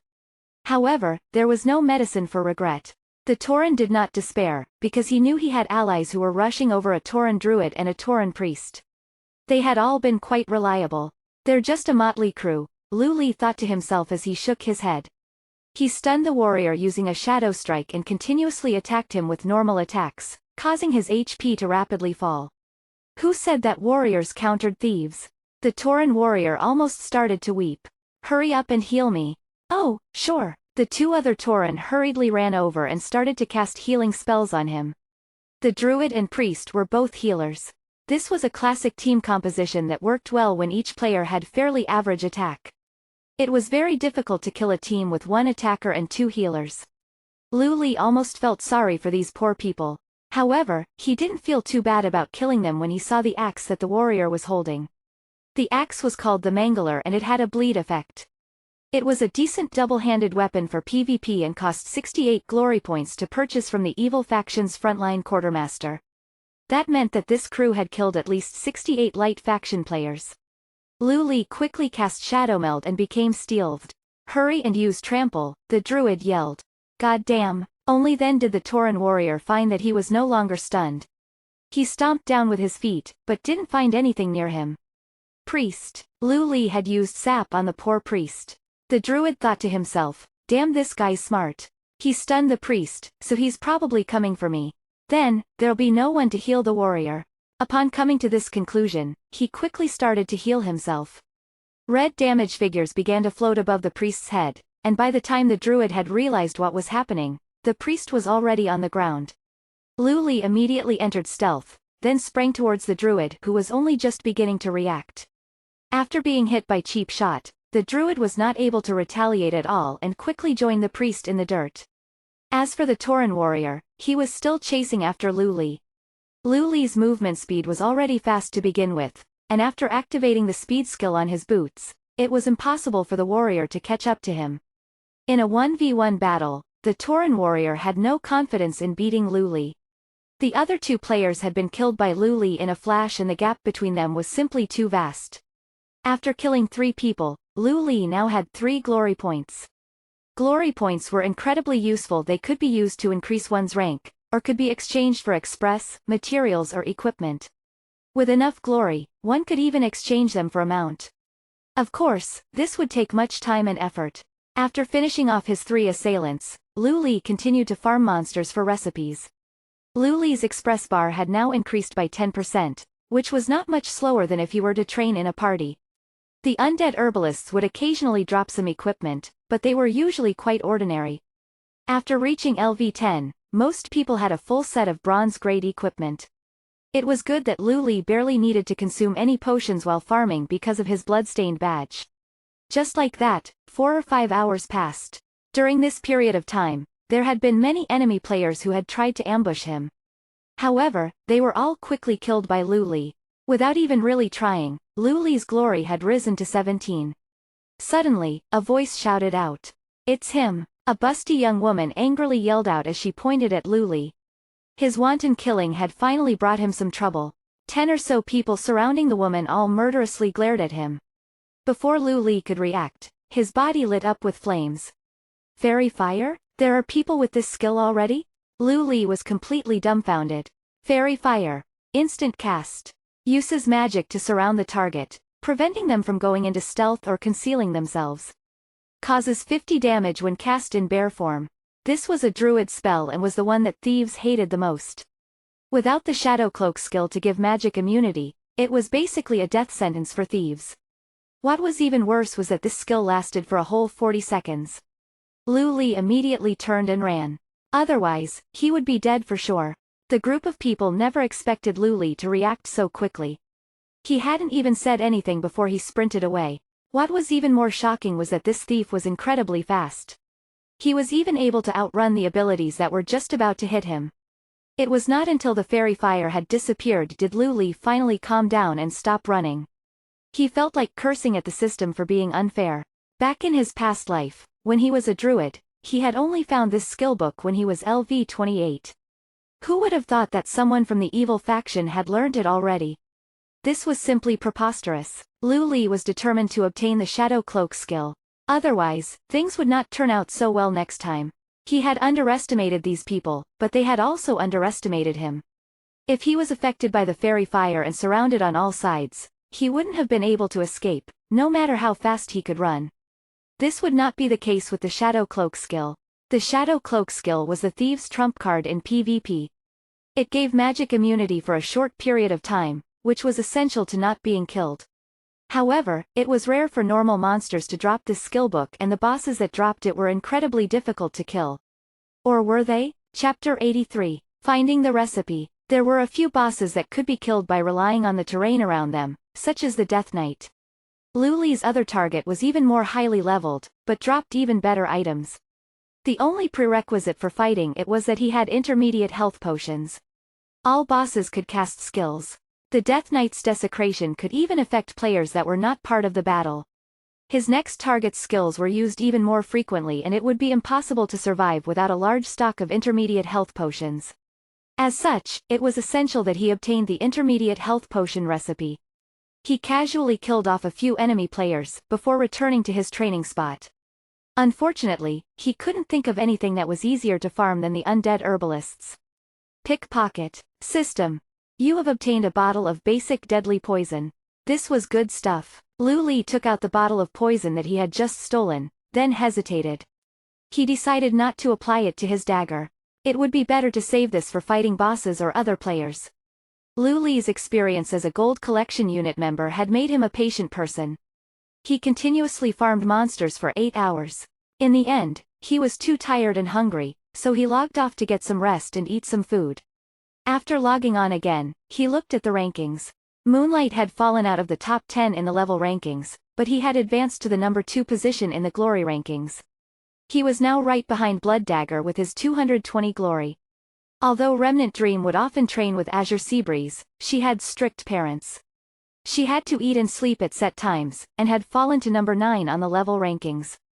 Azure Seabreeze was now LV14 and was the only LV14 player in Dawn. Apart from when he was eating, he never logged off. He didn't have real-life things to do like Lu Li and was a classic leveling addict. Although he was still LV13, Lu Li was quite close to where Azure Seabreeze was because he had solo killed a boss. Moreover, his attack was quite high, which made it incredibly easy for him to farm monsters. Lonesome Flower and March Rain were right behind Lu Li. They had been training with Azure Seabreeze and so were gaining Express quite quickly as well. Lu Li's goal for the day was to reach LV14. As for obtaining the intermediate health potion recipe, he had already started to lose hope. If you can't find it, then never mind. That's the problem with Dawn. What kind of game would make it so difficult to obtain potions? All the previous games I've played sold all kinds of potions in the shops, Azure Seabreeze said, as he chatted to Lu Li through a voice call. He was met with silence from Lu Li. Did you know that when you logged off to eat lunch, the blood red war flag killed a boss? It was a desert explorer or something, but I forgot what level it was. Apparently, it took 70-80 people to kill it. Lu Li still did not reply. He had foreseen that this would happen. After all, it was impossible for him to take all the good things. In the end, Dawn was a fairly balanced game. Moonlight would often die and Lu Li would have to run for his life when there were too many people. There were also bosses that anyone could kill. Lu Li knew that the Desert Explorer boss had a chance to drop the Explorer equipment set that was exclusive to hunters. However, this boss had a large spawn area and was difficult to find. Moreover, it would be impossible for Lu Li and his party to kill it. There's a bounty quest for killing you in the Mercenary Hall. I'm guessing that it was the Imperial Secret Service who made it. Azure Seabreeze continued to chat on, despite Lu Li's silence. Killing you once will earn 10 gold coins and the maximum number of times you can do it is 10. It's actually quite a bit of money. Do you want to help your bro become a little richer? Lu Li felt quite annoyed. He wasn't sure if he was more annoyed towards Azure Seabreeze, who was taking joy in his misery, or the Imperial Secret Service that wouldn't leave him alone. As he repetitively pickpocketed and killed monsters, Lu Li suddenly realized something. The system had told him that he had successfully stolen something, but he was so zoned out that he hadn't realized. He hurriedly opened his bag. Sitting in the second last space was a piece of paper. System. You have obtained, recipe, intermediate health potion. Lu Li stared in shock. He found it. He had finally found it. Recipe. Intermediate health potion. Recipe. Alchemy. Requirements. Intermediate alchemy, 120. Use. Teaches you how to create an intermediate health potion. Intermediate health potion. Immediately recovers 200 HP, as well as 20 HP per second for the next 10 seconds, will be cancelled if hit. Is not restricted by battle. Cooldown time, 60 seconds. When Lu Li took out the recipe, he almost cried. He had spent so much time and effort looking for it. Back in his past life, he had also obtained this recipe. However, this was after the game had been released for a year. As such, the recipe only sold for 20 gold coins in the exchange hall. Who knew how difficult it was to find these things in the wilderness? Even if someone offered him 200 gold coins to buy it right now, he would still refuse. At this point, Lu Li felt like vomiting when he saw an undead herbalist. He looked at the quest badge in his bag, and was blown away by the number it displayed. 2089. It had taken him a whole 13 hours. Lu Li immediately learned the method for creating the intermediate health potions. He didn't want to risk being killed by an enemy player and dropping it. He would probably blow up in anger if that happened.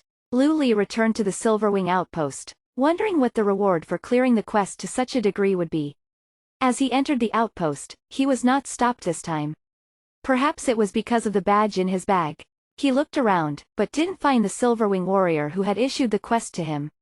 As such, he approached Vinda Nightwing, the commander of the outpost. Hello, What can I help you with? Lu Li took out the silver badge. I was tasked by a Silverwing warrior to complete the Bleeding Outsiders. Your courage is praiseworthy, my fellow kinsman. Please give me the badge, Vinda Nightwing said. After receiving the badge, the incredibly cool and calm commander's expression changed. Is there something wrong? Lu Li asked, perturbed. He had completed this task successfully in his past life. Could it be that killing too many was not good? No, you've done very well. I will give you the reward now. Vinda Nightwing regained her composure and put the badge away, then pointed her finger towards Lu Li's forehead. System. You have outstandingly completed the quest, the Bleeding Outsiders. You received glory points, express and fame. Lu Li's body flashed with light as he leveled up. Not only was he now LV14, his express was also 16% full. That meant that the quest completion reward had given him enough express to fill up around 20% of his express bar. He had done much more than was required of him. If he had asked, the NPC would have told him that the number of undead herbalists he was required to kill was 20. The rewards would only increase after killing more than 500 monsters, so barely any players bothered with this. No one would farm those monsters as repetitively as he had. Not only had he spent nearly an entire day, he was also able to kill the monsters much faster than other players. The number of monsters he had killed would take other players 3 to 5 days to kill. Chapter 84. Top in both rankings. It wasn't impossible to do what he had achieved, but there were two prerequisites. Firstly, there had to be very few people farming there, ideally just one. Otherwise, there would not be enough monsters. Secondly, the player had to be incredibly patient like Lu Li, being able to farm for more than 10 hours without getting bored. Most players were here to enjoy the game, not to play themselves to death. Azure Seabreeze was an exception. Just as he had thought of Azure Seabreeze, he heard him ranting again. Goddamn it, Azure Seabreeze cursed. What the hell did you do, you monster? Can you talk like a decent person? Lu Li quickly turned the volume down. Why was he acting so explosively? Look at the rankings, look at the rankings. How am I going to keep living? I've been killing myself to level up, but I've been overtaken by you. Not only did you overtake me, you also trampled all over Moonlight as well. Lu Li had no idea what he was talking about, so he opened the rankings. First place in the level rankings. This wasn't unexpected. He had received a considerable amount of express from completing the quest. However, he was also first place on the glory rankings. Lu Li quickly opened his stats page and saw that his glory had reached 285. He clearly remembered that he originally only had 20-30 glory, which was all earned from enemy players who insisted on attacking him.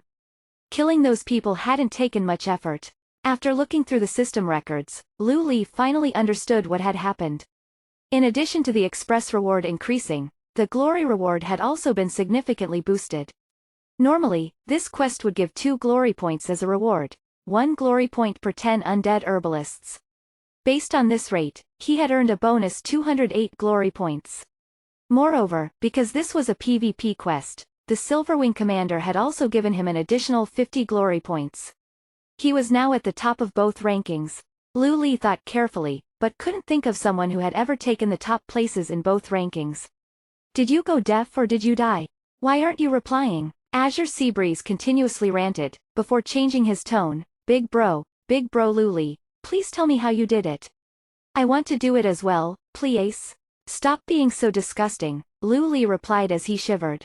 However, he still told Azure Seabreeze exactly what he had done. Over 2,000? Goddamn, you're an absolute madman, Azure Seabreeze howled. Can you ask the NPC how many monsters you need to kill to unlock that bonus?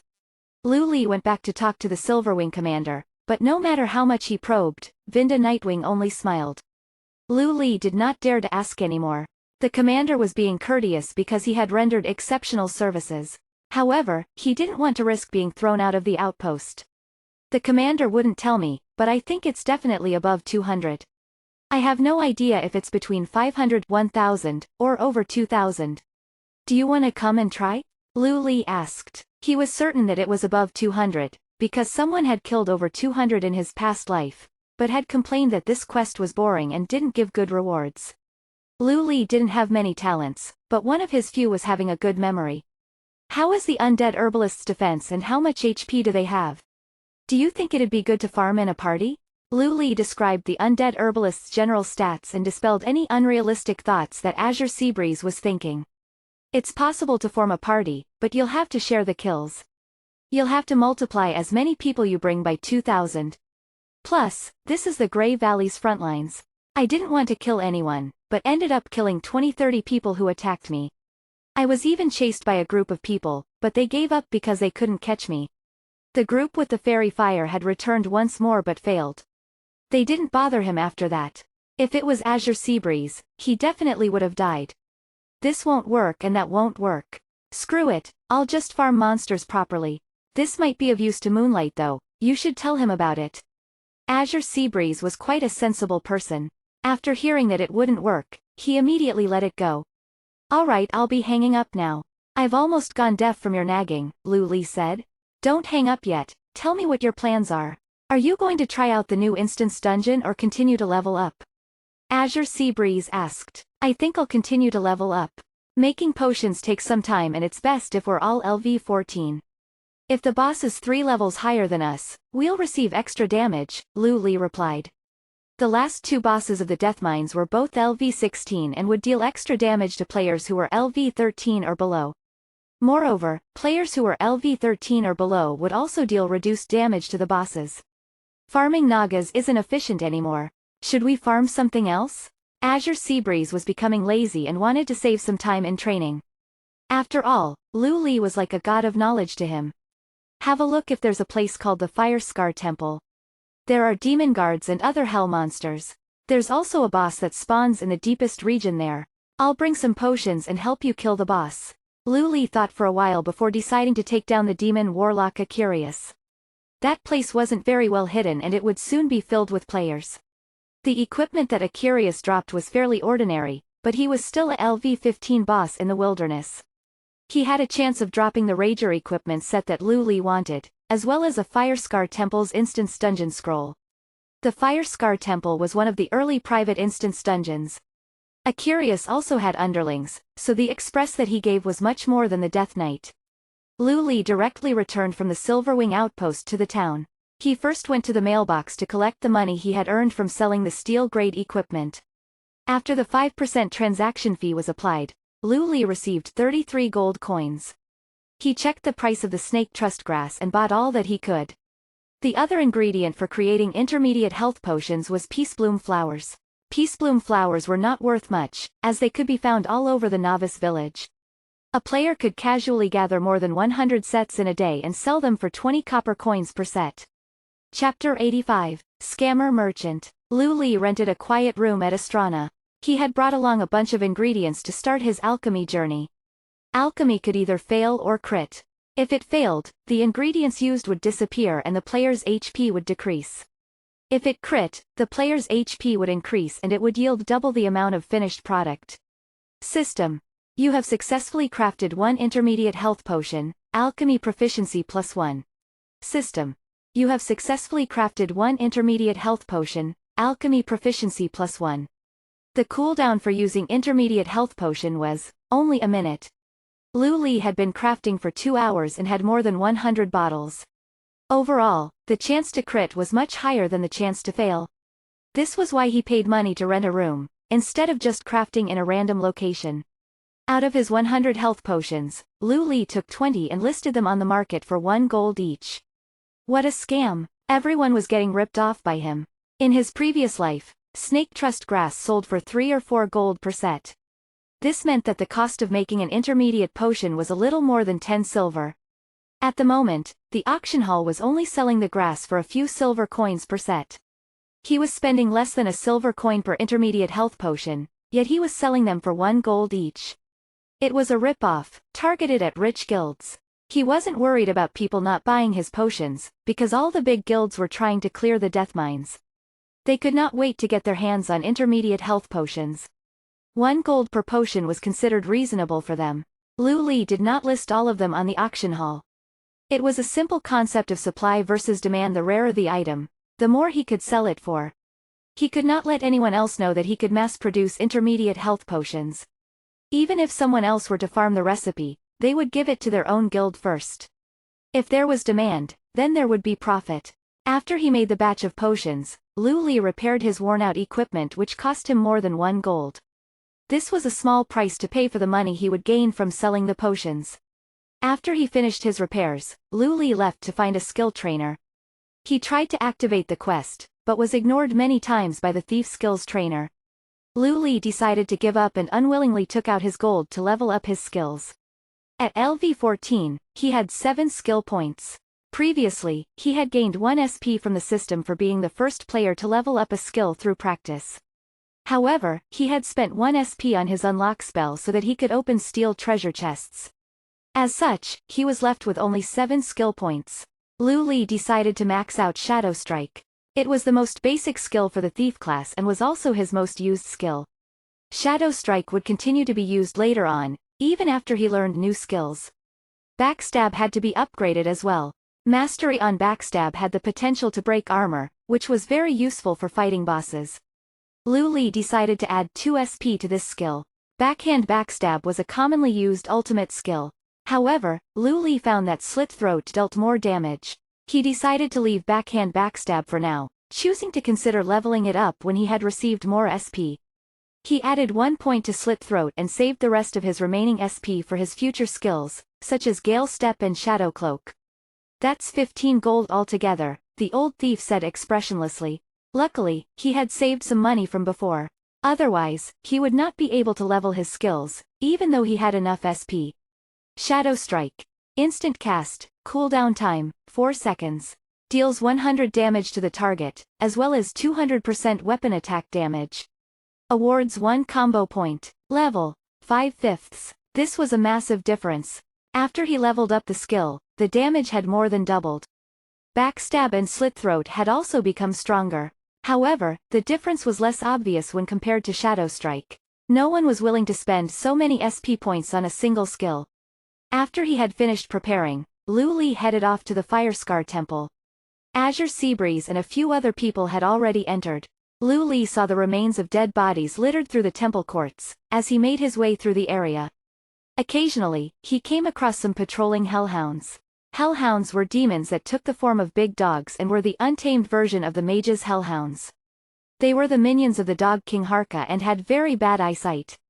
Hellhounds could accurately sense any surrounding magic and would use this ability to hunt their prey. Since Lu Li was a thief, they passed by him unknowingly. This didn't matter, however, as he killed them because they were good express. Eventually, he came to the place where demon warlock Acurius spawned. Azure Seabreeze and the others were nearby killing mobs. When they saw that Lu Li had arrived, they quickly finished off their targets and gathered together. "Aren't you going to say anything?" Azure Seabreeze asked. "I've never killed it. What can I say?" Lu Li handed out the intermediate health potions and applied the poison he had found to his dagger. He had saved this poison for a time of need. Today was that time. Acurius had a massive body, with hoofed feet and crimson wings that extended from his back. He wielded a green, burning sword and wore an Archimonde insignia breastplate. In some ways, Acurius looked more awesome than the Cynocephala Elder. Azure Seabreeze approached the boss carefully. Acurius opened his eyes slowly, which looked sinisterly empty and radiated a green light. "Team, let's get him." Azure Seabreeze cried out loudly and charged towards the boss with his shield and sword. Lu Li had already snuck behind the boss, and when Azure Seabreeze had built up enough aggro, he used Cheap Shot. Immune. Now he remembered. Demon monsters were immune to stuns. He had no other choice but to fight him head-on. System. Shadow Strike skill completion 91%, resulting in 160% skill damage and stunning the target for 2 seconds. Although the boss was still stun immune, the damage that this dealt was still very high. The numbers that appeared above Acurius shocked everyone. "Why do you do triple my damage?" Lonesome Flower was truly astonished. He thought that his equipment was a similar level to Lu Li's. He had silver grade equipment, but his damage was much lower. "Acurius is immune to 20% of magic damage dealt," Lu Li explained. "That still doesn't explain why you do triple my damage, big bro. My magic damage is damn high." Lonesome Flower felt like he was a failure in the eyes of little sister. "My Shadow Strike completion is at 90%, so it deals 160% skill damage. Plus, my skill is already maxed." In front of his teammates, Lu Li had nothing to hide. At 160% skill damage, his Shadow Strike was dealing the same damage as a critical hit. Why did you put all your SP on a trash beginner skill? Azure Seabreeze also did not understand. There are no trash skills in Dawn. Everyone has a skill they use the most. If you want to be a pro, you have to max the skill you use the most, Lu Li said, as he corrected their misunderstanding. Traditionally, in online games, beginner skills would be replaced by higher-level skills later on. Dawn on the other hand was completely different. Shadow Strike would always be used by thieves. A magician's Frostbolt would always be their main skill. For priests, Flash Heal was their most reliable healing skill. Finally, if you took out a hunter's arcane shot, they wouldn't be able to fight mobs. Chapter 86. It Can Fly. Lu Li took a step back, twisted his wrists and stabbed straight into the boss's spine. System. Backstab skill completion 83%, resulting in 95% weapon damage. Rank 1 Armor Pierce effect. Acurious entered a state of pierced armor. Demon-type bosses were immune to stuns, but they were not immune to armor-piercing effects. You upgraded this skill as well, right? Lonesome Flower feared that the gap between him and Lu Li was widening. This made him very mad. Of course, I increased it by 2 levels, Lu Li replied. What should I level up then? Lonesome Flower asked shamelessly, aren't you a Frost Mage? Frost Bolt, Blizzard, those two are essential. When you learn Water Elemental, level that up as well. Lu Li was an expert at this, but knowing too much beforehand was not fun. Not everyone treated this game as a job like he did. Discovery and experimenting with the game was part of the fun. You put the intermediate health potions on the market? Azure Seabreeze asked. Yeah, for 1 gold. Lu Li said, as he looked through the world chat. Brother Lu Li, you're such a scammer, Remnant Dream said, making faces at Lu Li while her pet chased Acurious. The poison damage is pretty impressive. Was this the poison you applied before? March Rain inquired. Careful, the boss is using his skill. Azure Seabreeze, raise your shield, Lu Li reminded him as he stared at the fireball that was forming in the boss's hands. Azure Seabreeze raised his shield and braced himself. Prepare to face Acurious's wrath. Fire rained down upon them while a gigantic fireball trailed behind. Evil Sacrifice. Evil Fireball. As the 2 skills hit Azure Seabreeze, damage continued to appear above him. 85, 560, 85, 85, 85. Evil Sacrifice was also an AoE debuff skill, so everyone had damage figures appearing above them. Azure Seabreeze had high defense which negated a good portion of the damage, but he still took 85 damage per second. It was even worse for everyone else. Remnant Dream and Lu Li took more than 100 points of damage, while Lonesome Flower and March Rain, being mage classes with high magic defense, still took 89 points of damage. It was fortunate that everyone had upgraded their gear and had more than 1000 HP. If not, half of them would have died. The boss continued his assault and rained down fireballs. The dark, red fireballs continued to bombard Azure Seabreeze. March Rain had already learnt Flash Heal, which had a lower cooldown and faster cast time than her normal healing skill. Her healing had increased and become more impactful. Each Flash Heal restored more than 200 HP. Azure Seabreeze had also drunk an intermediate health potion and managed to survive. This damage absorption was way beyond Lu Li's expectation. Any other main tank would have died to that barrage of attacks. Lu Li had never personally fought Acurious and had only read on guides on defeating him. Most of them recommended to bring 2 main tanks. After everyone had managed to recover their HP, there was another animation, a summon. Arcane energy formed blue symbols on the ground and Acurious slowly conjured up 2 hellhounds. Quickly, get rid of them. Those monsters drain your mana, Lonesome Flower and March Rain yelled at the sight of the hellhounds. The siblings played classes that relied heavily on mana, so they had to quickly get rid of them. Lu Li also knew the consequences of this. If the healer was out of mana, the whole team would die. He charged and attacked one by himself, while Remnant Dream commanded her little cheetah to handle the other. Lonesome Flower panicked and casted a barrage of skills on the hellhounds that flew everywhere. You don't seem as powerful when you're fighting the boss. Azure Breeze mocked him. The normal mobs can drain all of my mana in 3 hits. These elite hellhounds can probably drain all of my energy in 3 hits. I don't know what the game company is doing. Where is the counterplay? Lonesome Flower complained. Lu Li used backhand backstab on the hellhound, which went flying and died. The second Hellhound cast Magic Burn on Lonesome Flower. Lu Li was unable to do anything. He could only watch as Lonesome Flower's mana dropped by a third. Luckily, the team ganged up on the Hellhound and killed it before it could do anything else. I desperately need the Awakening skill book, Lonesome Flower sighed heavily. There were already magicians on the forum that were bragging about this skill. It could restore 30% of one's maximum mana at LV1, increasing to 60% at LV5. However, Lu Li also knew that at max level, it would restore HP by 20% as well. The game was unfair to mages? They had crowd control, AoE, invincibility, critical strike, teleportation, stealth, doppelgangers and a variety of shields. Mages were overpowered in this game. Of course, that was only if one had unlocked these skills. As for the Awakening skill, players only received it if they were lucky. Lu Li couldn't help him with that even if he wanted to. Are we able to defeat this boss? Lonesome Flower asked. It's not even at half HP yet and we're already struggling. Who knows what kind of stuff it will pull out later. Lu Li couldn't help but roll his eyes. How should I know? I just know that there was a LV15 boss here. As for how powerful it is, only the system knows. So, you're not all powerful like we thought. Lonesome Flower, March Rain, stand behind Remnant Dream.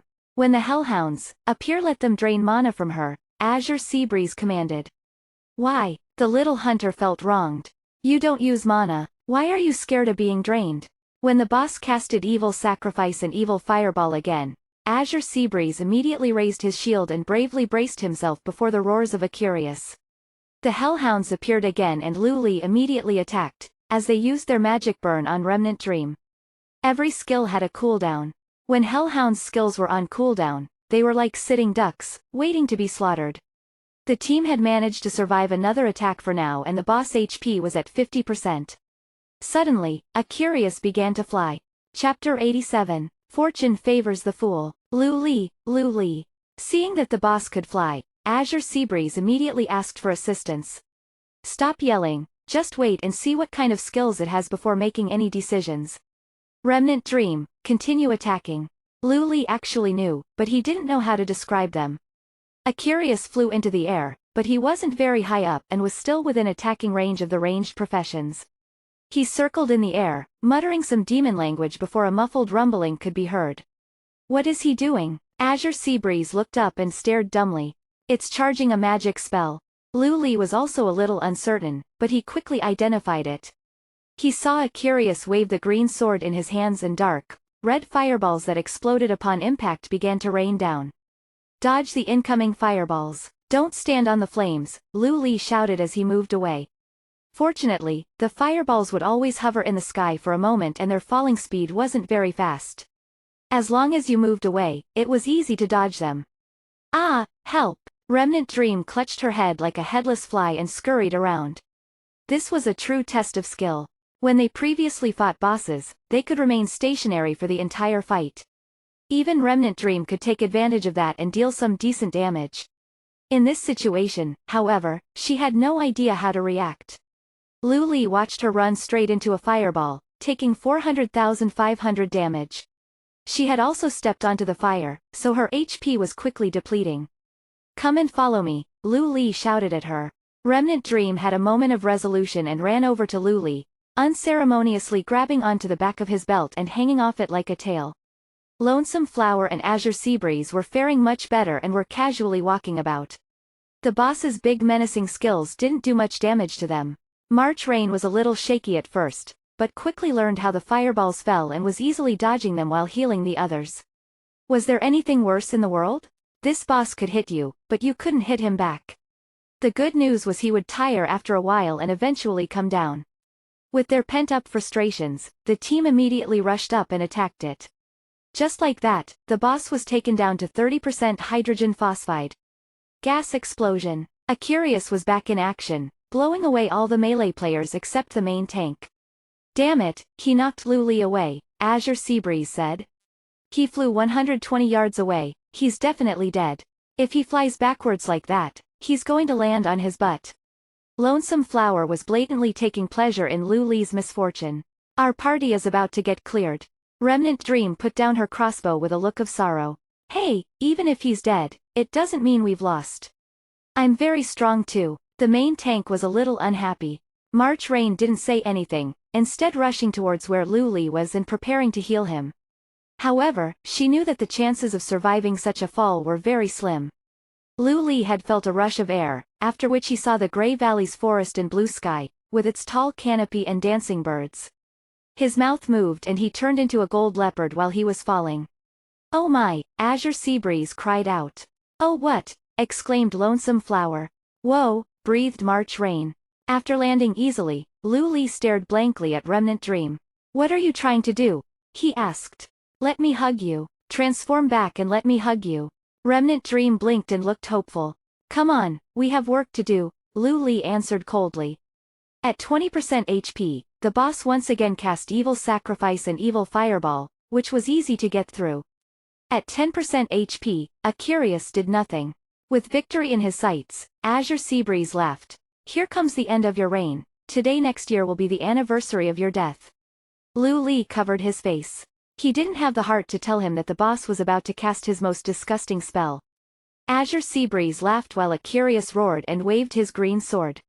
Everyone began to run around like headless flies. Fear roar. All targets within 200 yards were affected by a 6-8 second fear. Aquarius went berserk, mercilessly laying into Azure Seabreeze's body. 450, 600, 800, 1000, 1200. Wah! Azure Seabreeze returned to normal for a moment, before his vision went black and white. The tank was down. March Rain put down her magic staff and looked at Lu Li. "Heal me. Everyone else, DPS the boss is almost dead." Lu Li blocked the boss, furiously waving his dagger. Fortunately, the boss's berserk ended with the fear, so Lu Li only took 500 damage. Lu Li downed an intermediate healing potion, which brought him to full HP with March Rain's heal. He cast Slit Throat on the boss, which had a bleed effect. Part of Lonesome Flower's attacks were being resisted, so his damage to the boss was not even remotely close to Lu Li's. The boss' HP was finally grinded down and Aquarius was unable to continue carrying his sword. He sighed before proclaiming, "One day, I will return to my original place, the Abyss." System. Players Lu Li, Azure Seabreeze, Lonesome Flower, March Rain and Remnant Dream have achieved the first clear on the wild boss Aquarius. The world announcements were once again filled with excitement, but some didn't bother checking because they saw Lu Li's name. They had accepted this to be normal. There was actually quite a handsome amount of Express. Lu Li's Express bar rose by 8%. The rescued Azure Seabreeze was sad, because he didn't receive this and had also lost 10% Express from his death. His second-place seat was now in danger, as Lonesome Flower reached LV14. "Whoa, the system gave me a skill point. Did you guys get it?" Remnant Dream was happy. She had spent a lot of time with this group of experts and knew that skill points weren't easy to come by. "Nope," March Rain replied as she shook her head quietly. "Good work," Lu Li said. He didn't have the strength for banter. "The heavens are blind," Azure Seabreeze muttered as he sat on the ground. "Fortune favors the fool," Lonesome Flower cried, with tears running down his face. Chapter 88, Instance Dungeon Scroll. Even a fool would know that they had gotten a good thing. Remnant Dream grinned as she went to pick up the equips that the boss dropped. "Oh, a one-handed sword. Big Brother Seabreeze, this is yours." The little hunter ran back and offered him the loot. Hellreaver, Steel, Damage 3042, Strength +8, Constitution +5. Special Effect, Armor Piercing. Certain probability to cause a 20% armor break to the target. Cannot be stacked. Equipment requirement, Level 15.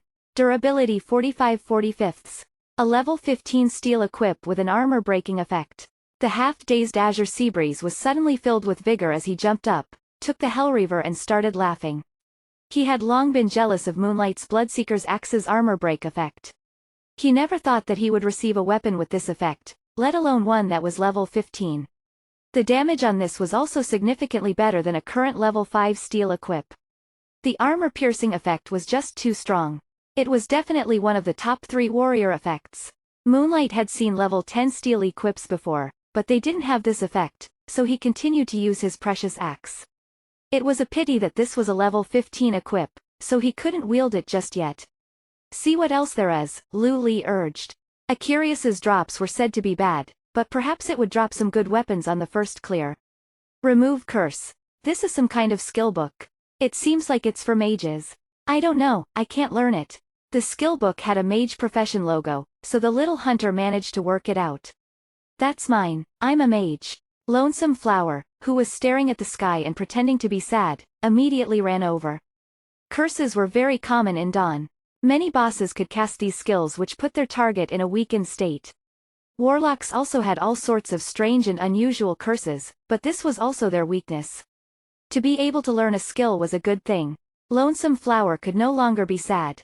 What else? Lu Li was a little disappointed that he couldn't use it. A bronze belt for priests, which is for Big Sister March Rain.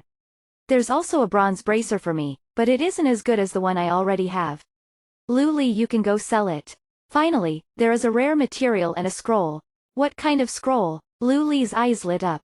Fire Scar Temple Common. With this scroll, you will have 3 days to enter the ordinary difficulty Fire Scar Temple.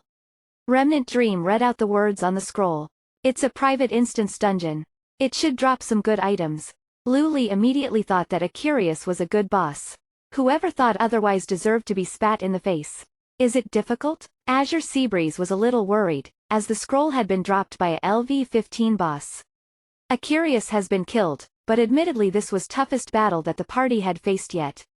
Its dungeon couldn't be that easy, even if it was only regular difficulty. We have 3 opportunities to clear the instance dungeon, but after 3 days the scroll will disappear. Even if we can't do it, we'll have to try, Lu Li laughed bitterly. How about we go kill Gallagher once today, again tomorrow and also tomorrow's Acurious. We can kill a few more bosses and get a few more steel equips before people realize. Being a girl, March Rain was more careful than the others. Her suggestion didn't make sense, however. Why would they go back to a lower level area? The transfer cost money. It does make sense. Azure Seabreeze exclaimed as he clapped his hands. We can raise some money by selling things in the exchange hall. Lu Li seemed to be suddenly lost in thought, but he realized that this was the normal mentality. Spending some money at the exchange hall or trading farmed equips for others were effective ways to increase their strength. It was not as though he had a choice. Ever since his rebirth, everything he had done was to earn money because of the despair he had faced. He couldn't let a single gold coin go to waste. Let's return to the city and go the Dark Ravine. Lu Li put the rare materials in his bag and started channeling his teleport. He still had some intermediate antidotes from last time, but he bought a few more from the exchange hall. A group of people headed straight to fight the boss. Whispering Forest had many novice villages and each one had its own kids of boss. It was too bad that Lu Li couldn't think of any bosses other than the one in Snake Valley, so his plan of clearing out the novice village bosses couldn't be executed. There was still no one fighting the snake boss and they had prior experience. With a new tier of equipment, there was no way they were going to lose and Snake King Gallagher eventually fell. Snake Skin Shoulder Pad, Steel, Defense 15, Strength +6, Agility +4. Equipment requirement, Level 10. Durability 30 seconds. This was a leather equip for warrior thieves. Its properties were average and it didn't have a special effect. After all, it was only LV10. However, it was still much better than the bronze shoulder pads that Lu Li had on, so Lu Li gladly took it. Another item that was dropped was a steel magic item, but what Lonesome Flower had was better. The group decided to sell it to raise funds for the transfer, which was really a monetary sinkhole. A single return trip cost them 10 gold. If it weren't for this boss's guaranteed express and rare material drops, going back to fight the novice village bosses wouldn't be worth it. Taking advantage of the little time they had left, they quickly cleared the elite difficulty spider lair, which dropped 2 LV5 steel equips. No one needed them, so they were consigned to the exchange hall. The intermediate health potions that he had consigned were almost all sold out. Of the 20 bottles he had put up for sale, 15 of them had been sold. The remaining 5 weren't getting any attention. This result was a little unexpected. Lu Li had predicted that those who were capable of doing the death mines should have been on a mad rush to buy these. In fact, he had idealized the situation. He had only put in 20 potions so that they wouldn't attract attention, but this was already too many. Intermediate health potions could only be dropped by LV15 plus monsters at an extremely low probability. The exchange hall had only ever seen 1 or 2 of them at a time and they were always marked at absurd prices. The big guilds immediately understood that someone had learnt to make this potion the moment that 20 of them had appeared at once. They also knew that this person wasn't part of a guild. Otherwise, they wouldn't be selling it. 20 bottles weren't enough to keep them safe in the death mines, so the guilds decided to wait and look into who had learned the recipe. Once they found him, they would immediately try to win him over. Moreover, the smaller guilds had no desire to clear the dungeon. This was a time to live frugally and develop the economic strength of the guild. The only buyers left were the adventurous casual players who liked taking risks and had bought the potion for their protection. These were the people that had bought the 15 potions. Lu Li thought for a moment and slowly began to understand what was happening. He simply put up the rest of the 50 health potions up for sale. This would be enough for a group to clear the death mines. Someone would definitely go for it. He was still carrying a few dozen gold coins, so he looked around for cheap snake trust grass and spent all his money on it. The intermediate health potion recipe would probably be farmed out in the next few days, so this was his last opportunity. In reality, the price of snake trust grass had risen a few times. 20 silver was considered cheap now, but most people sold it for 50 silver per set. As long as someone was buying it, the prices would continue to rise. Lu Li used the rest of the time to create the health potions. He did this until he was unbearably tired, before going offline to sleep. Chapter 89. Death Mines. This time, Lu Li was successful.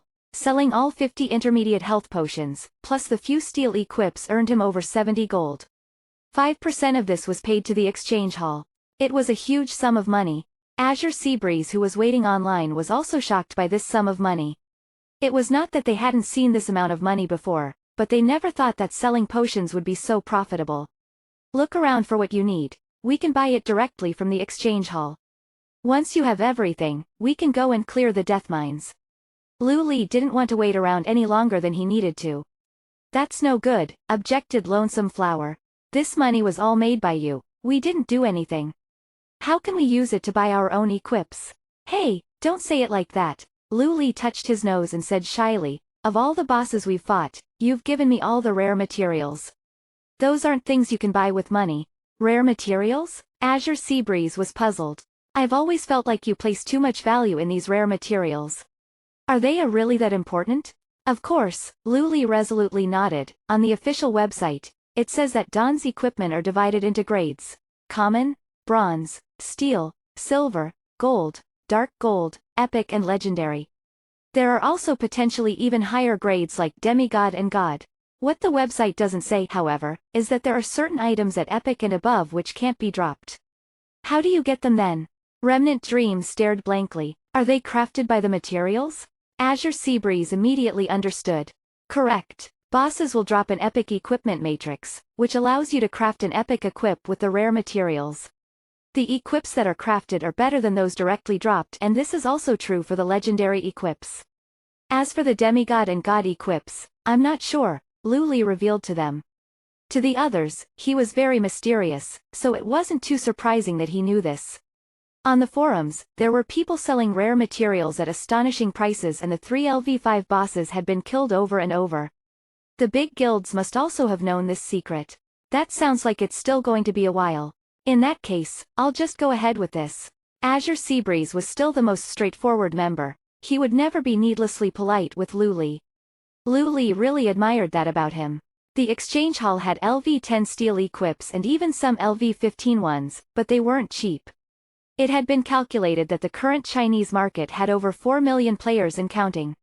In order to accommodate for this huge number, there were thousands of novice villages like the Shadow Valley and hundreds more towns. Having this many locations naturally meant that there were many bosses. There would always be a supply of boss-dropped materials on the market. Lu Li was currently equipped with steel-grade shoes, a shirt, pants, gloves, bracers, a main weapon and a long-ranged weapon. His belts, cloaks, and headgear, however, were bronze. As for his 2 badges, 2 rings and necklace, he was already incredibly fortunate to just have these items. He would definitely not be looking to replace them anytime soon. All he was looking for was a cloak, belt and some headgear. Nothing really caught his eye, even after a thorough search. So, he spent a dozen silver to buy a LV10 bronze cloak that gave a few more attribute points than his LV5 one. There were a few steel headgears though. Lu Li eventually decided on spending 5 gold for one of them. Sword Dancer's hat, steel, armor 13, agility +6, Constitution +2. Equipment requirement, level 10. Durability 22/30. This equip was satisfactory for his needs. There wasn't anything much better than this, but the 5 gold price tag was quite hefty. However, this still easily afforded by Lu Li. Light belt, steel, armor 16, agility +8. Special effect. Certain probability to deal 20% extra damage. Level requirement, level 10. Durability 16/30 seconds. This belt was good, but its price was very steep, at 9 gold. Lu Li hesitated for a moment before buying it as well. He also searched for skill books. There were barely any skill books in the exchange hall, especially those for thieves. This was unfortunate. The most commonly available skill books were for druids. Lu Li thought for a while before giving up. His cheetah form could only learn 2 skills, so he needed to consider this very carefully. Lu Li also helped Remnant Dream pick out 2 pieces. Once everyone had picked out their equipment, the 70-80 gold he had earned was completely spent. Everyone's equipment was already excellent, so their overall strength didn't increase by that much. Lu Li also let Azure Seabreeze find some supplementary tools for the upcoming instance dungeon, while he ran off and rented a quiet room to craft a few dozen intermediate health potions. After this, he consigned another 50 bottles to the exchange hall. It was time to go to the death mines. It was said that the gold deposits in the death mines could increase the wealth of Stormwind by 1/3. In the First Orc War, the mine was abandoned because according to legend, it was haunted. This lasted until the day a ragtag group of kids formed the Defias Brotherhood and occupied this maze. They used it as their base of operations for the destruction of Stormwind City. The story of the Defias Brotherhood was a long one and won't be expanded on here. As they entered the instance dungeon, the path led them along a winding cavern. As a thief, Lu Li was in charge of navigating, while the others followed him. He stopped when he reached a fork in the path and after some careful observation, he pointed to the side of the small cave and said, "Look, there is an NPC." Azure Seabreeze and the others looked carefully and saw a half-dead NPC behind an abandoned minecart. If one didn't look carefully, he would be difficult to spot. Seeing that someone was coming, he struggled to get up. "Dear adventurers, how are you? Who are you? Why are you in this place? I hear this is the base of the Defias Brotherhood." Lu Li stepped forwards and began to talk to him.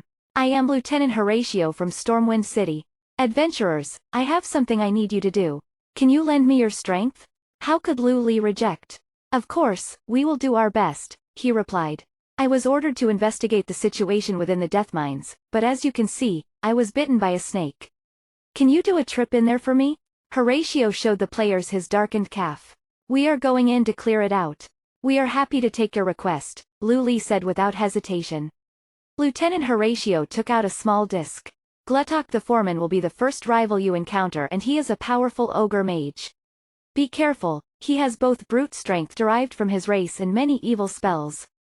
Bring this communication device so we can keep in touch when conducting the investigation." Lu Li took the small disc and the system prompted him that he had accepted the Death Mines quest. Chapter 90. The Relaxed Old One. The group quickly encountered monsters.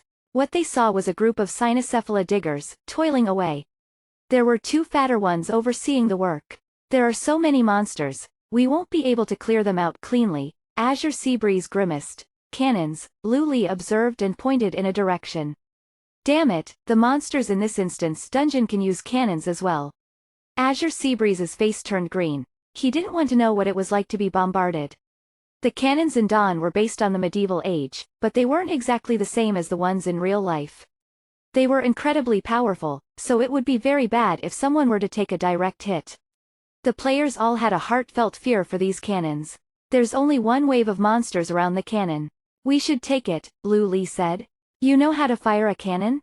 Azure Seabreeze was confused. "Firing a cannon in a game is easy. You don't need to do it properly," Lu Li explained. "You go in first and stun the gunman." "I don't want to get hit by that," Azure Seabreeze gestured at Lu Li. Lu Li shrugged and entered stealth.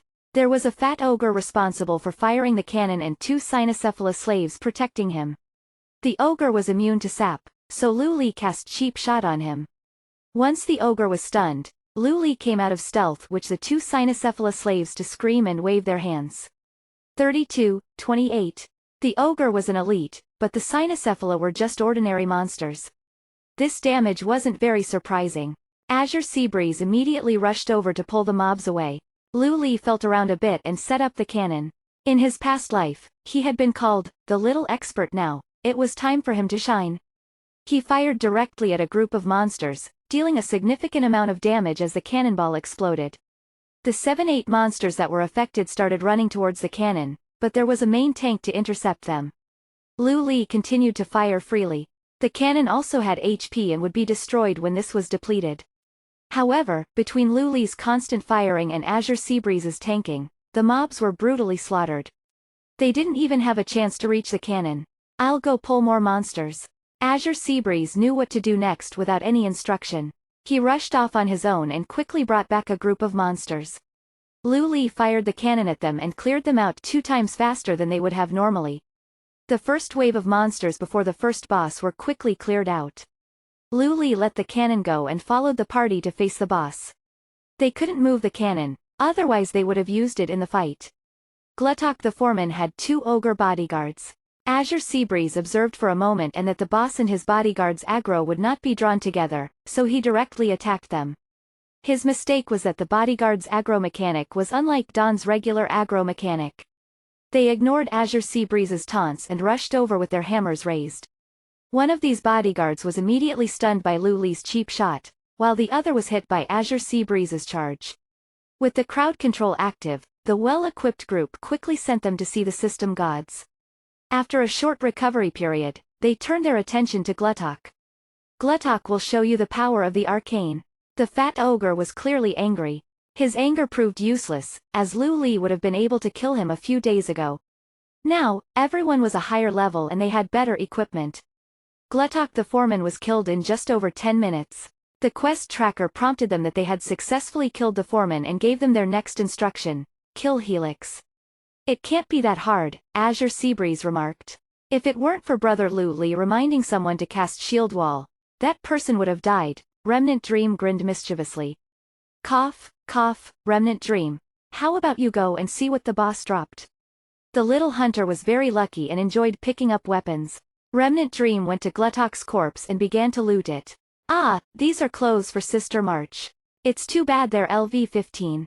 She had picked up piece of steel clothing with decent attributes, but its requirements were a bit too high.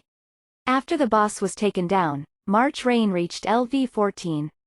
She would be able to equip this after one more level. "What else is there?" Azure Seabreeze stared expectantly at the little hunter. Remnant Dream felt around and replied, "There is a LV-15 bronze equip, 2 pieces of magic patterned cloth and an intermediate potion. That's it. Well, this is the first boss. You can't hope for too much, let's keep going." Azure Seabreeze inhaled with disappointment. Only Lu Li knew that Dawn was a stingy game. It was best not to have high hopes for the coming boss either. The fact that the first boss had dropped a steel equip was probably because of the first clear bonus. The probability of a steel drop was normally very low. After Gluttok the foreman fell, a stone door on the mountain behind them had opened up. Upon entering the stone door, they faced a different kind of monster: supervisor Brother Bulin and Mine Bunny Girl. The former could cast a compelling roar which raised its own attack speed by 50% and excitement, which dealt shadow damage to its target and reduced its movement speed by 50%. The latter would throw a plate to lower the target's attack speed by 30% and movement speed by 50%. The difficulty had significantly increased, but this was not enough to stop the advance of Lu Li and his team. Before long, they stood before the second boss, Helix. Helix was actually a foreigner to the Death Mines. He was originally a Bilgewater cartel craftsman, but had received a large sum of money from the Defias Brotherhood to come and work for them. Being a shrewd goblin, he quickly took up the offer and renounced his allegiance to his previous employer. Helix was riding on the body of a mechanical monster. Players needed to deal with the mechanical monster first. During this process, Helix would lay hidden mines around the giant room which would explode when stepped on, causing all players within 4 yards to be damaged and knocked back. If they were unlucky, the knockback could land them onto another mine. Fighting this boss therefore required the use of intermediate healing potions. Otherwise, the pressure would be too great. Helix was called the Party Killer for a reason. Chapter 91. Repeated Party Wipes. "I've got it," said Azure Seabreeze, as he waved his sword and rushed towards the boss. "Hey!" Lu Li didn't have time to stop him and could only watch as the heavily armored main tank rushed past him.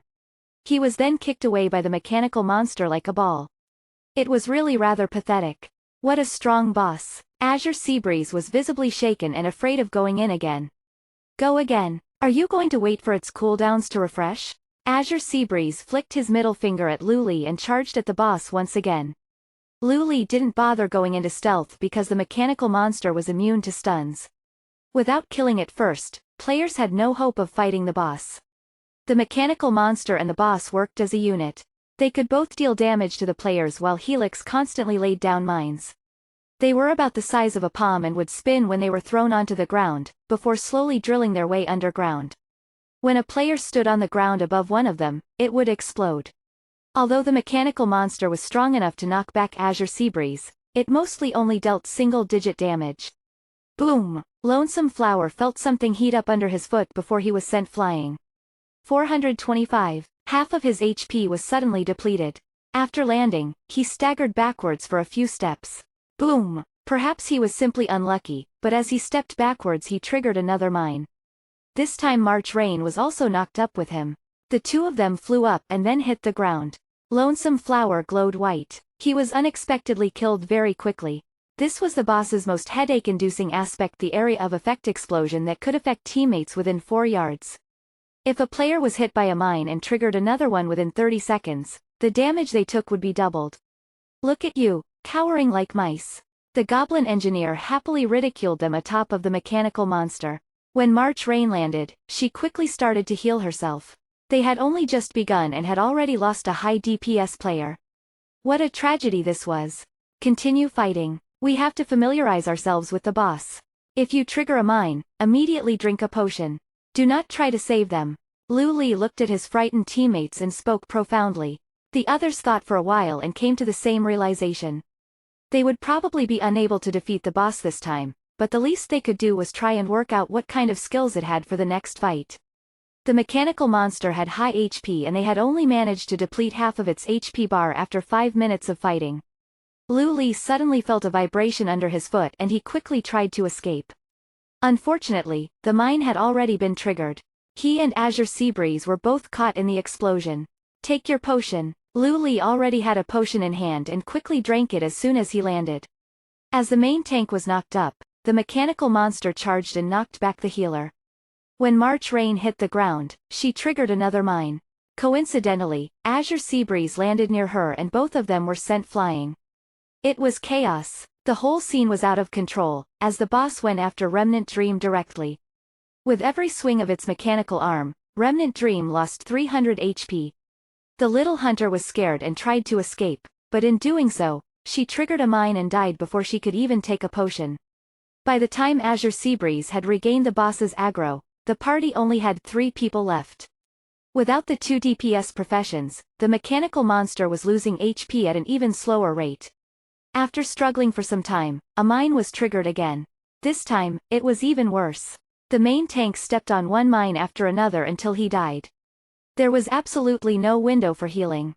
Without a main tank, the other 2 quickly turned and ran, but the room was closed and there was nowhere to go.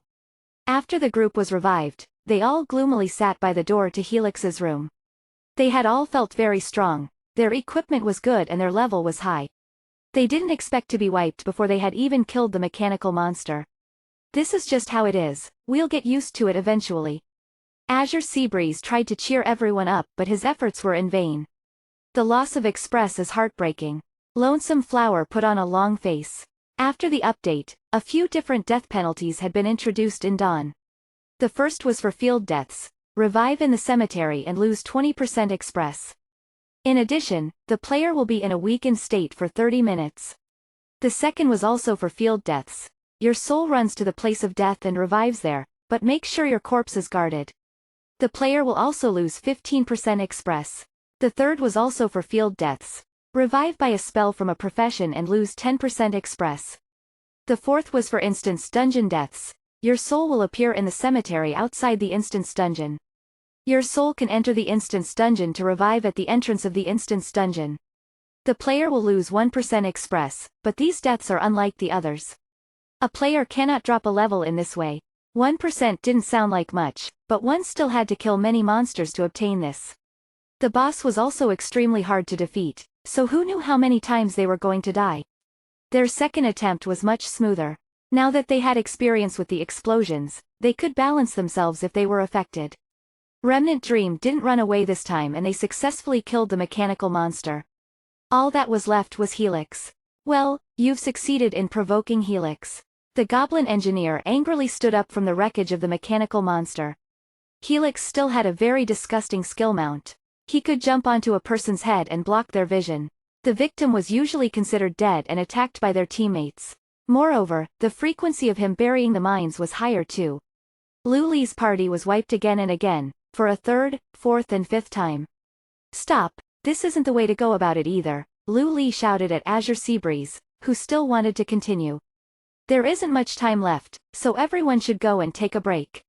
Think about how we can beat the boss while you're at it. The others were physically and mentally exhausted, so they didn't object. In reality, Lu Li already had a strategy, he just didn't want to say it out loud. Fighting instance dungeons required a great use of teamwork and various focused tactics. There was a strategy and skill to fighting every boss. Lu Li knew many strategies because of his rebirth, but they were still very limited. When he eventually ran out of strategies and they had to face an unfamiliar instance dungeon, what would they do?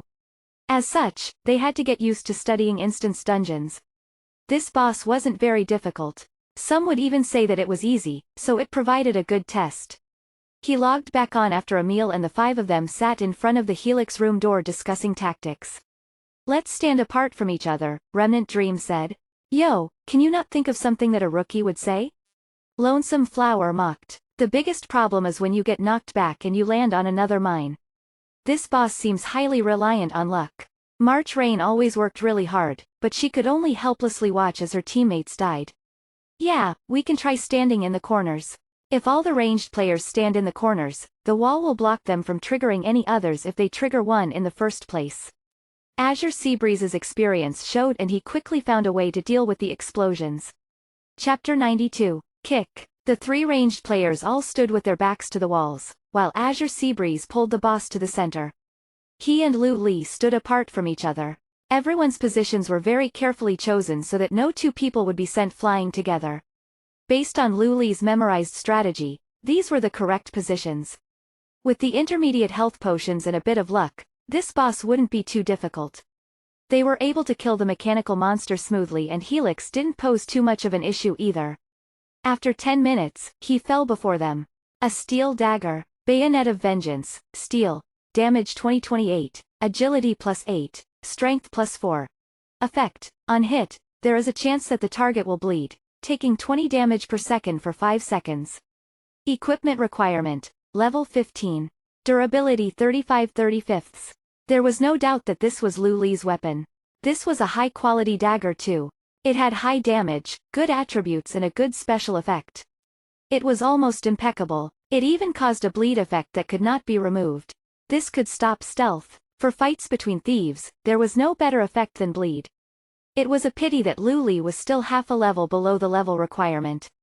After killing Helix, the express that everyone had lost was mostly regained. No one got a skill point reward this time. It seemed like the probability of getting one was very small. According to the quest tracker, the third boss was called Death God 5000. It sounded like a very scary name, but it was really just a mechanical harvester. Around it stood 4 mechanical monsters. The Death God 5000 would start to move after the 4 mechanical monsters had been killed. This boss wasn't really difficult to defeat and didn't require any special strategy. As long as they dodged its swiping attack, which was like whirlwind, they would be fine. The only difficult part of the fight was when the room would periodically be filled with molten slags. Molten slags were a fire elemental monster with a molten shield that dealt 4,000 damage to surrounding enemies. Currently, no one could tank this kind of damage. Fortunately, there was a machine next to the boss, the prototype harvester. It was activated when the fight started and could be operated by anyone. It had high damage and was immune to shield damage. It could also crowd control the molten slags, which would allow the ranged players to quickly wipe them out. The small Shin Shin mercenary group killed the boss in one try without losing a single member. It was too bad that this boss was really stingy. It didn't drop a single steel equip. It only dropped 1 bronze equip and an engineering material. The fourth boss was the Piercing Heart Wolf General. In Don's lore, James Harrington was cursed to become a Worgen. In that one unfortunate night, he destroyed his beloved family and his maritime career. After that, he renamed himself the Piercing Heartwolf and fled to the western wilderness. He later accepted his appointment by the Defias Brotherhood to command their fearless ships. This boss didn't have any special active skills, but had one passive skill: Bloodlust. Bloodlust slowly increased the boss's attack speed and damage. The longer the fight went for, the more unlikely his defeat became. This was the reason why Lu Li had asked everyone to level up before going into the death mines. If they were 3 levels lower than this boss, then the damage reduction and its own damage buff would be too much to overcome. They would simply be unable to kill the boss in a short enough time frame. Once the main tank was killed, the rest of the team would soon go down with him.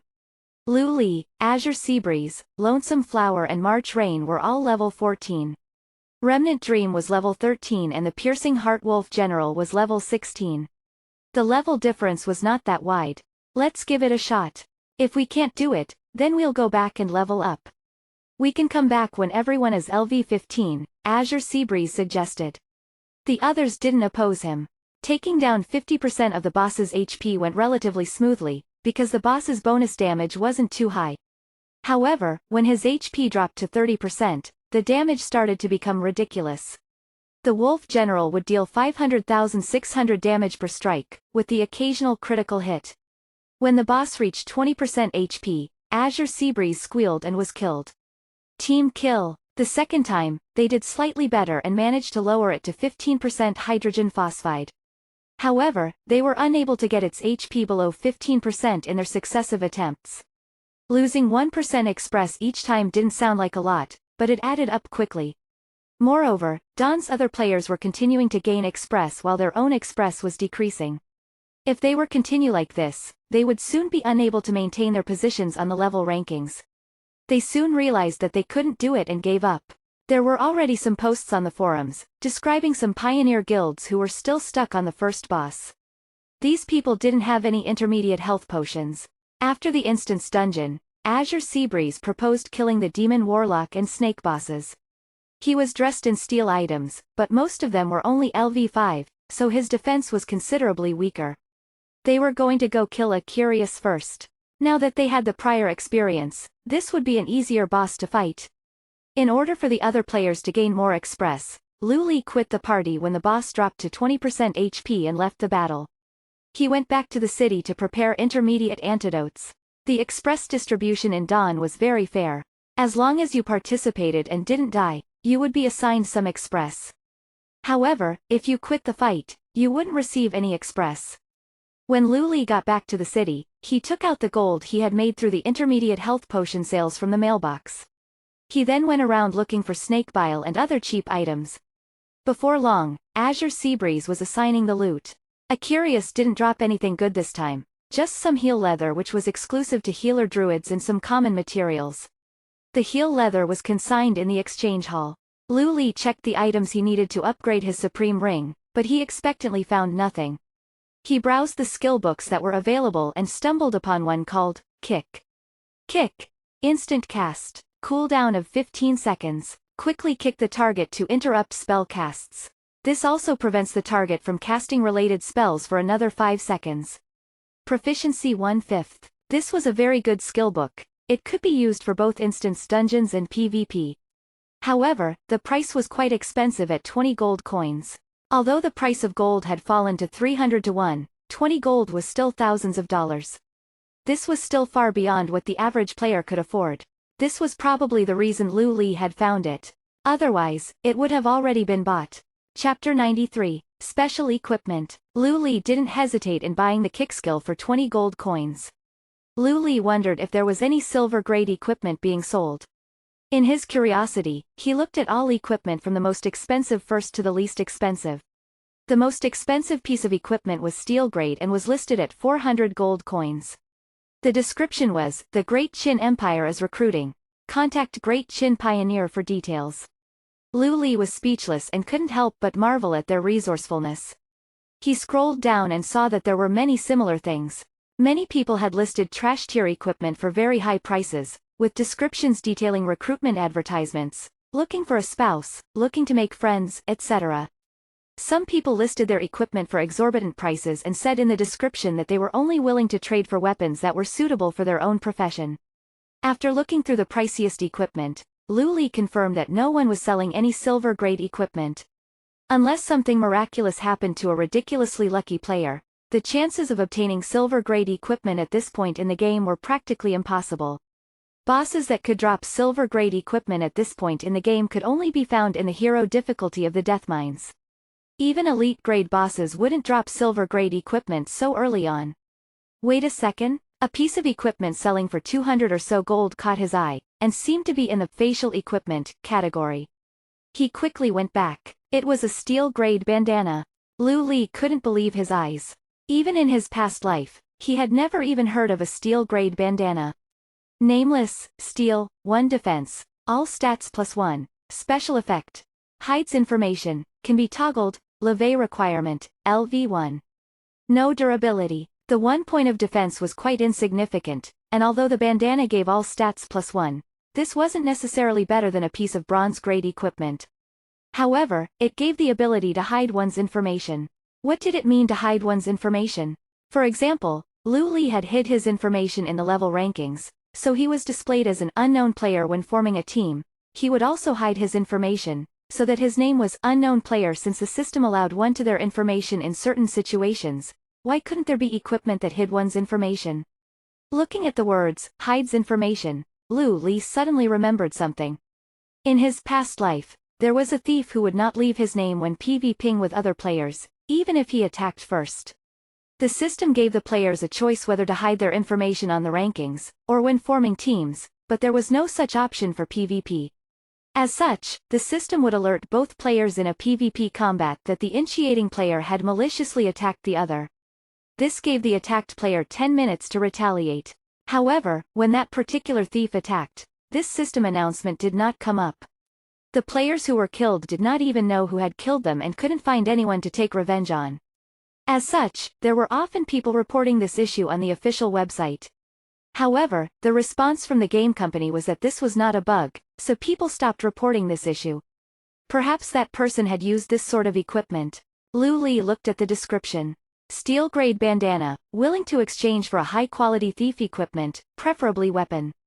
PM, Black Cat. Lu Li immediately contacted that player. Lu Li, you there?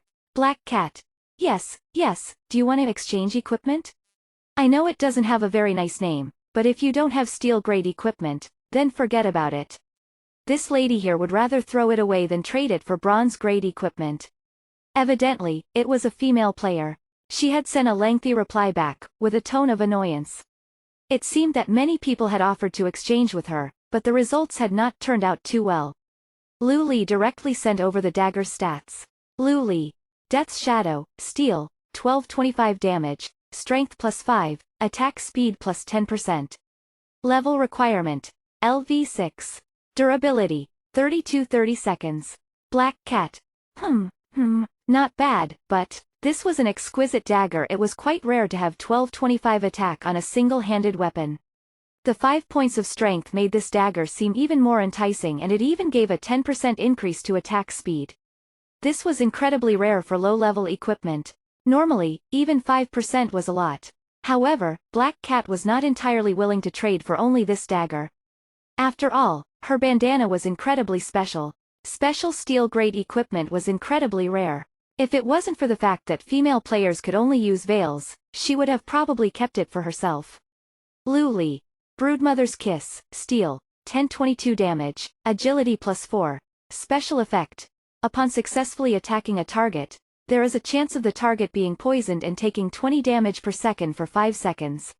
Level Requirement, LV5. Durability, 30/30. This dagger was not inferior to the previous one in the slightest, and its poison effect was very useful against bosses. Black Cat. Wow, great god. Wait, do you really have this equipment? You're not tricking me, right? Lu Li. You can pick either one of the daggers. If you want, we can trade. If not, forget it. Black Cat. It's a pity they're both LV5 weapons though. Great god, I'm nearly LV10, so can you give me a piece of LV10 equipment or both of those LV5 daggers? Lu Li. No way, goodbye. Black Cat. Wait, let's be reasonable. Lu Li. How about this? You choose one of the daggers and I'll add on a LV5 steel-grade leather armor. Your steel-grade bandana is rare, but hiding information isn't that useful. After all, the game settings already allows you to hide your information. Black Cat thought for a while and felt that what Lu Li had said was true. After all, many other players had said the same thing. Players didn't have to rely on equipment to hide their information and most players wanted to become famous. None of the players on the glory rankings who she had talked to were interested in this bandana. Only the somewhat famous Midnight Ghost was somewhat interested in trading. However, he was only willing to trade a fairly ordinary piece of LV5 equipment, which couldn't even be compared to the ones that Lu Li had offered. Lu Li was very patient and did not rush Black Cat. He bought a temporary LV10 bronze-grade weapon and a LV10 bronze-grade armor, then left the exchange hall. His destination was the inn, where he could hire a private room to create some intermediate health potions. After half an hour, he received a reply. Black Cat. Great God, I've decided to trade with you. I'm a combat thief, so I want the Death's Shadow and the leather armor. Where are you now, Lu Li? Meet me at the Dark Ravine. I'll pay for the transport fee. Trading at the Dark Ravine was much cheaper than trading at the Grey Valley. After all, going between towns cost 2 gold coins, but going between a town and a village cost only 1 gold coin.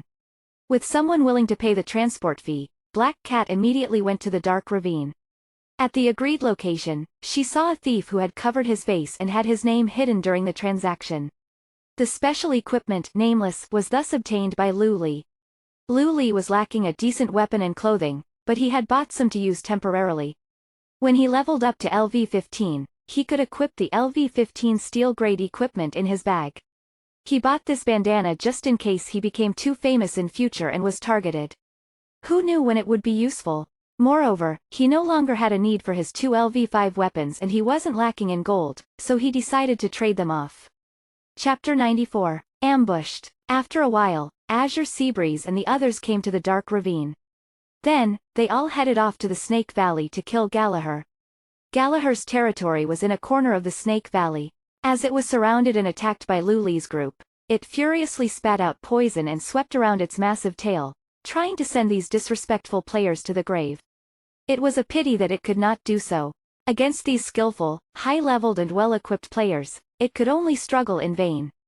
We won't be able to kill this boss for much longer. There are many waves of players heading this way and they'll probably reach here in 2 or so days, Azure Seabreeze said in disappointment as he patted Gallagher's head with his shield. He was furiously counterattacked by Gallagher in response. As long as our equipment is good enough, we won't need to worry about not having enough bosses to kill. It's just that the high-level bosses are way too hard to kill, Lu Li replied. Do you want to recruit some new people? I don't mind, you can handle that. Lu Li wasn't really interested in these things. He knew many future experts, but they wouldn't necessarily want to join them. Moreover, experts were usually quite haughty. Once they became famous, they might not want to stay within the small mercenary group. When Lu Li's HP dropped down to 50%, he drank an intermediate antidote, which cancelled out the boss's poison attack. Following that, the boss hit him with its tail, dealing 70 damage. However, with his 1000 plus HP pool, he was in no danger at all. Suddenly, Lu Li's face darkened. When did these people creep up behind them? Before Lu Li's group could react, all sorts of attacks, frost bolts, fireballs, shadow arrows, arcane shots, lightning bolts rained down upon them. Remnant Dream, Lonesome Flower and March Rain were all instantly killed. Only 2 of them were able to react in time.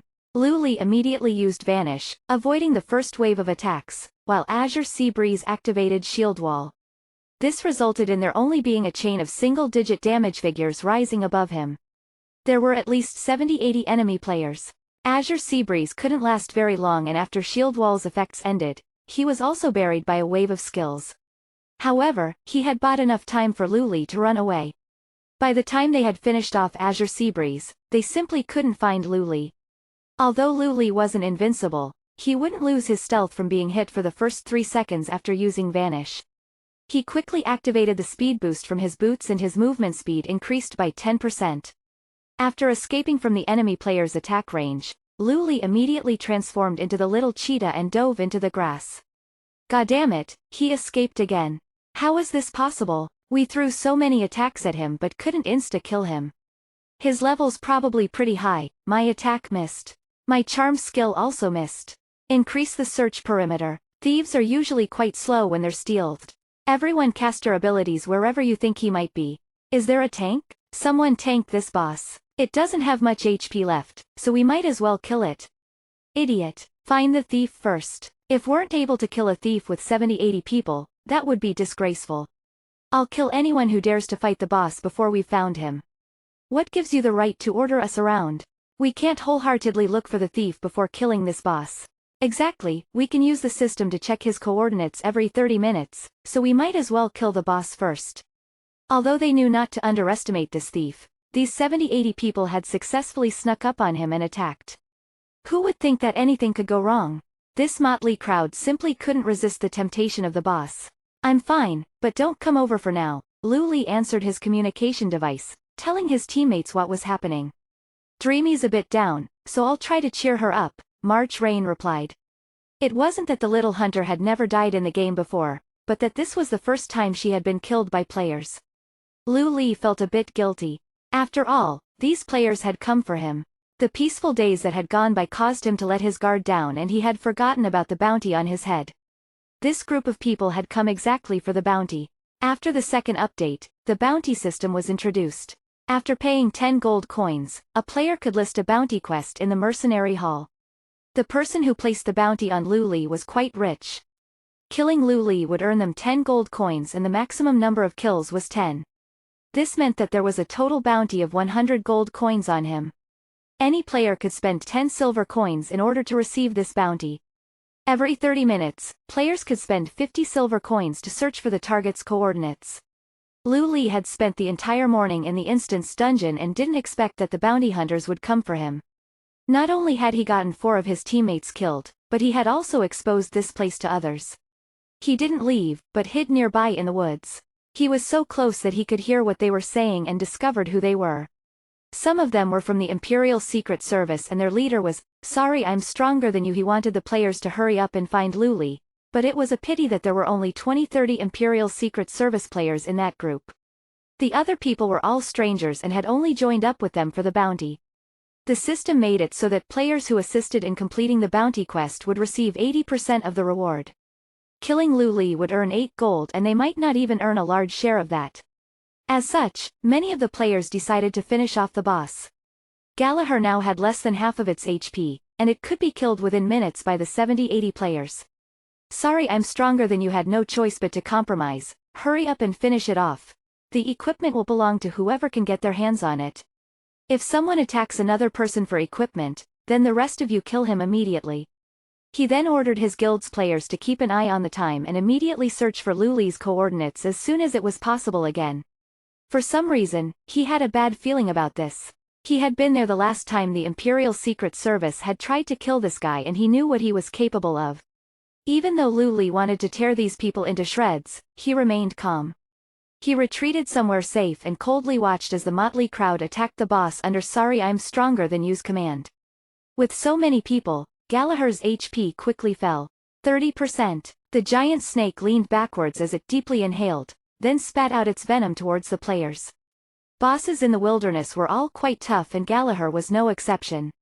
Its poison and AoE attacks made it an incredibly tough boss to kill. This wave of venom covered more than half of the players. Chapter 95. Bloody Battle. The first time Lu Li's team had fought this boss, they had been completely annihilated. Because these people were much higher leveled than Lu Li and the others were at the time, no one died from the first wave of venom. However, many of them now had critical HP. How could Gallagher be so easy to kill? It had reduced a majority of the attacking players to critical HP in just one attack. Heal. Hurry up and heal. Are you dead or something? A motley crowd was indeed a motley crowd. Seeing their HP fall so low, they all began to yell for healing, covering up their leader's voice. Gallagher then followed up with a tail attack. The crowd began to yell even louder and more desperately. At the beginning, none of them had taken Gallagher seriously. After all, it was a LV12 boss that had lost a big chunk of its HP. No one thought that they would lose players so quickly. A group of players died immediately as 5 or 6 rays of light flew off. There were only 5 healers. After all, this crowd had come to kill Lu Li, so the vast majority of them were professions with high damage. The healers raised their staffs and started to cast healing magic. Luckily, the boss didn't continuously attack, allowing the players to slightly relax. Lu Li silently crept behind a priest and immediately stunned him as he raised his staff. The priest didn't expect to be ambushed and his face was filled with shock. He even thought that the boss had used a new skill and a string of damage figures arose from his body. One down. Dead players couldn't talk, but they could type. However, before he could type anything, another healer from the team sent out 3 words. Fudge, I'm dead. The healers are being killed. The crowd suddenly realized, as they saw Lu Li furiously attacking the 3rd healer. Everyone, don't panic, focus your attacks on him. With a boss and a godly thief separately attacking them, how could they not panic? In reality, the elusive Lu Li, who had been called textbook Lu Li, was no less dangerous than the boss. Some of the players reacted quickly and immediately launched their skills towards Lu Li. He didn't bother to look over as he slashed his dagger across the frightened healer's throat. Slit throat. Critical hit. Lu Li jumped forwards and rolled, avoiding most of the attacks. Regardless, his HP still fell by 40% after being hit by the few remaining attacks. He didn't run or retreat like the players had expected. He ran towards the boss and used the boss's body to block the player's second wave of attacks. A wall of skills erupted on the boss's body. The boss's HP once again fell. When the players finally rushed over, there was no trace of Lu Li. He had long since disappeared, and they had now drawn the aggro of the boss. Should they fight or not? The boss only had a bit more than 20% of its HP, so it would be a pity to give up. However, how could they keep fighting? They had already lost 3 healers and they had to constantly worry about being ambushed by the thief. Hurry up and quickly finish it off. If anyone dies, just run back to your body. Sorry, I'm stronger than you, ordered as he gnashed his teeth. They had to finish off this boss, otherwise the players would be too demotivated to look for Lu Li. The druids with healing spells were designated as the new healers. Although their healing spells weren't as great, it was better than nothing. 20%. Lu Li ran his fingers over his dagger's sharp and cold edge. He knew that there would be an opportunity coming soon. Gallagher once again sharply inhaled, pulling in the players in front of it, then blasted them with poisonous fog. Within the poisonous fog, many players turned into rays of white light. This time, 10 or so of them had died. The remaining players were all at critical HP and most of them were cursing the system, asking why the antidotes weren't working. Lu Li sprang forwards and activated his speed boost skill from his boots, then flashed around within the crowd. He killed every time he attacked. Now, even his normal attacks were able to finish the remaining players off. The players at critical HP simply couldn't do anything against him. In an instant, the battlefield descended into utter chaos. Some people were screaming for healing, some were cursing Lu Li for being despicable and some were desperately attacking the boss. It was amusing how few players were actually retaliating against Lu Li. Lu Li ran over to an area where there were fewer players and used Kick on a mage, interrupting the spell she was casting. He then drank a bottle of intermediate health potion. This immediately recovered almost half of his HP, bringing him back into the safety margin. Hurry up and kill him. Sorry, I'm stronger than you's voice was already hoarse from shouting. However, he found that they simply couldn't do anything against Lu Li, who was significantly more skilled than they were. What the hell were they supposed to do? Lu Li used the boss and the other players to block skills, while he jumped around and caused chaos. Although it looked quite inelegant, this was surprisingly effective, and the 70-80 players couldn't help but want to learn from him. There were very few instant cast spells that had crowd control or detection abilities. The mages often found that by the time they could cast the more useful spells, Lu Li had already escaped outside of their range. He seemed to have some sort of speed buff that made it even harder to deal with him. What was even worse was that he had a skill that could interrupt other skills. While other players were charging up or channeling their skills, he would always ruin everything with a kick. He also seemed to be familiar with the skills of all the other professions, allowing him to make prompt and efficient decisions. He always dodged, retreated and attacked at the right times. Furthermore, he seemed to be incredibly rich. He continuously drank down intermediate health potions that cost 1 gold coin per bottle. It seemed that he would drink one as soon as the cooldown time expired. The boss once again spat out venom when it fell to 10% of its health. This time, even Lu Li was dragged over. The boss that had once caused him great pressure was now nothing to him. After drinking an intermediate antidote, he only took 300 damage. Long live Gallagher. The battlefield was once filled with rays of white light.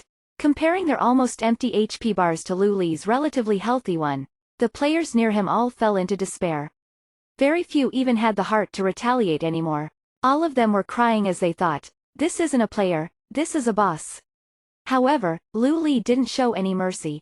While the players were all at critical HP, he immediately killed the healer beside him and ran off. Against so many players at such short range, all Lu Li could do was run. However, after taking some time to recover, he once again jumped into the fray. The boss's HP continuously fell, as did the player's HP. Sorry I'm Stronger Than You suddenly realized that out of the 70-80 people he had brought, only 10 or so remained, and they were all at critical HP. No one knew who the first to do so was, but after seeing Lu Li drink another intermediate health potion, the players all started to madly run away. However, Lu Li definitely wouldn't let them go. Together with the boss, he chased after the escaping players as he killed them off, one by one. Chapter 96. Complete Extermination. Lu Li's rebirth caused him to treasure his new life. As such, he tried to avoid trouble as much as possible. However, he had found this was wrong.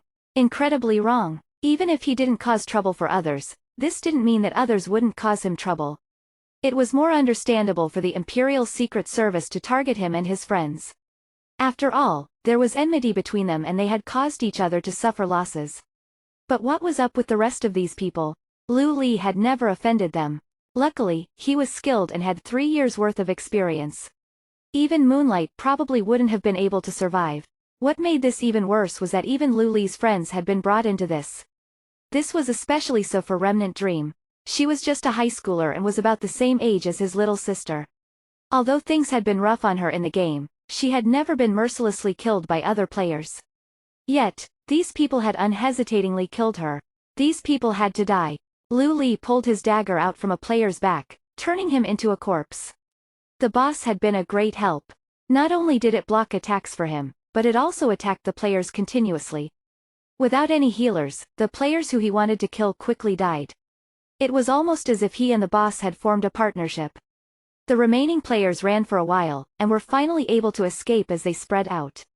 2 of them ran into a snake nest and were killed by a group of LV-10 snakes. Another was smacked to death by the boss's tail, while their leader was finished off by Lu Li. Lu Li remembered this person. He seemed to be an expert member of the Imperial Secret Service. However, he was pitifully easy to kill and did not even put up a struggle. The last 7 or 8 people continued to run without even looking back. As for whether they would be able to pass through the snake territory in critical HP, Lu Li simply didn't care. The almost dead boss turned its attention to Lu Li. He was the only player left within its aggro range. Lu Li picked up the equipment that Sorry I'm Stronger Than You dropped, gripped his dagger and started to fight with the boss. System. Shadow Strike skill completion 94%, caused 250% skill damage, target stunned for 2 seconds. A red 228 feet floated above the boss's head. After taking a weight off his shoulders, his skill completion had become even higher. He had never achieved 94% skill completion before. The boss was stunned for 2 seconds, giving Lu Li ample time to slaughter it. Shadow Strike, normal attack, normal attack. System. Backstab skill completion 85%, caused 100% equipment damage, rank 1 armor pierce effect. Shadow Strike, slit throat. The boss's HP was quickly depleted and it fell to the ground. Lu Li picked up Azure Seabreeze's call. Go and train somewhere, I've killed the boss. Good, Azure Seabreeze replied. What do you plan to do now? Kill people, just make sure you don't do anything rash. If it's not safe, just hide in the instance dungeon. We've got 24 hours, we might as well work at it, Azure Seabreeze replied. Bounties could not be issued casually. They cost 10 gold coins to be put up and even more gold for the reward. Moreover, the system would take 20% of the deposit regardless of whether anyone completed the bounty quest or not. The Imperial Secret Service's bounty reward was 10 gold coins per kill up to 10 kills. Even if no one completed the quest, they would still have to pay 30 gold coins. This wasn't much to them. After all, sending 30 people to the Dark Ravine cost 30-40 gold coins. The current exchange rate was 1 gold coin for $300. This operation had cost the Imperial Secret Service more than $20,000 in total. As long as players with a bounty hid inside an instance dungeon, or another safe area, the bounty would disappear after 24 hours. Issuing bounties once or twice was fine for the Imperial Secret Service, but even large guilds couldn't afford to issue them continuously. I know what I'm doing. Try to level up as much as you can so we can use the Firescar Temple instance dungeon tomorrow. It'll be the last day tomorrow, so we have to clear it. Lu Li picked up the equipment the boss had dropped as he started to channel his Hearthstone. There was a LV-10 steel-grade equipment for mages, which was perfect for Lonesome Flower. There were also many other pieces of equipment in his bag that he had picked up from killing other players. The people who had come for his bounty all had pretty decent equipment, which made him feel quite happy. The lowest grade of equipment he found was bronze, and there were 4-5 pieces of steel-grade equipment that he could sell. It was a pity that they were all LV5, so they wouldn't be very useful to Lu Li and his friends. After returning to town, Lu Li put most of the equipment he had picked up into the exchange hall. According to his calculations, this would earn him about 10 or so gold coins. He checked the prices of the Snake Trustgrass and was surprised to find that even the cheapest set was selling for 2.8 gold coins. Bro, have you seen the prices for Snake Trustgrass in the exchange hall? Shen Wanson quickly replied, I have. 2 hours ago, the Drizzle Court found the recipe for making intermediate health potions, and all of the Snake Trustgrass in the exchange hall was bought by them. By the way, someone said that you were being hunted down in the World Channel. Are you alright? I'm fine. How many sets have you stored up? Don't worry, I've got more than 10 people working for me and all of them have hundreds of sets. This time, we're going to make a killing, Shen Wanson replied. He had thought about cheating Lu Li, because his contract didn't stipulate how many sets he should collect, or how much he should buy them for. It only stipulated that the total amount he should spend was 100 gold coins. However, Shen Wanson decided against it. After all, 70-80 people had failed to kill this person. He was a veteran and had been a businessman in many games. He knew how powerful the Imperial Secret Service was. In their heyday, game companies had even discussed with them before releasing new features. If it wasn't for the fact that they did not act with integrity and did foolish things, they would be ranked even higher. However, even such a powerful guild couldn't do much to Lu Li. If you have Snake Trustgrass on you, pass it to me and I'll take care of it for you. I'm sure I'll be able to sell them for at least 3 gold coins per set, Shen Wanson said. The Drizzle Court had been madly buying all of the Snake Trustgrass in the exchange hall, but they weren't dumb. They did not buy any of the extremely expensive sets. If one wanted to sell them for high prices, they needed to be patient and use some business tactics. Lu Li thought about it. Indeed, he didn't have much time or energy to sell Snake Trustgrass. I'll give them to you for 3 gold coins per set. If you can sell them for higher, you can keep the excess. I've got 500 sets here, Lu Li replied. He had bought as much as he could over the past few days, and Azure Seabreeze and the others had given the ones they collected to him as well. In reality, he had much more than 500 sets. However, he did not allow his excitement to overwhelm him. He had to at least keep enough for himself to use. Lu Li sent 500 sets of Snake Trustgrass in his mailbox to Shen Wanson, then took out a few sets and went to the inn to make potions. After creating the potions, he gave 10 bottles to each of his teammates and restocked his own supply. To other players, these things were worth tens of silver coins. However, to Lu Li, Snake Trustgrass was only worth a few silver coins, which was also the value of the potions to him. Chapter 97. Close Proximity. Every 30 minutes, players could ask the system to search for a target's coordinates. However, this cooldown applied to everyone. Whenever someone's coordinates was checked, no one else could search for them again until after the cooldown had ended. Because of this, Lu Li did not have the whole server looking for him. He didn't bother to wait at the mercenary hall to see who had accepted his bounty quest. Instead, he found a place and waited for the person who had searched for his coordinates. Lornesta was located quite close to the coastlines. It used to be an ancient city of night elves and had been abandoned for a long time. Now, only Nagas roamed around the ruins of the ancient city. One of the great mysteries of Dawn was that for some reason, Nagas were more attracted to this place than any other high elf ruins.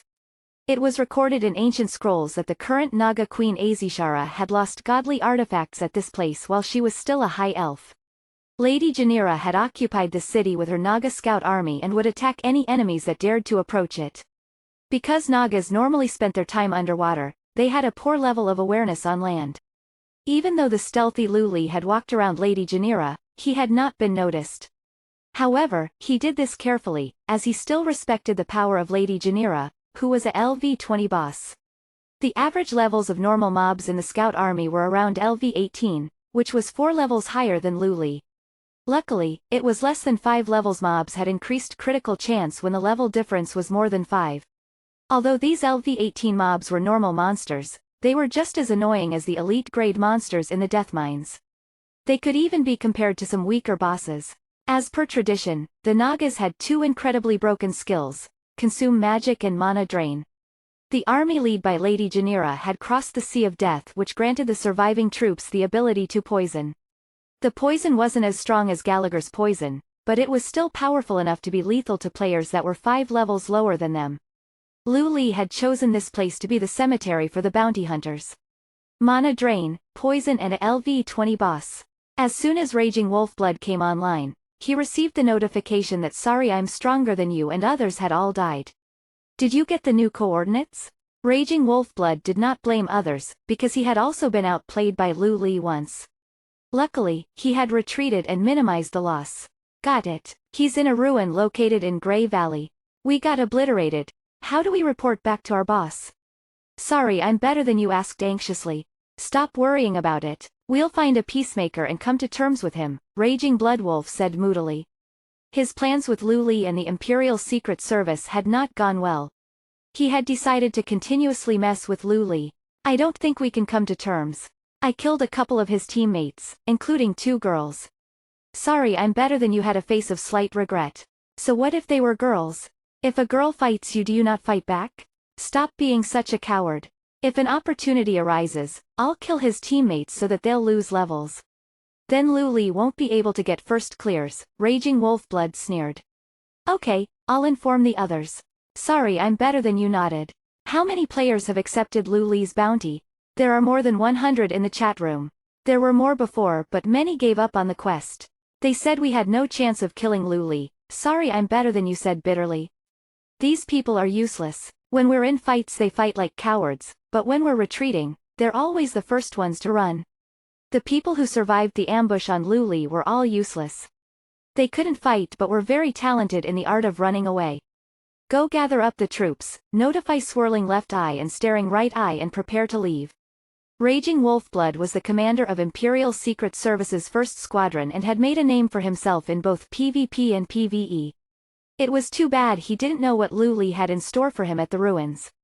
Luli decided not to wait like a fool for them and started hunting monsters near Lornesta. He stole while training. Half of the ruined city was covered by bodies of water. There were ditches, puddles and pools everywhere, and beneath many of these lay various ruins and abandoned buildings. A ripple slowly spread out on the surface of the water nearby. Perhaps it was the blood spilt from killing monsters, or perhaps it was a bug. Luli saw the ripple and didn't think much of it. Swirling Left Eye let out a sigh of relief as he hid nearby. He hated Luli with all his heart and was confused as to why he was hunting in this area. The ruin was surrounded by water. If he wasn't careful he would give himself away. He held his breath and glanced at Staring Right Eye. The two slowly moved in towards Luli's backside. Ever since their last encounter, the reputation of the Imperial Secret Service's two-eyed thief combo had been destroyed. However, they had trained and upgraded their equipment, so they felt like they were just as strong as Luli. Swirling Left Eye was confident that he could solo kill Luli. Luli quickly finished off a Naga with slit throat. After the battle had finished, he casually picked up the coppers that the monsters dropped. Luli rested at a nearby pillar as he quietly recovered HP with bread. Since these were LV-18 monsters, they had left Luli with only 60% HP after the battle. Swirling Left Eye did not care that Luli was unaware of his attack. Did he really think that no one could find him just because he went to a remote area? As he approached Luli, he realized that he couldn't attack him from behind because he had his back to the pillar. If he could stun Luli from behind, Swirling Left Eye had an 80% chance to kill his target. Perhaps it was the bread, but Luli's health recovered very slowly. A single piece of bread only recovered around 10% hydrogen phosphide. He still had 20% left to recover. An unaware target who was not even full HP. Swirling Left Eye started to doubt himself. Lu Li let out a sigh, as though he was anxious about his surroundings. Poor fella, Swirling Left Eye thought. He was the first player to have a bounty done. Lu Li took out another bread, trying to fully recover his HP. Swirling Left Eye knew that he did not have time to hesitate. He had to make his move. Chapter 98. The Battle Between Thieves. Cheap Shot could only be used from behind. However, being an elite PvP thief in the top 100 rankings, Swirling Left Eye obviously had other options. Gouge. 1 second cast, targets the eyes of the enemy, causes paralysis for 2 seconds. Must be facing the target. Any damage will cause the enemy to come out of the paralysis state. Current level 3/5. This was dropped by a LV10 boss that he had killed with his guild. After acquiring this skill, Swirling Left Eye had immediately leveled it up twice, which shortened the cast time by a second. This skill was his trump card. A battle between thieves. Lu Li must die. Swirling Left Eye was holding his LV10 Black Steel Grade dagger which had a berserk effect. He was confident that his gear was better than everyone else's, including the legendary Lu Li. The cold blade swung across the air and swiftly stabbed Lu Li in the eye. Swirling Left Eye's strike landed, but not on Lu Li's eyes as he expected. The blade hit something else, a health potion. The dagger shattered the bottle, which provided no resistance, as the blade continued on its course. But this was it. Although the health potion did not stop Swirling Left Eye's skill, it still revealed his position. Gouge could be used under any circumstances. It did not break invisibility, but if it hit anything, the invisibility would end. Quick, quick, I still have a chance. Swirling Left Eye thought calmly, pretending that nothing had happened. He was taking a risk, betting that Lu Li could not react in time. He didn't think anyone could avoid this ambush. Was it even an ambush? Of course it wasn't. Lu Li immediately kicked him, as if he had already anticipated this attack. Kick. Instant cast. Cooldown of 15 seconds. Quickly kick the target to interrupt spell casts. Also prevents the target from casting related spells for another 5 seconds. Proficiency 1/5. Lu Li's kick was only LV1, but it was more than enough. Swirling Left Eye was kicked right in his middle and groaned. He felt like he was baited into a trap. The pain was worse than being stabbed by Lu Li with the dagger. This punk wasn't being hunted, he was the hunter. System. Shadow Strike skill completion 90%, caused 150% skill damage, target stunned for 1 second. 1 second was enough to decide life and death. Shadow Meld, Stealth, Cheap Shot, Backstab, Shadow Strike, Backhand Backstab. Swirling Left Eye sighed and knelt on the ground, defeated. Lu Li didn't care about how a dead man felt. He picked up the dagger, examined it, and almost wanted to kiss Swirling Left Eye's dead body. My dear Left Eye, did you come to give me this gift? In order to trade for the Black Steel Grade bandana, Lu Li had given away his dagger. He had equipped a bronze dagger as a replacement, which significantly decreased his attack. He hastily equipped the new dagger and swung it around happily. He was very satisfied. Berserk Fang, Steel, 1624 attack, agility +6, special effect. Has a certain chance to trigger the Berserk effect, increasing attack and attack speed by 10%. Level requirement, LV10. Durability, 25/35. Berserk effect was the best effect in the game. Lu Li felt incredibly grateful for the bounty. When the next patch came out, the bounty system would be altered slightly. If the person with the bounty killed someone who had accepted the bounty, he would receive a large sum of gold. It was too bad that he didn't receive anything this time. However, Lu Li had no complaints, since he had looted this new dagger. Swirling Left Eye still had other gear, but none of it could be compared to the quality of his dagger. Lu Li activated stealth and disappeared, leaving behind a corpse. There were no movements or ripples in the surrounding puddles. No one could tell whether had he left or stayed in place. After receiving Swirling Left Eye's message, Staring Right Eye hastily headed towards that location. However, after receiving the news about his partner's death, he hesitated and decided to head back. Since he was about the same power as Swirling Left Eye, he probably stood no chance as well. The areas around the ruins of Lornesta were beginning to fill up with a crowd. Although they had the numbers, they weren't making much progress with the LV18 Naga boss who could drain mana and deal poison. Thieves could freely go in and out of the ruins, but the other classes could not. They had to slowly clear every mob in the area. I thought bounties were easy to get. Looks like we're wrong, a player said disappointedly. Yeah, so what if we have the numbers? We can only check for his location every half an hour. Even if he wasn't a thief, he could just change his location every half an hour and it would be difficult to find him, another player agreed. I have a feeling he chose this place on purpose, a mage said, as looked at his mana bar with despair. Mana drain. Was there another skill that was more disgusting than mana drain? Yes, there had to be. There was a single player that kept asking for heals. All of the priests had to concentrate their heals on him to raise his HP back up. He had almost died from the poison. Mana drain only demoralized you, but poison could be lethal. A LV-18 boss was a nightmare for these LV-12-13 players. If the secret Imperial service had not provided all these healers, many would have died before even catching a glimpse of Lu Li. Left eye is dead. Sorry, I'm better than you, reported sternly. That idiot. Why couldn't he wait for everyone to catch up? What about right eye? Did he find Lu Li? Raging Wolf Blood's expression changed. Right eye already retreated. Left eye died before he could arrive. He even lost the Berserk Fang. Sorry, I'm better than you, said, annoyed. Dawn did not have an outlaw system. However, if you killed too many people, the chances of you dropping your best gear when you died became higher. Weapons had the highest chance to drop. This was why Lu Li was able to pick up Moonlight's axe last time. How did he die? He always went on about deciding the winner between him and Lu Li. How could he just have died? Raging Wolf Blood said disappointedly. Left eye said he got baited. Lu Li pretended not to see him and ambushed him. In my opinion, Lu Li had already expected our plan. Maybe we should cancel the operation. Sorry, I'm better than you, said carefully. Do you think we can afford to lose him? Raging Wolf Blood replied. This was an operation involving more than 100 people. They had to at least commit to their plans. Tell everyone to be extra careful. As long as we're steady and cautious, there's no way he can confront us. Chapter 99. Getting someone else to do the dirty work. Was it necessary to stubbornly continue fighting Lu Li like this? He knew more about the thief profession than anyone else in Dawn. In 2 years, Dawn's chief designer Fan Zhou would comment in an interview about the thief profession. The thief is the king of shadows. We have chosen to give them many kill skills and mobility that cannot be matched by other professions. The idea is to keep them in perpetual killing motion, never needing to step out of the shadows. Lu Li selected a new location and continued to farm monsters. He only had 40% express left before LV-15, at which point he could do a job transfer quest. The quest reward was a 10% increase in all attributes.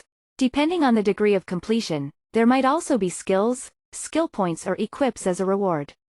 Dedicated players above LV-15 would pull ahead and become much stronger than ordinary players. Only then would he truly be worthy of being rank 1. As for his pursuers behind him, they would still have to deal with the LV-18 monsters in the area. Besides farming monsters, he also collected herbs. The damp environment allowed him to find some new specimens, such as the fuming toadstool and swift thistle.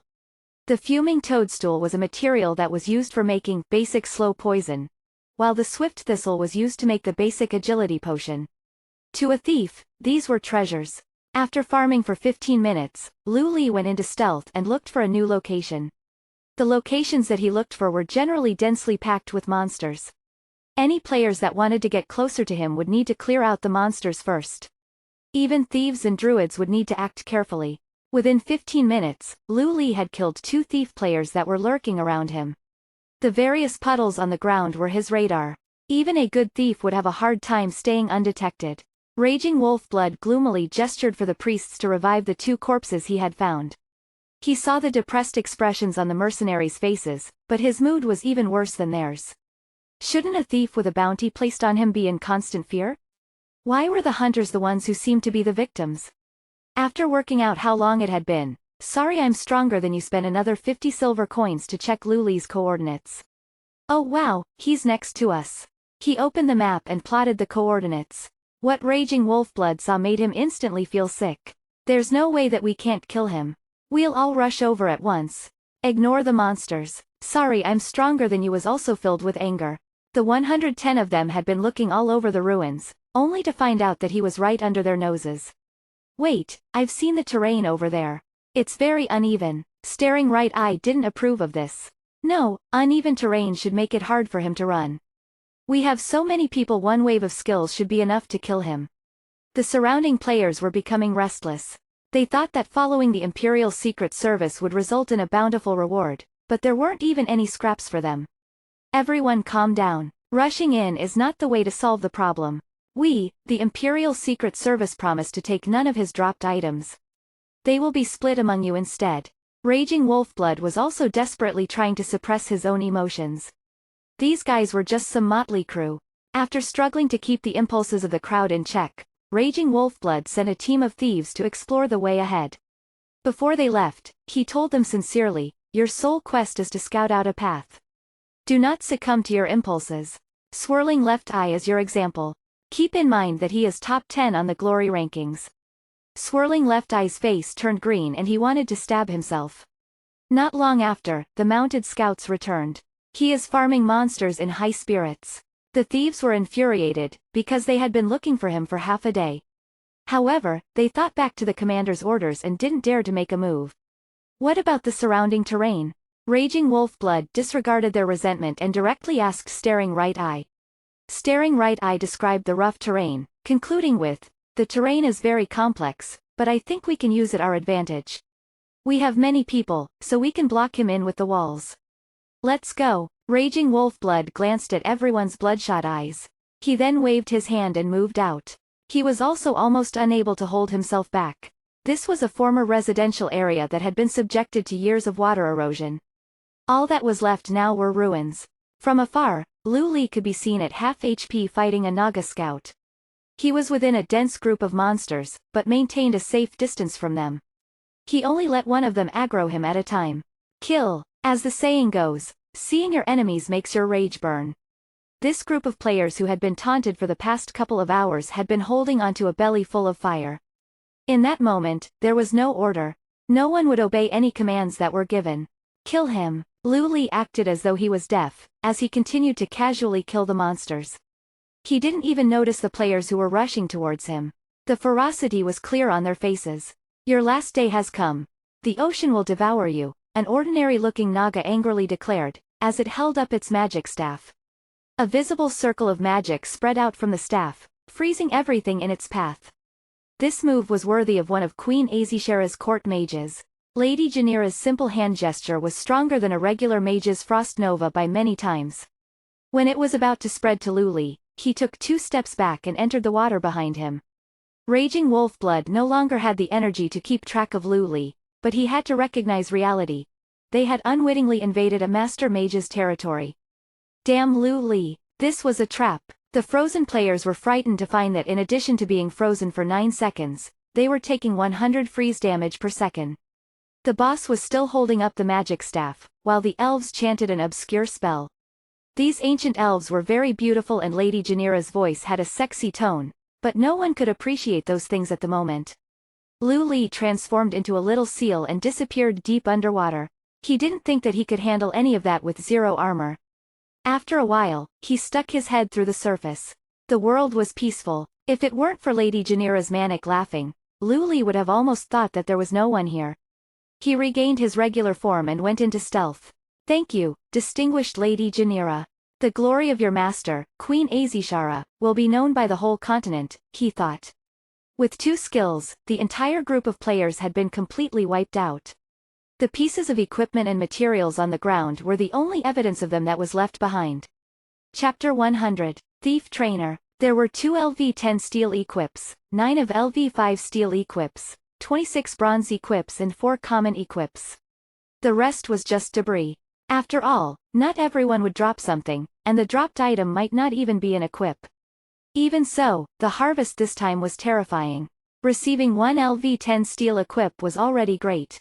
It could replace any piece of Remnant Dream's full body of bronze equipment. There were also several LV-5 steel equips with fairly good attributes. Lu Li intended to give these to his landlords, who would now be almost out of the novice village. Although he had no obligation to give them anything, they had treated him well, so this was a sign of his gratitude. Additionally, most players were now in a rush to upgrade their skills. This cost a lot of gold, so it was difficult to sell equips at a high price. It would be better to give the items to a friend, rather than sell them for cheap in the exchange hall. The world announcements had not been quiet for a single moment today. Countless players were watching to see if Lu Li would fall because of his bounty. Even some of Lu Li's fans were scared to be too optimistic. After all, there were hundreds of people looking for him, not to mention his coordinates being revealed every half an hour.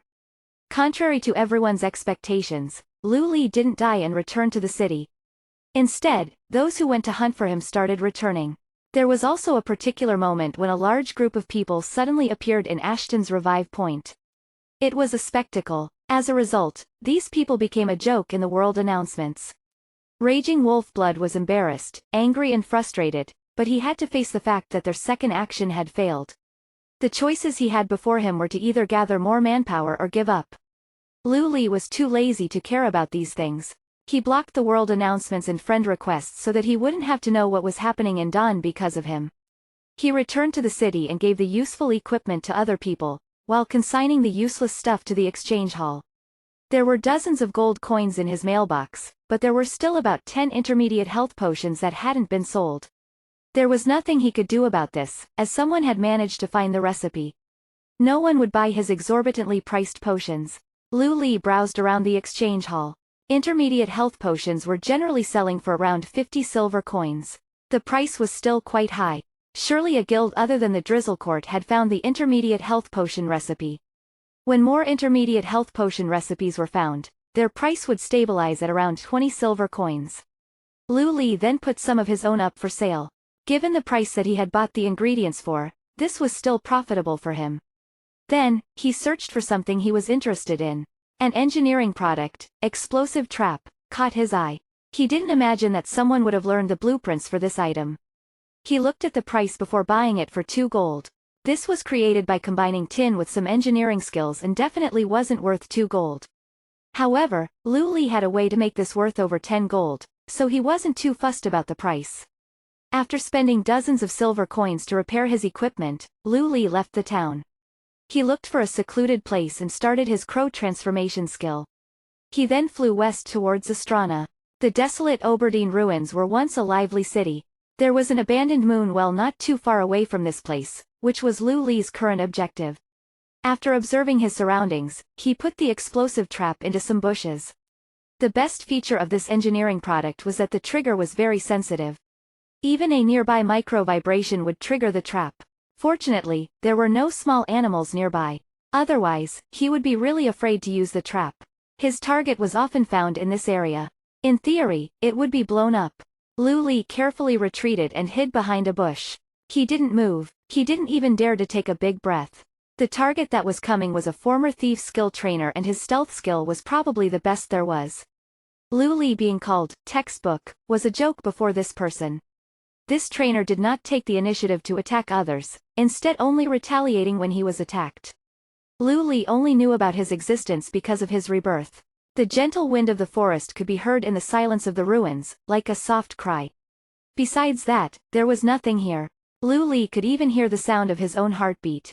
After a long while, he was awoken by the sound of a loud explosion. The explosive trap had been triggered. A figure appeared out of nowhere and Lu Li immediately went up to cast Cheap Shot on it. Block. 2 daggers collided, which emitted a loud screech. Lu Li couldn't attend to the fact that his weapon's durability was quickly dropping. Cheap Shot didn't work, so he quickly cast Shadow Strike, his best skill. It was almost a definite stun when cast by his hands. He was confident that he would be able to crowd control the specter before him. Suddenly, the thief's skill trainer turned white. His body was somewhere in between existence and non-existence. It could only be described as a ghost. System. Shadow Strike skill completion 48%, resulting in 33% skill damage. The thief's skill trainer turned to the side, which made Lu Li's dagger miss. Lu Li had completed less than half of the skill completion, which dealt a measly 30 points of damage. He took 2 steps back and concentrated on the thief trainer. This was but a mere instinctive spirit that had been left behind. No wonder the people from his past life said that it was best for thieves to come to Oberdeen's thief skill trainer. The thief trainer fiddled with the dagger in his hand and took a step before appearing next to Lu Li. The dagger's snake-like twist reached Lu Li's back. While this wasn't the most appropriate position or timing, it was certainly the most effective path to get to him. It was the standard backstab posture. Lu Li, who had struggled to cast Backstab, felt like he had already benefited a lot by watching his movements. In this urgent moment, Lu Li's dagger didn't stay motionless. With his left dagger, he tried to block the thief trainer's attack. The thief trainer then smiled mockingly, took a step forwards and now was completely behind Lu Li. 46, 52, 48. A string of damage values rose above Lu Li's head. Fortunately, he was only an elite. Otherwise, this thief trainer would be the most difficult boss around. Lu Li activated the speed buff on his shoes and immediately ran out of attack range. He turned his body at the same time and cast Shadow Strike. He didn't even see the target this time. Instead, he went with his feeling and managed to land a blow. System. Shadow Strike skill completion 76%, resulting in 83% skill damage. Two figures were going at it in the Oberdeen ruins. The thief trainer's skills and equipment were slightly better, but the system only gave it an elite status. Its attack and defense were very different to Lu Li's. Lu Li would also shamelessly take potions to replenish his health. He spent another 10 minutes before taking his opponent down. The thief trainer didn't drop anything good. No equipment or materials, just a single secret room key. This key was designed to open the corresponding secret room door, which was the purpose of this trip. He was going to use this key to unlock some treasure.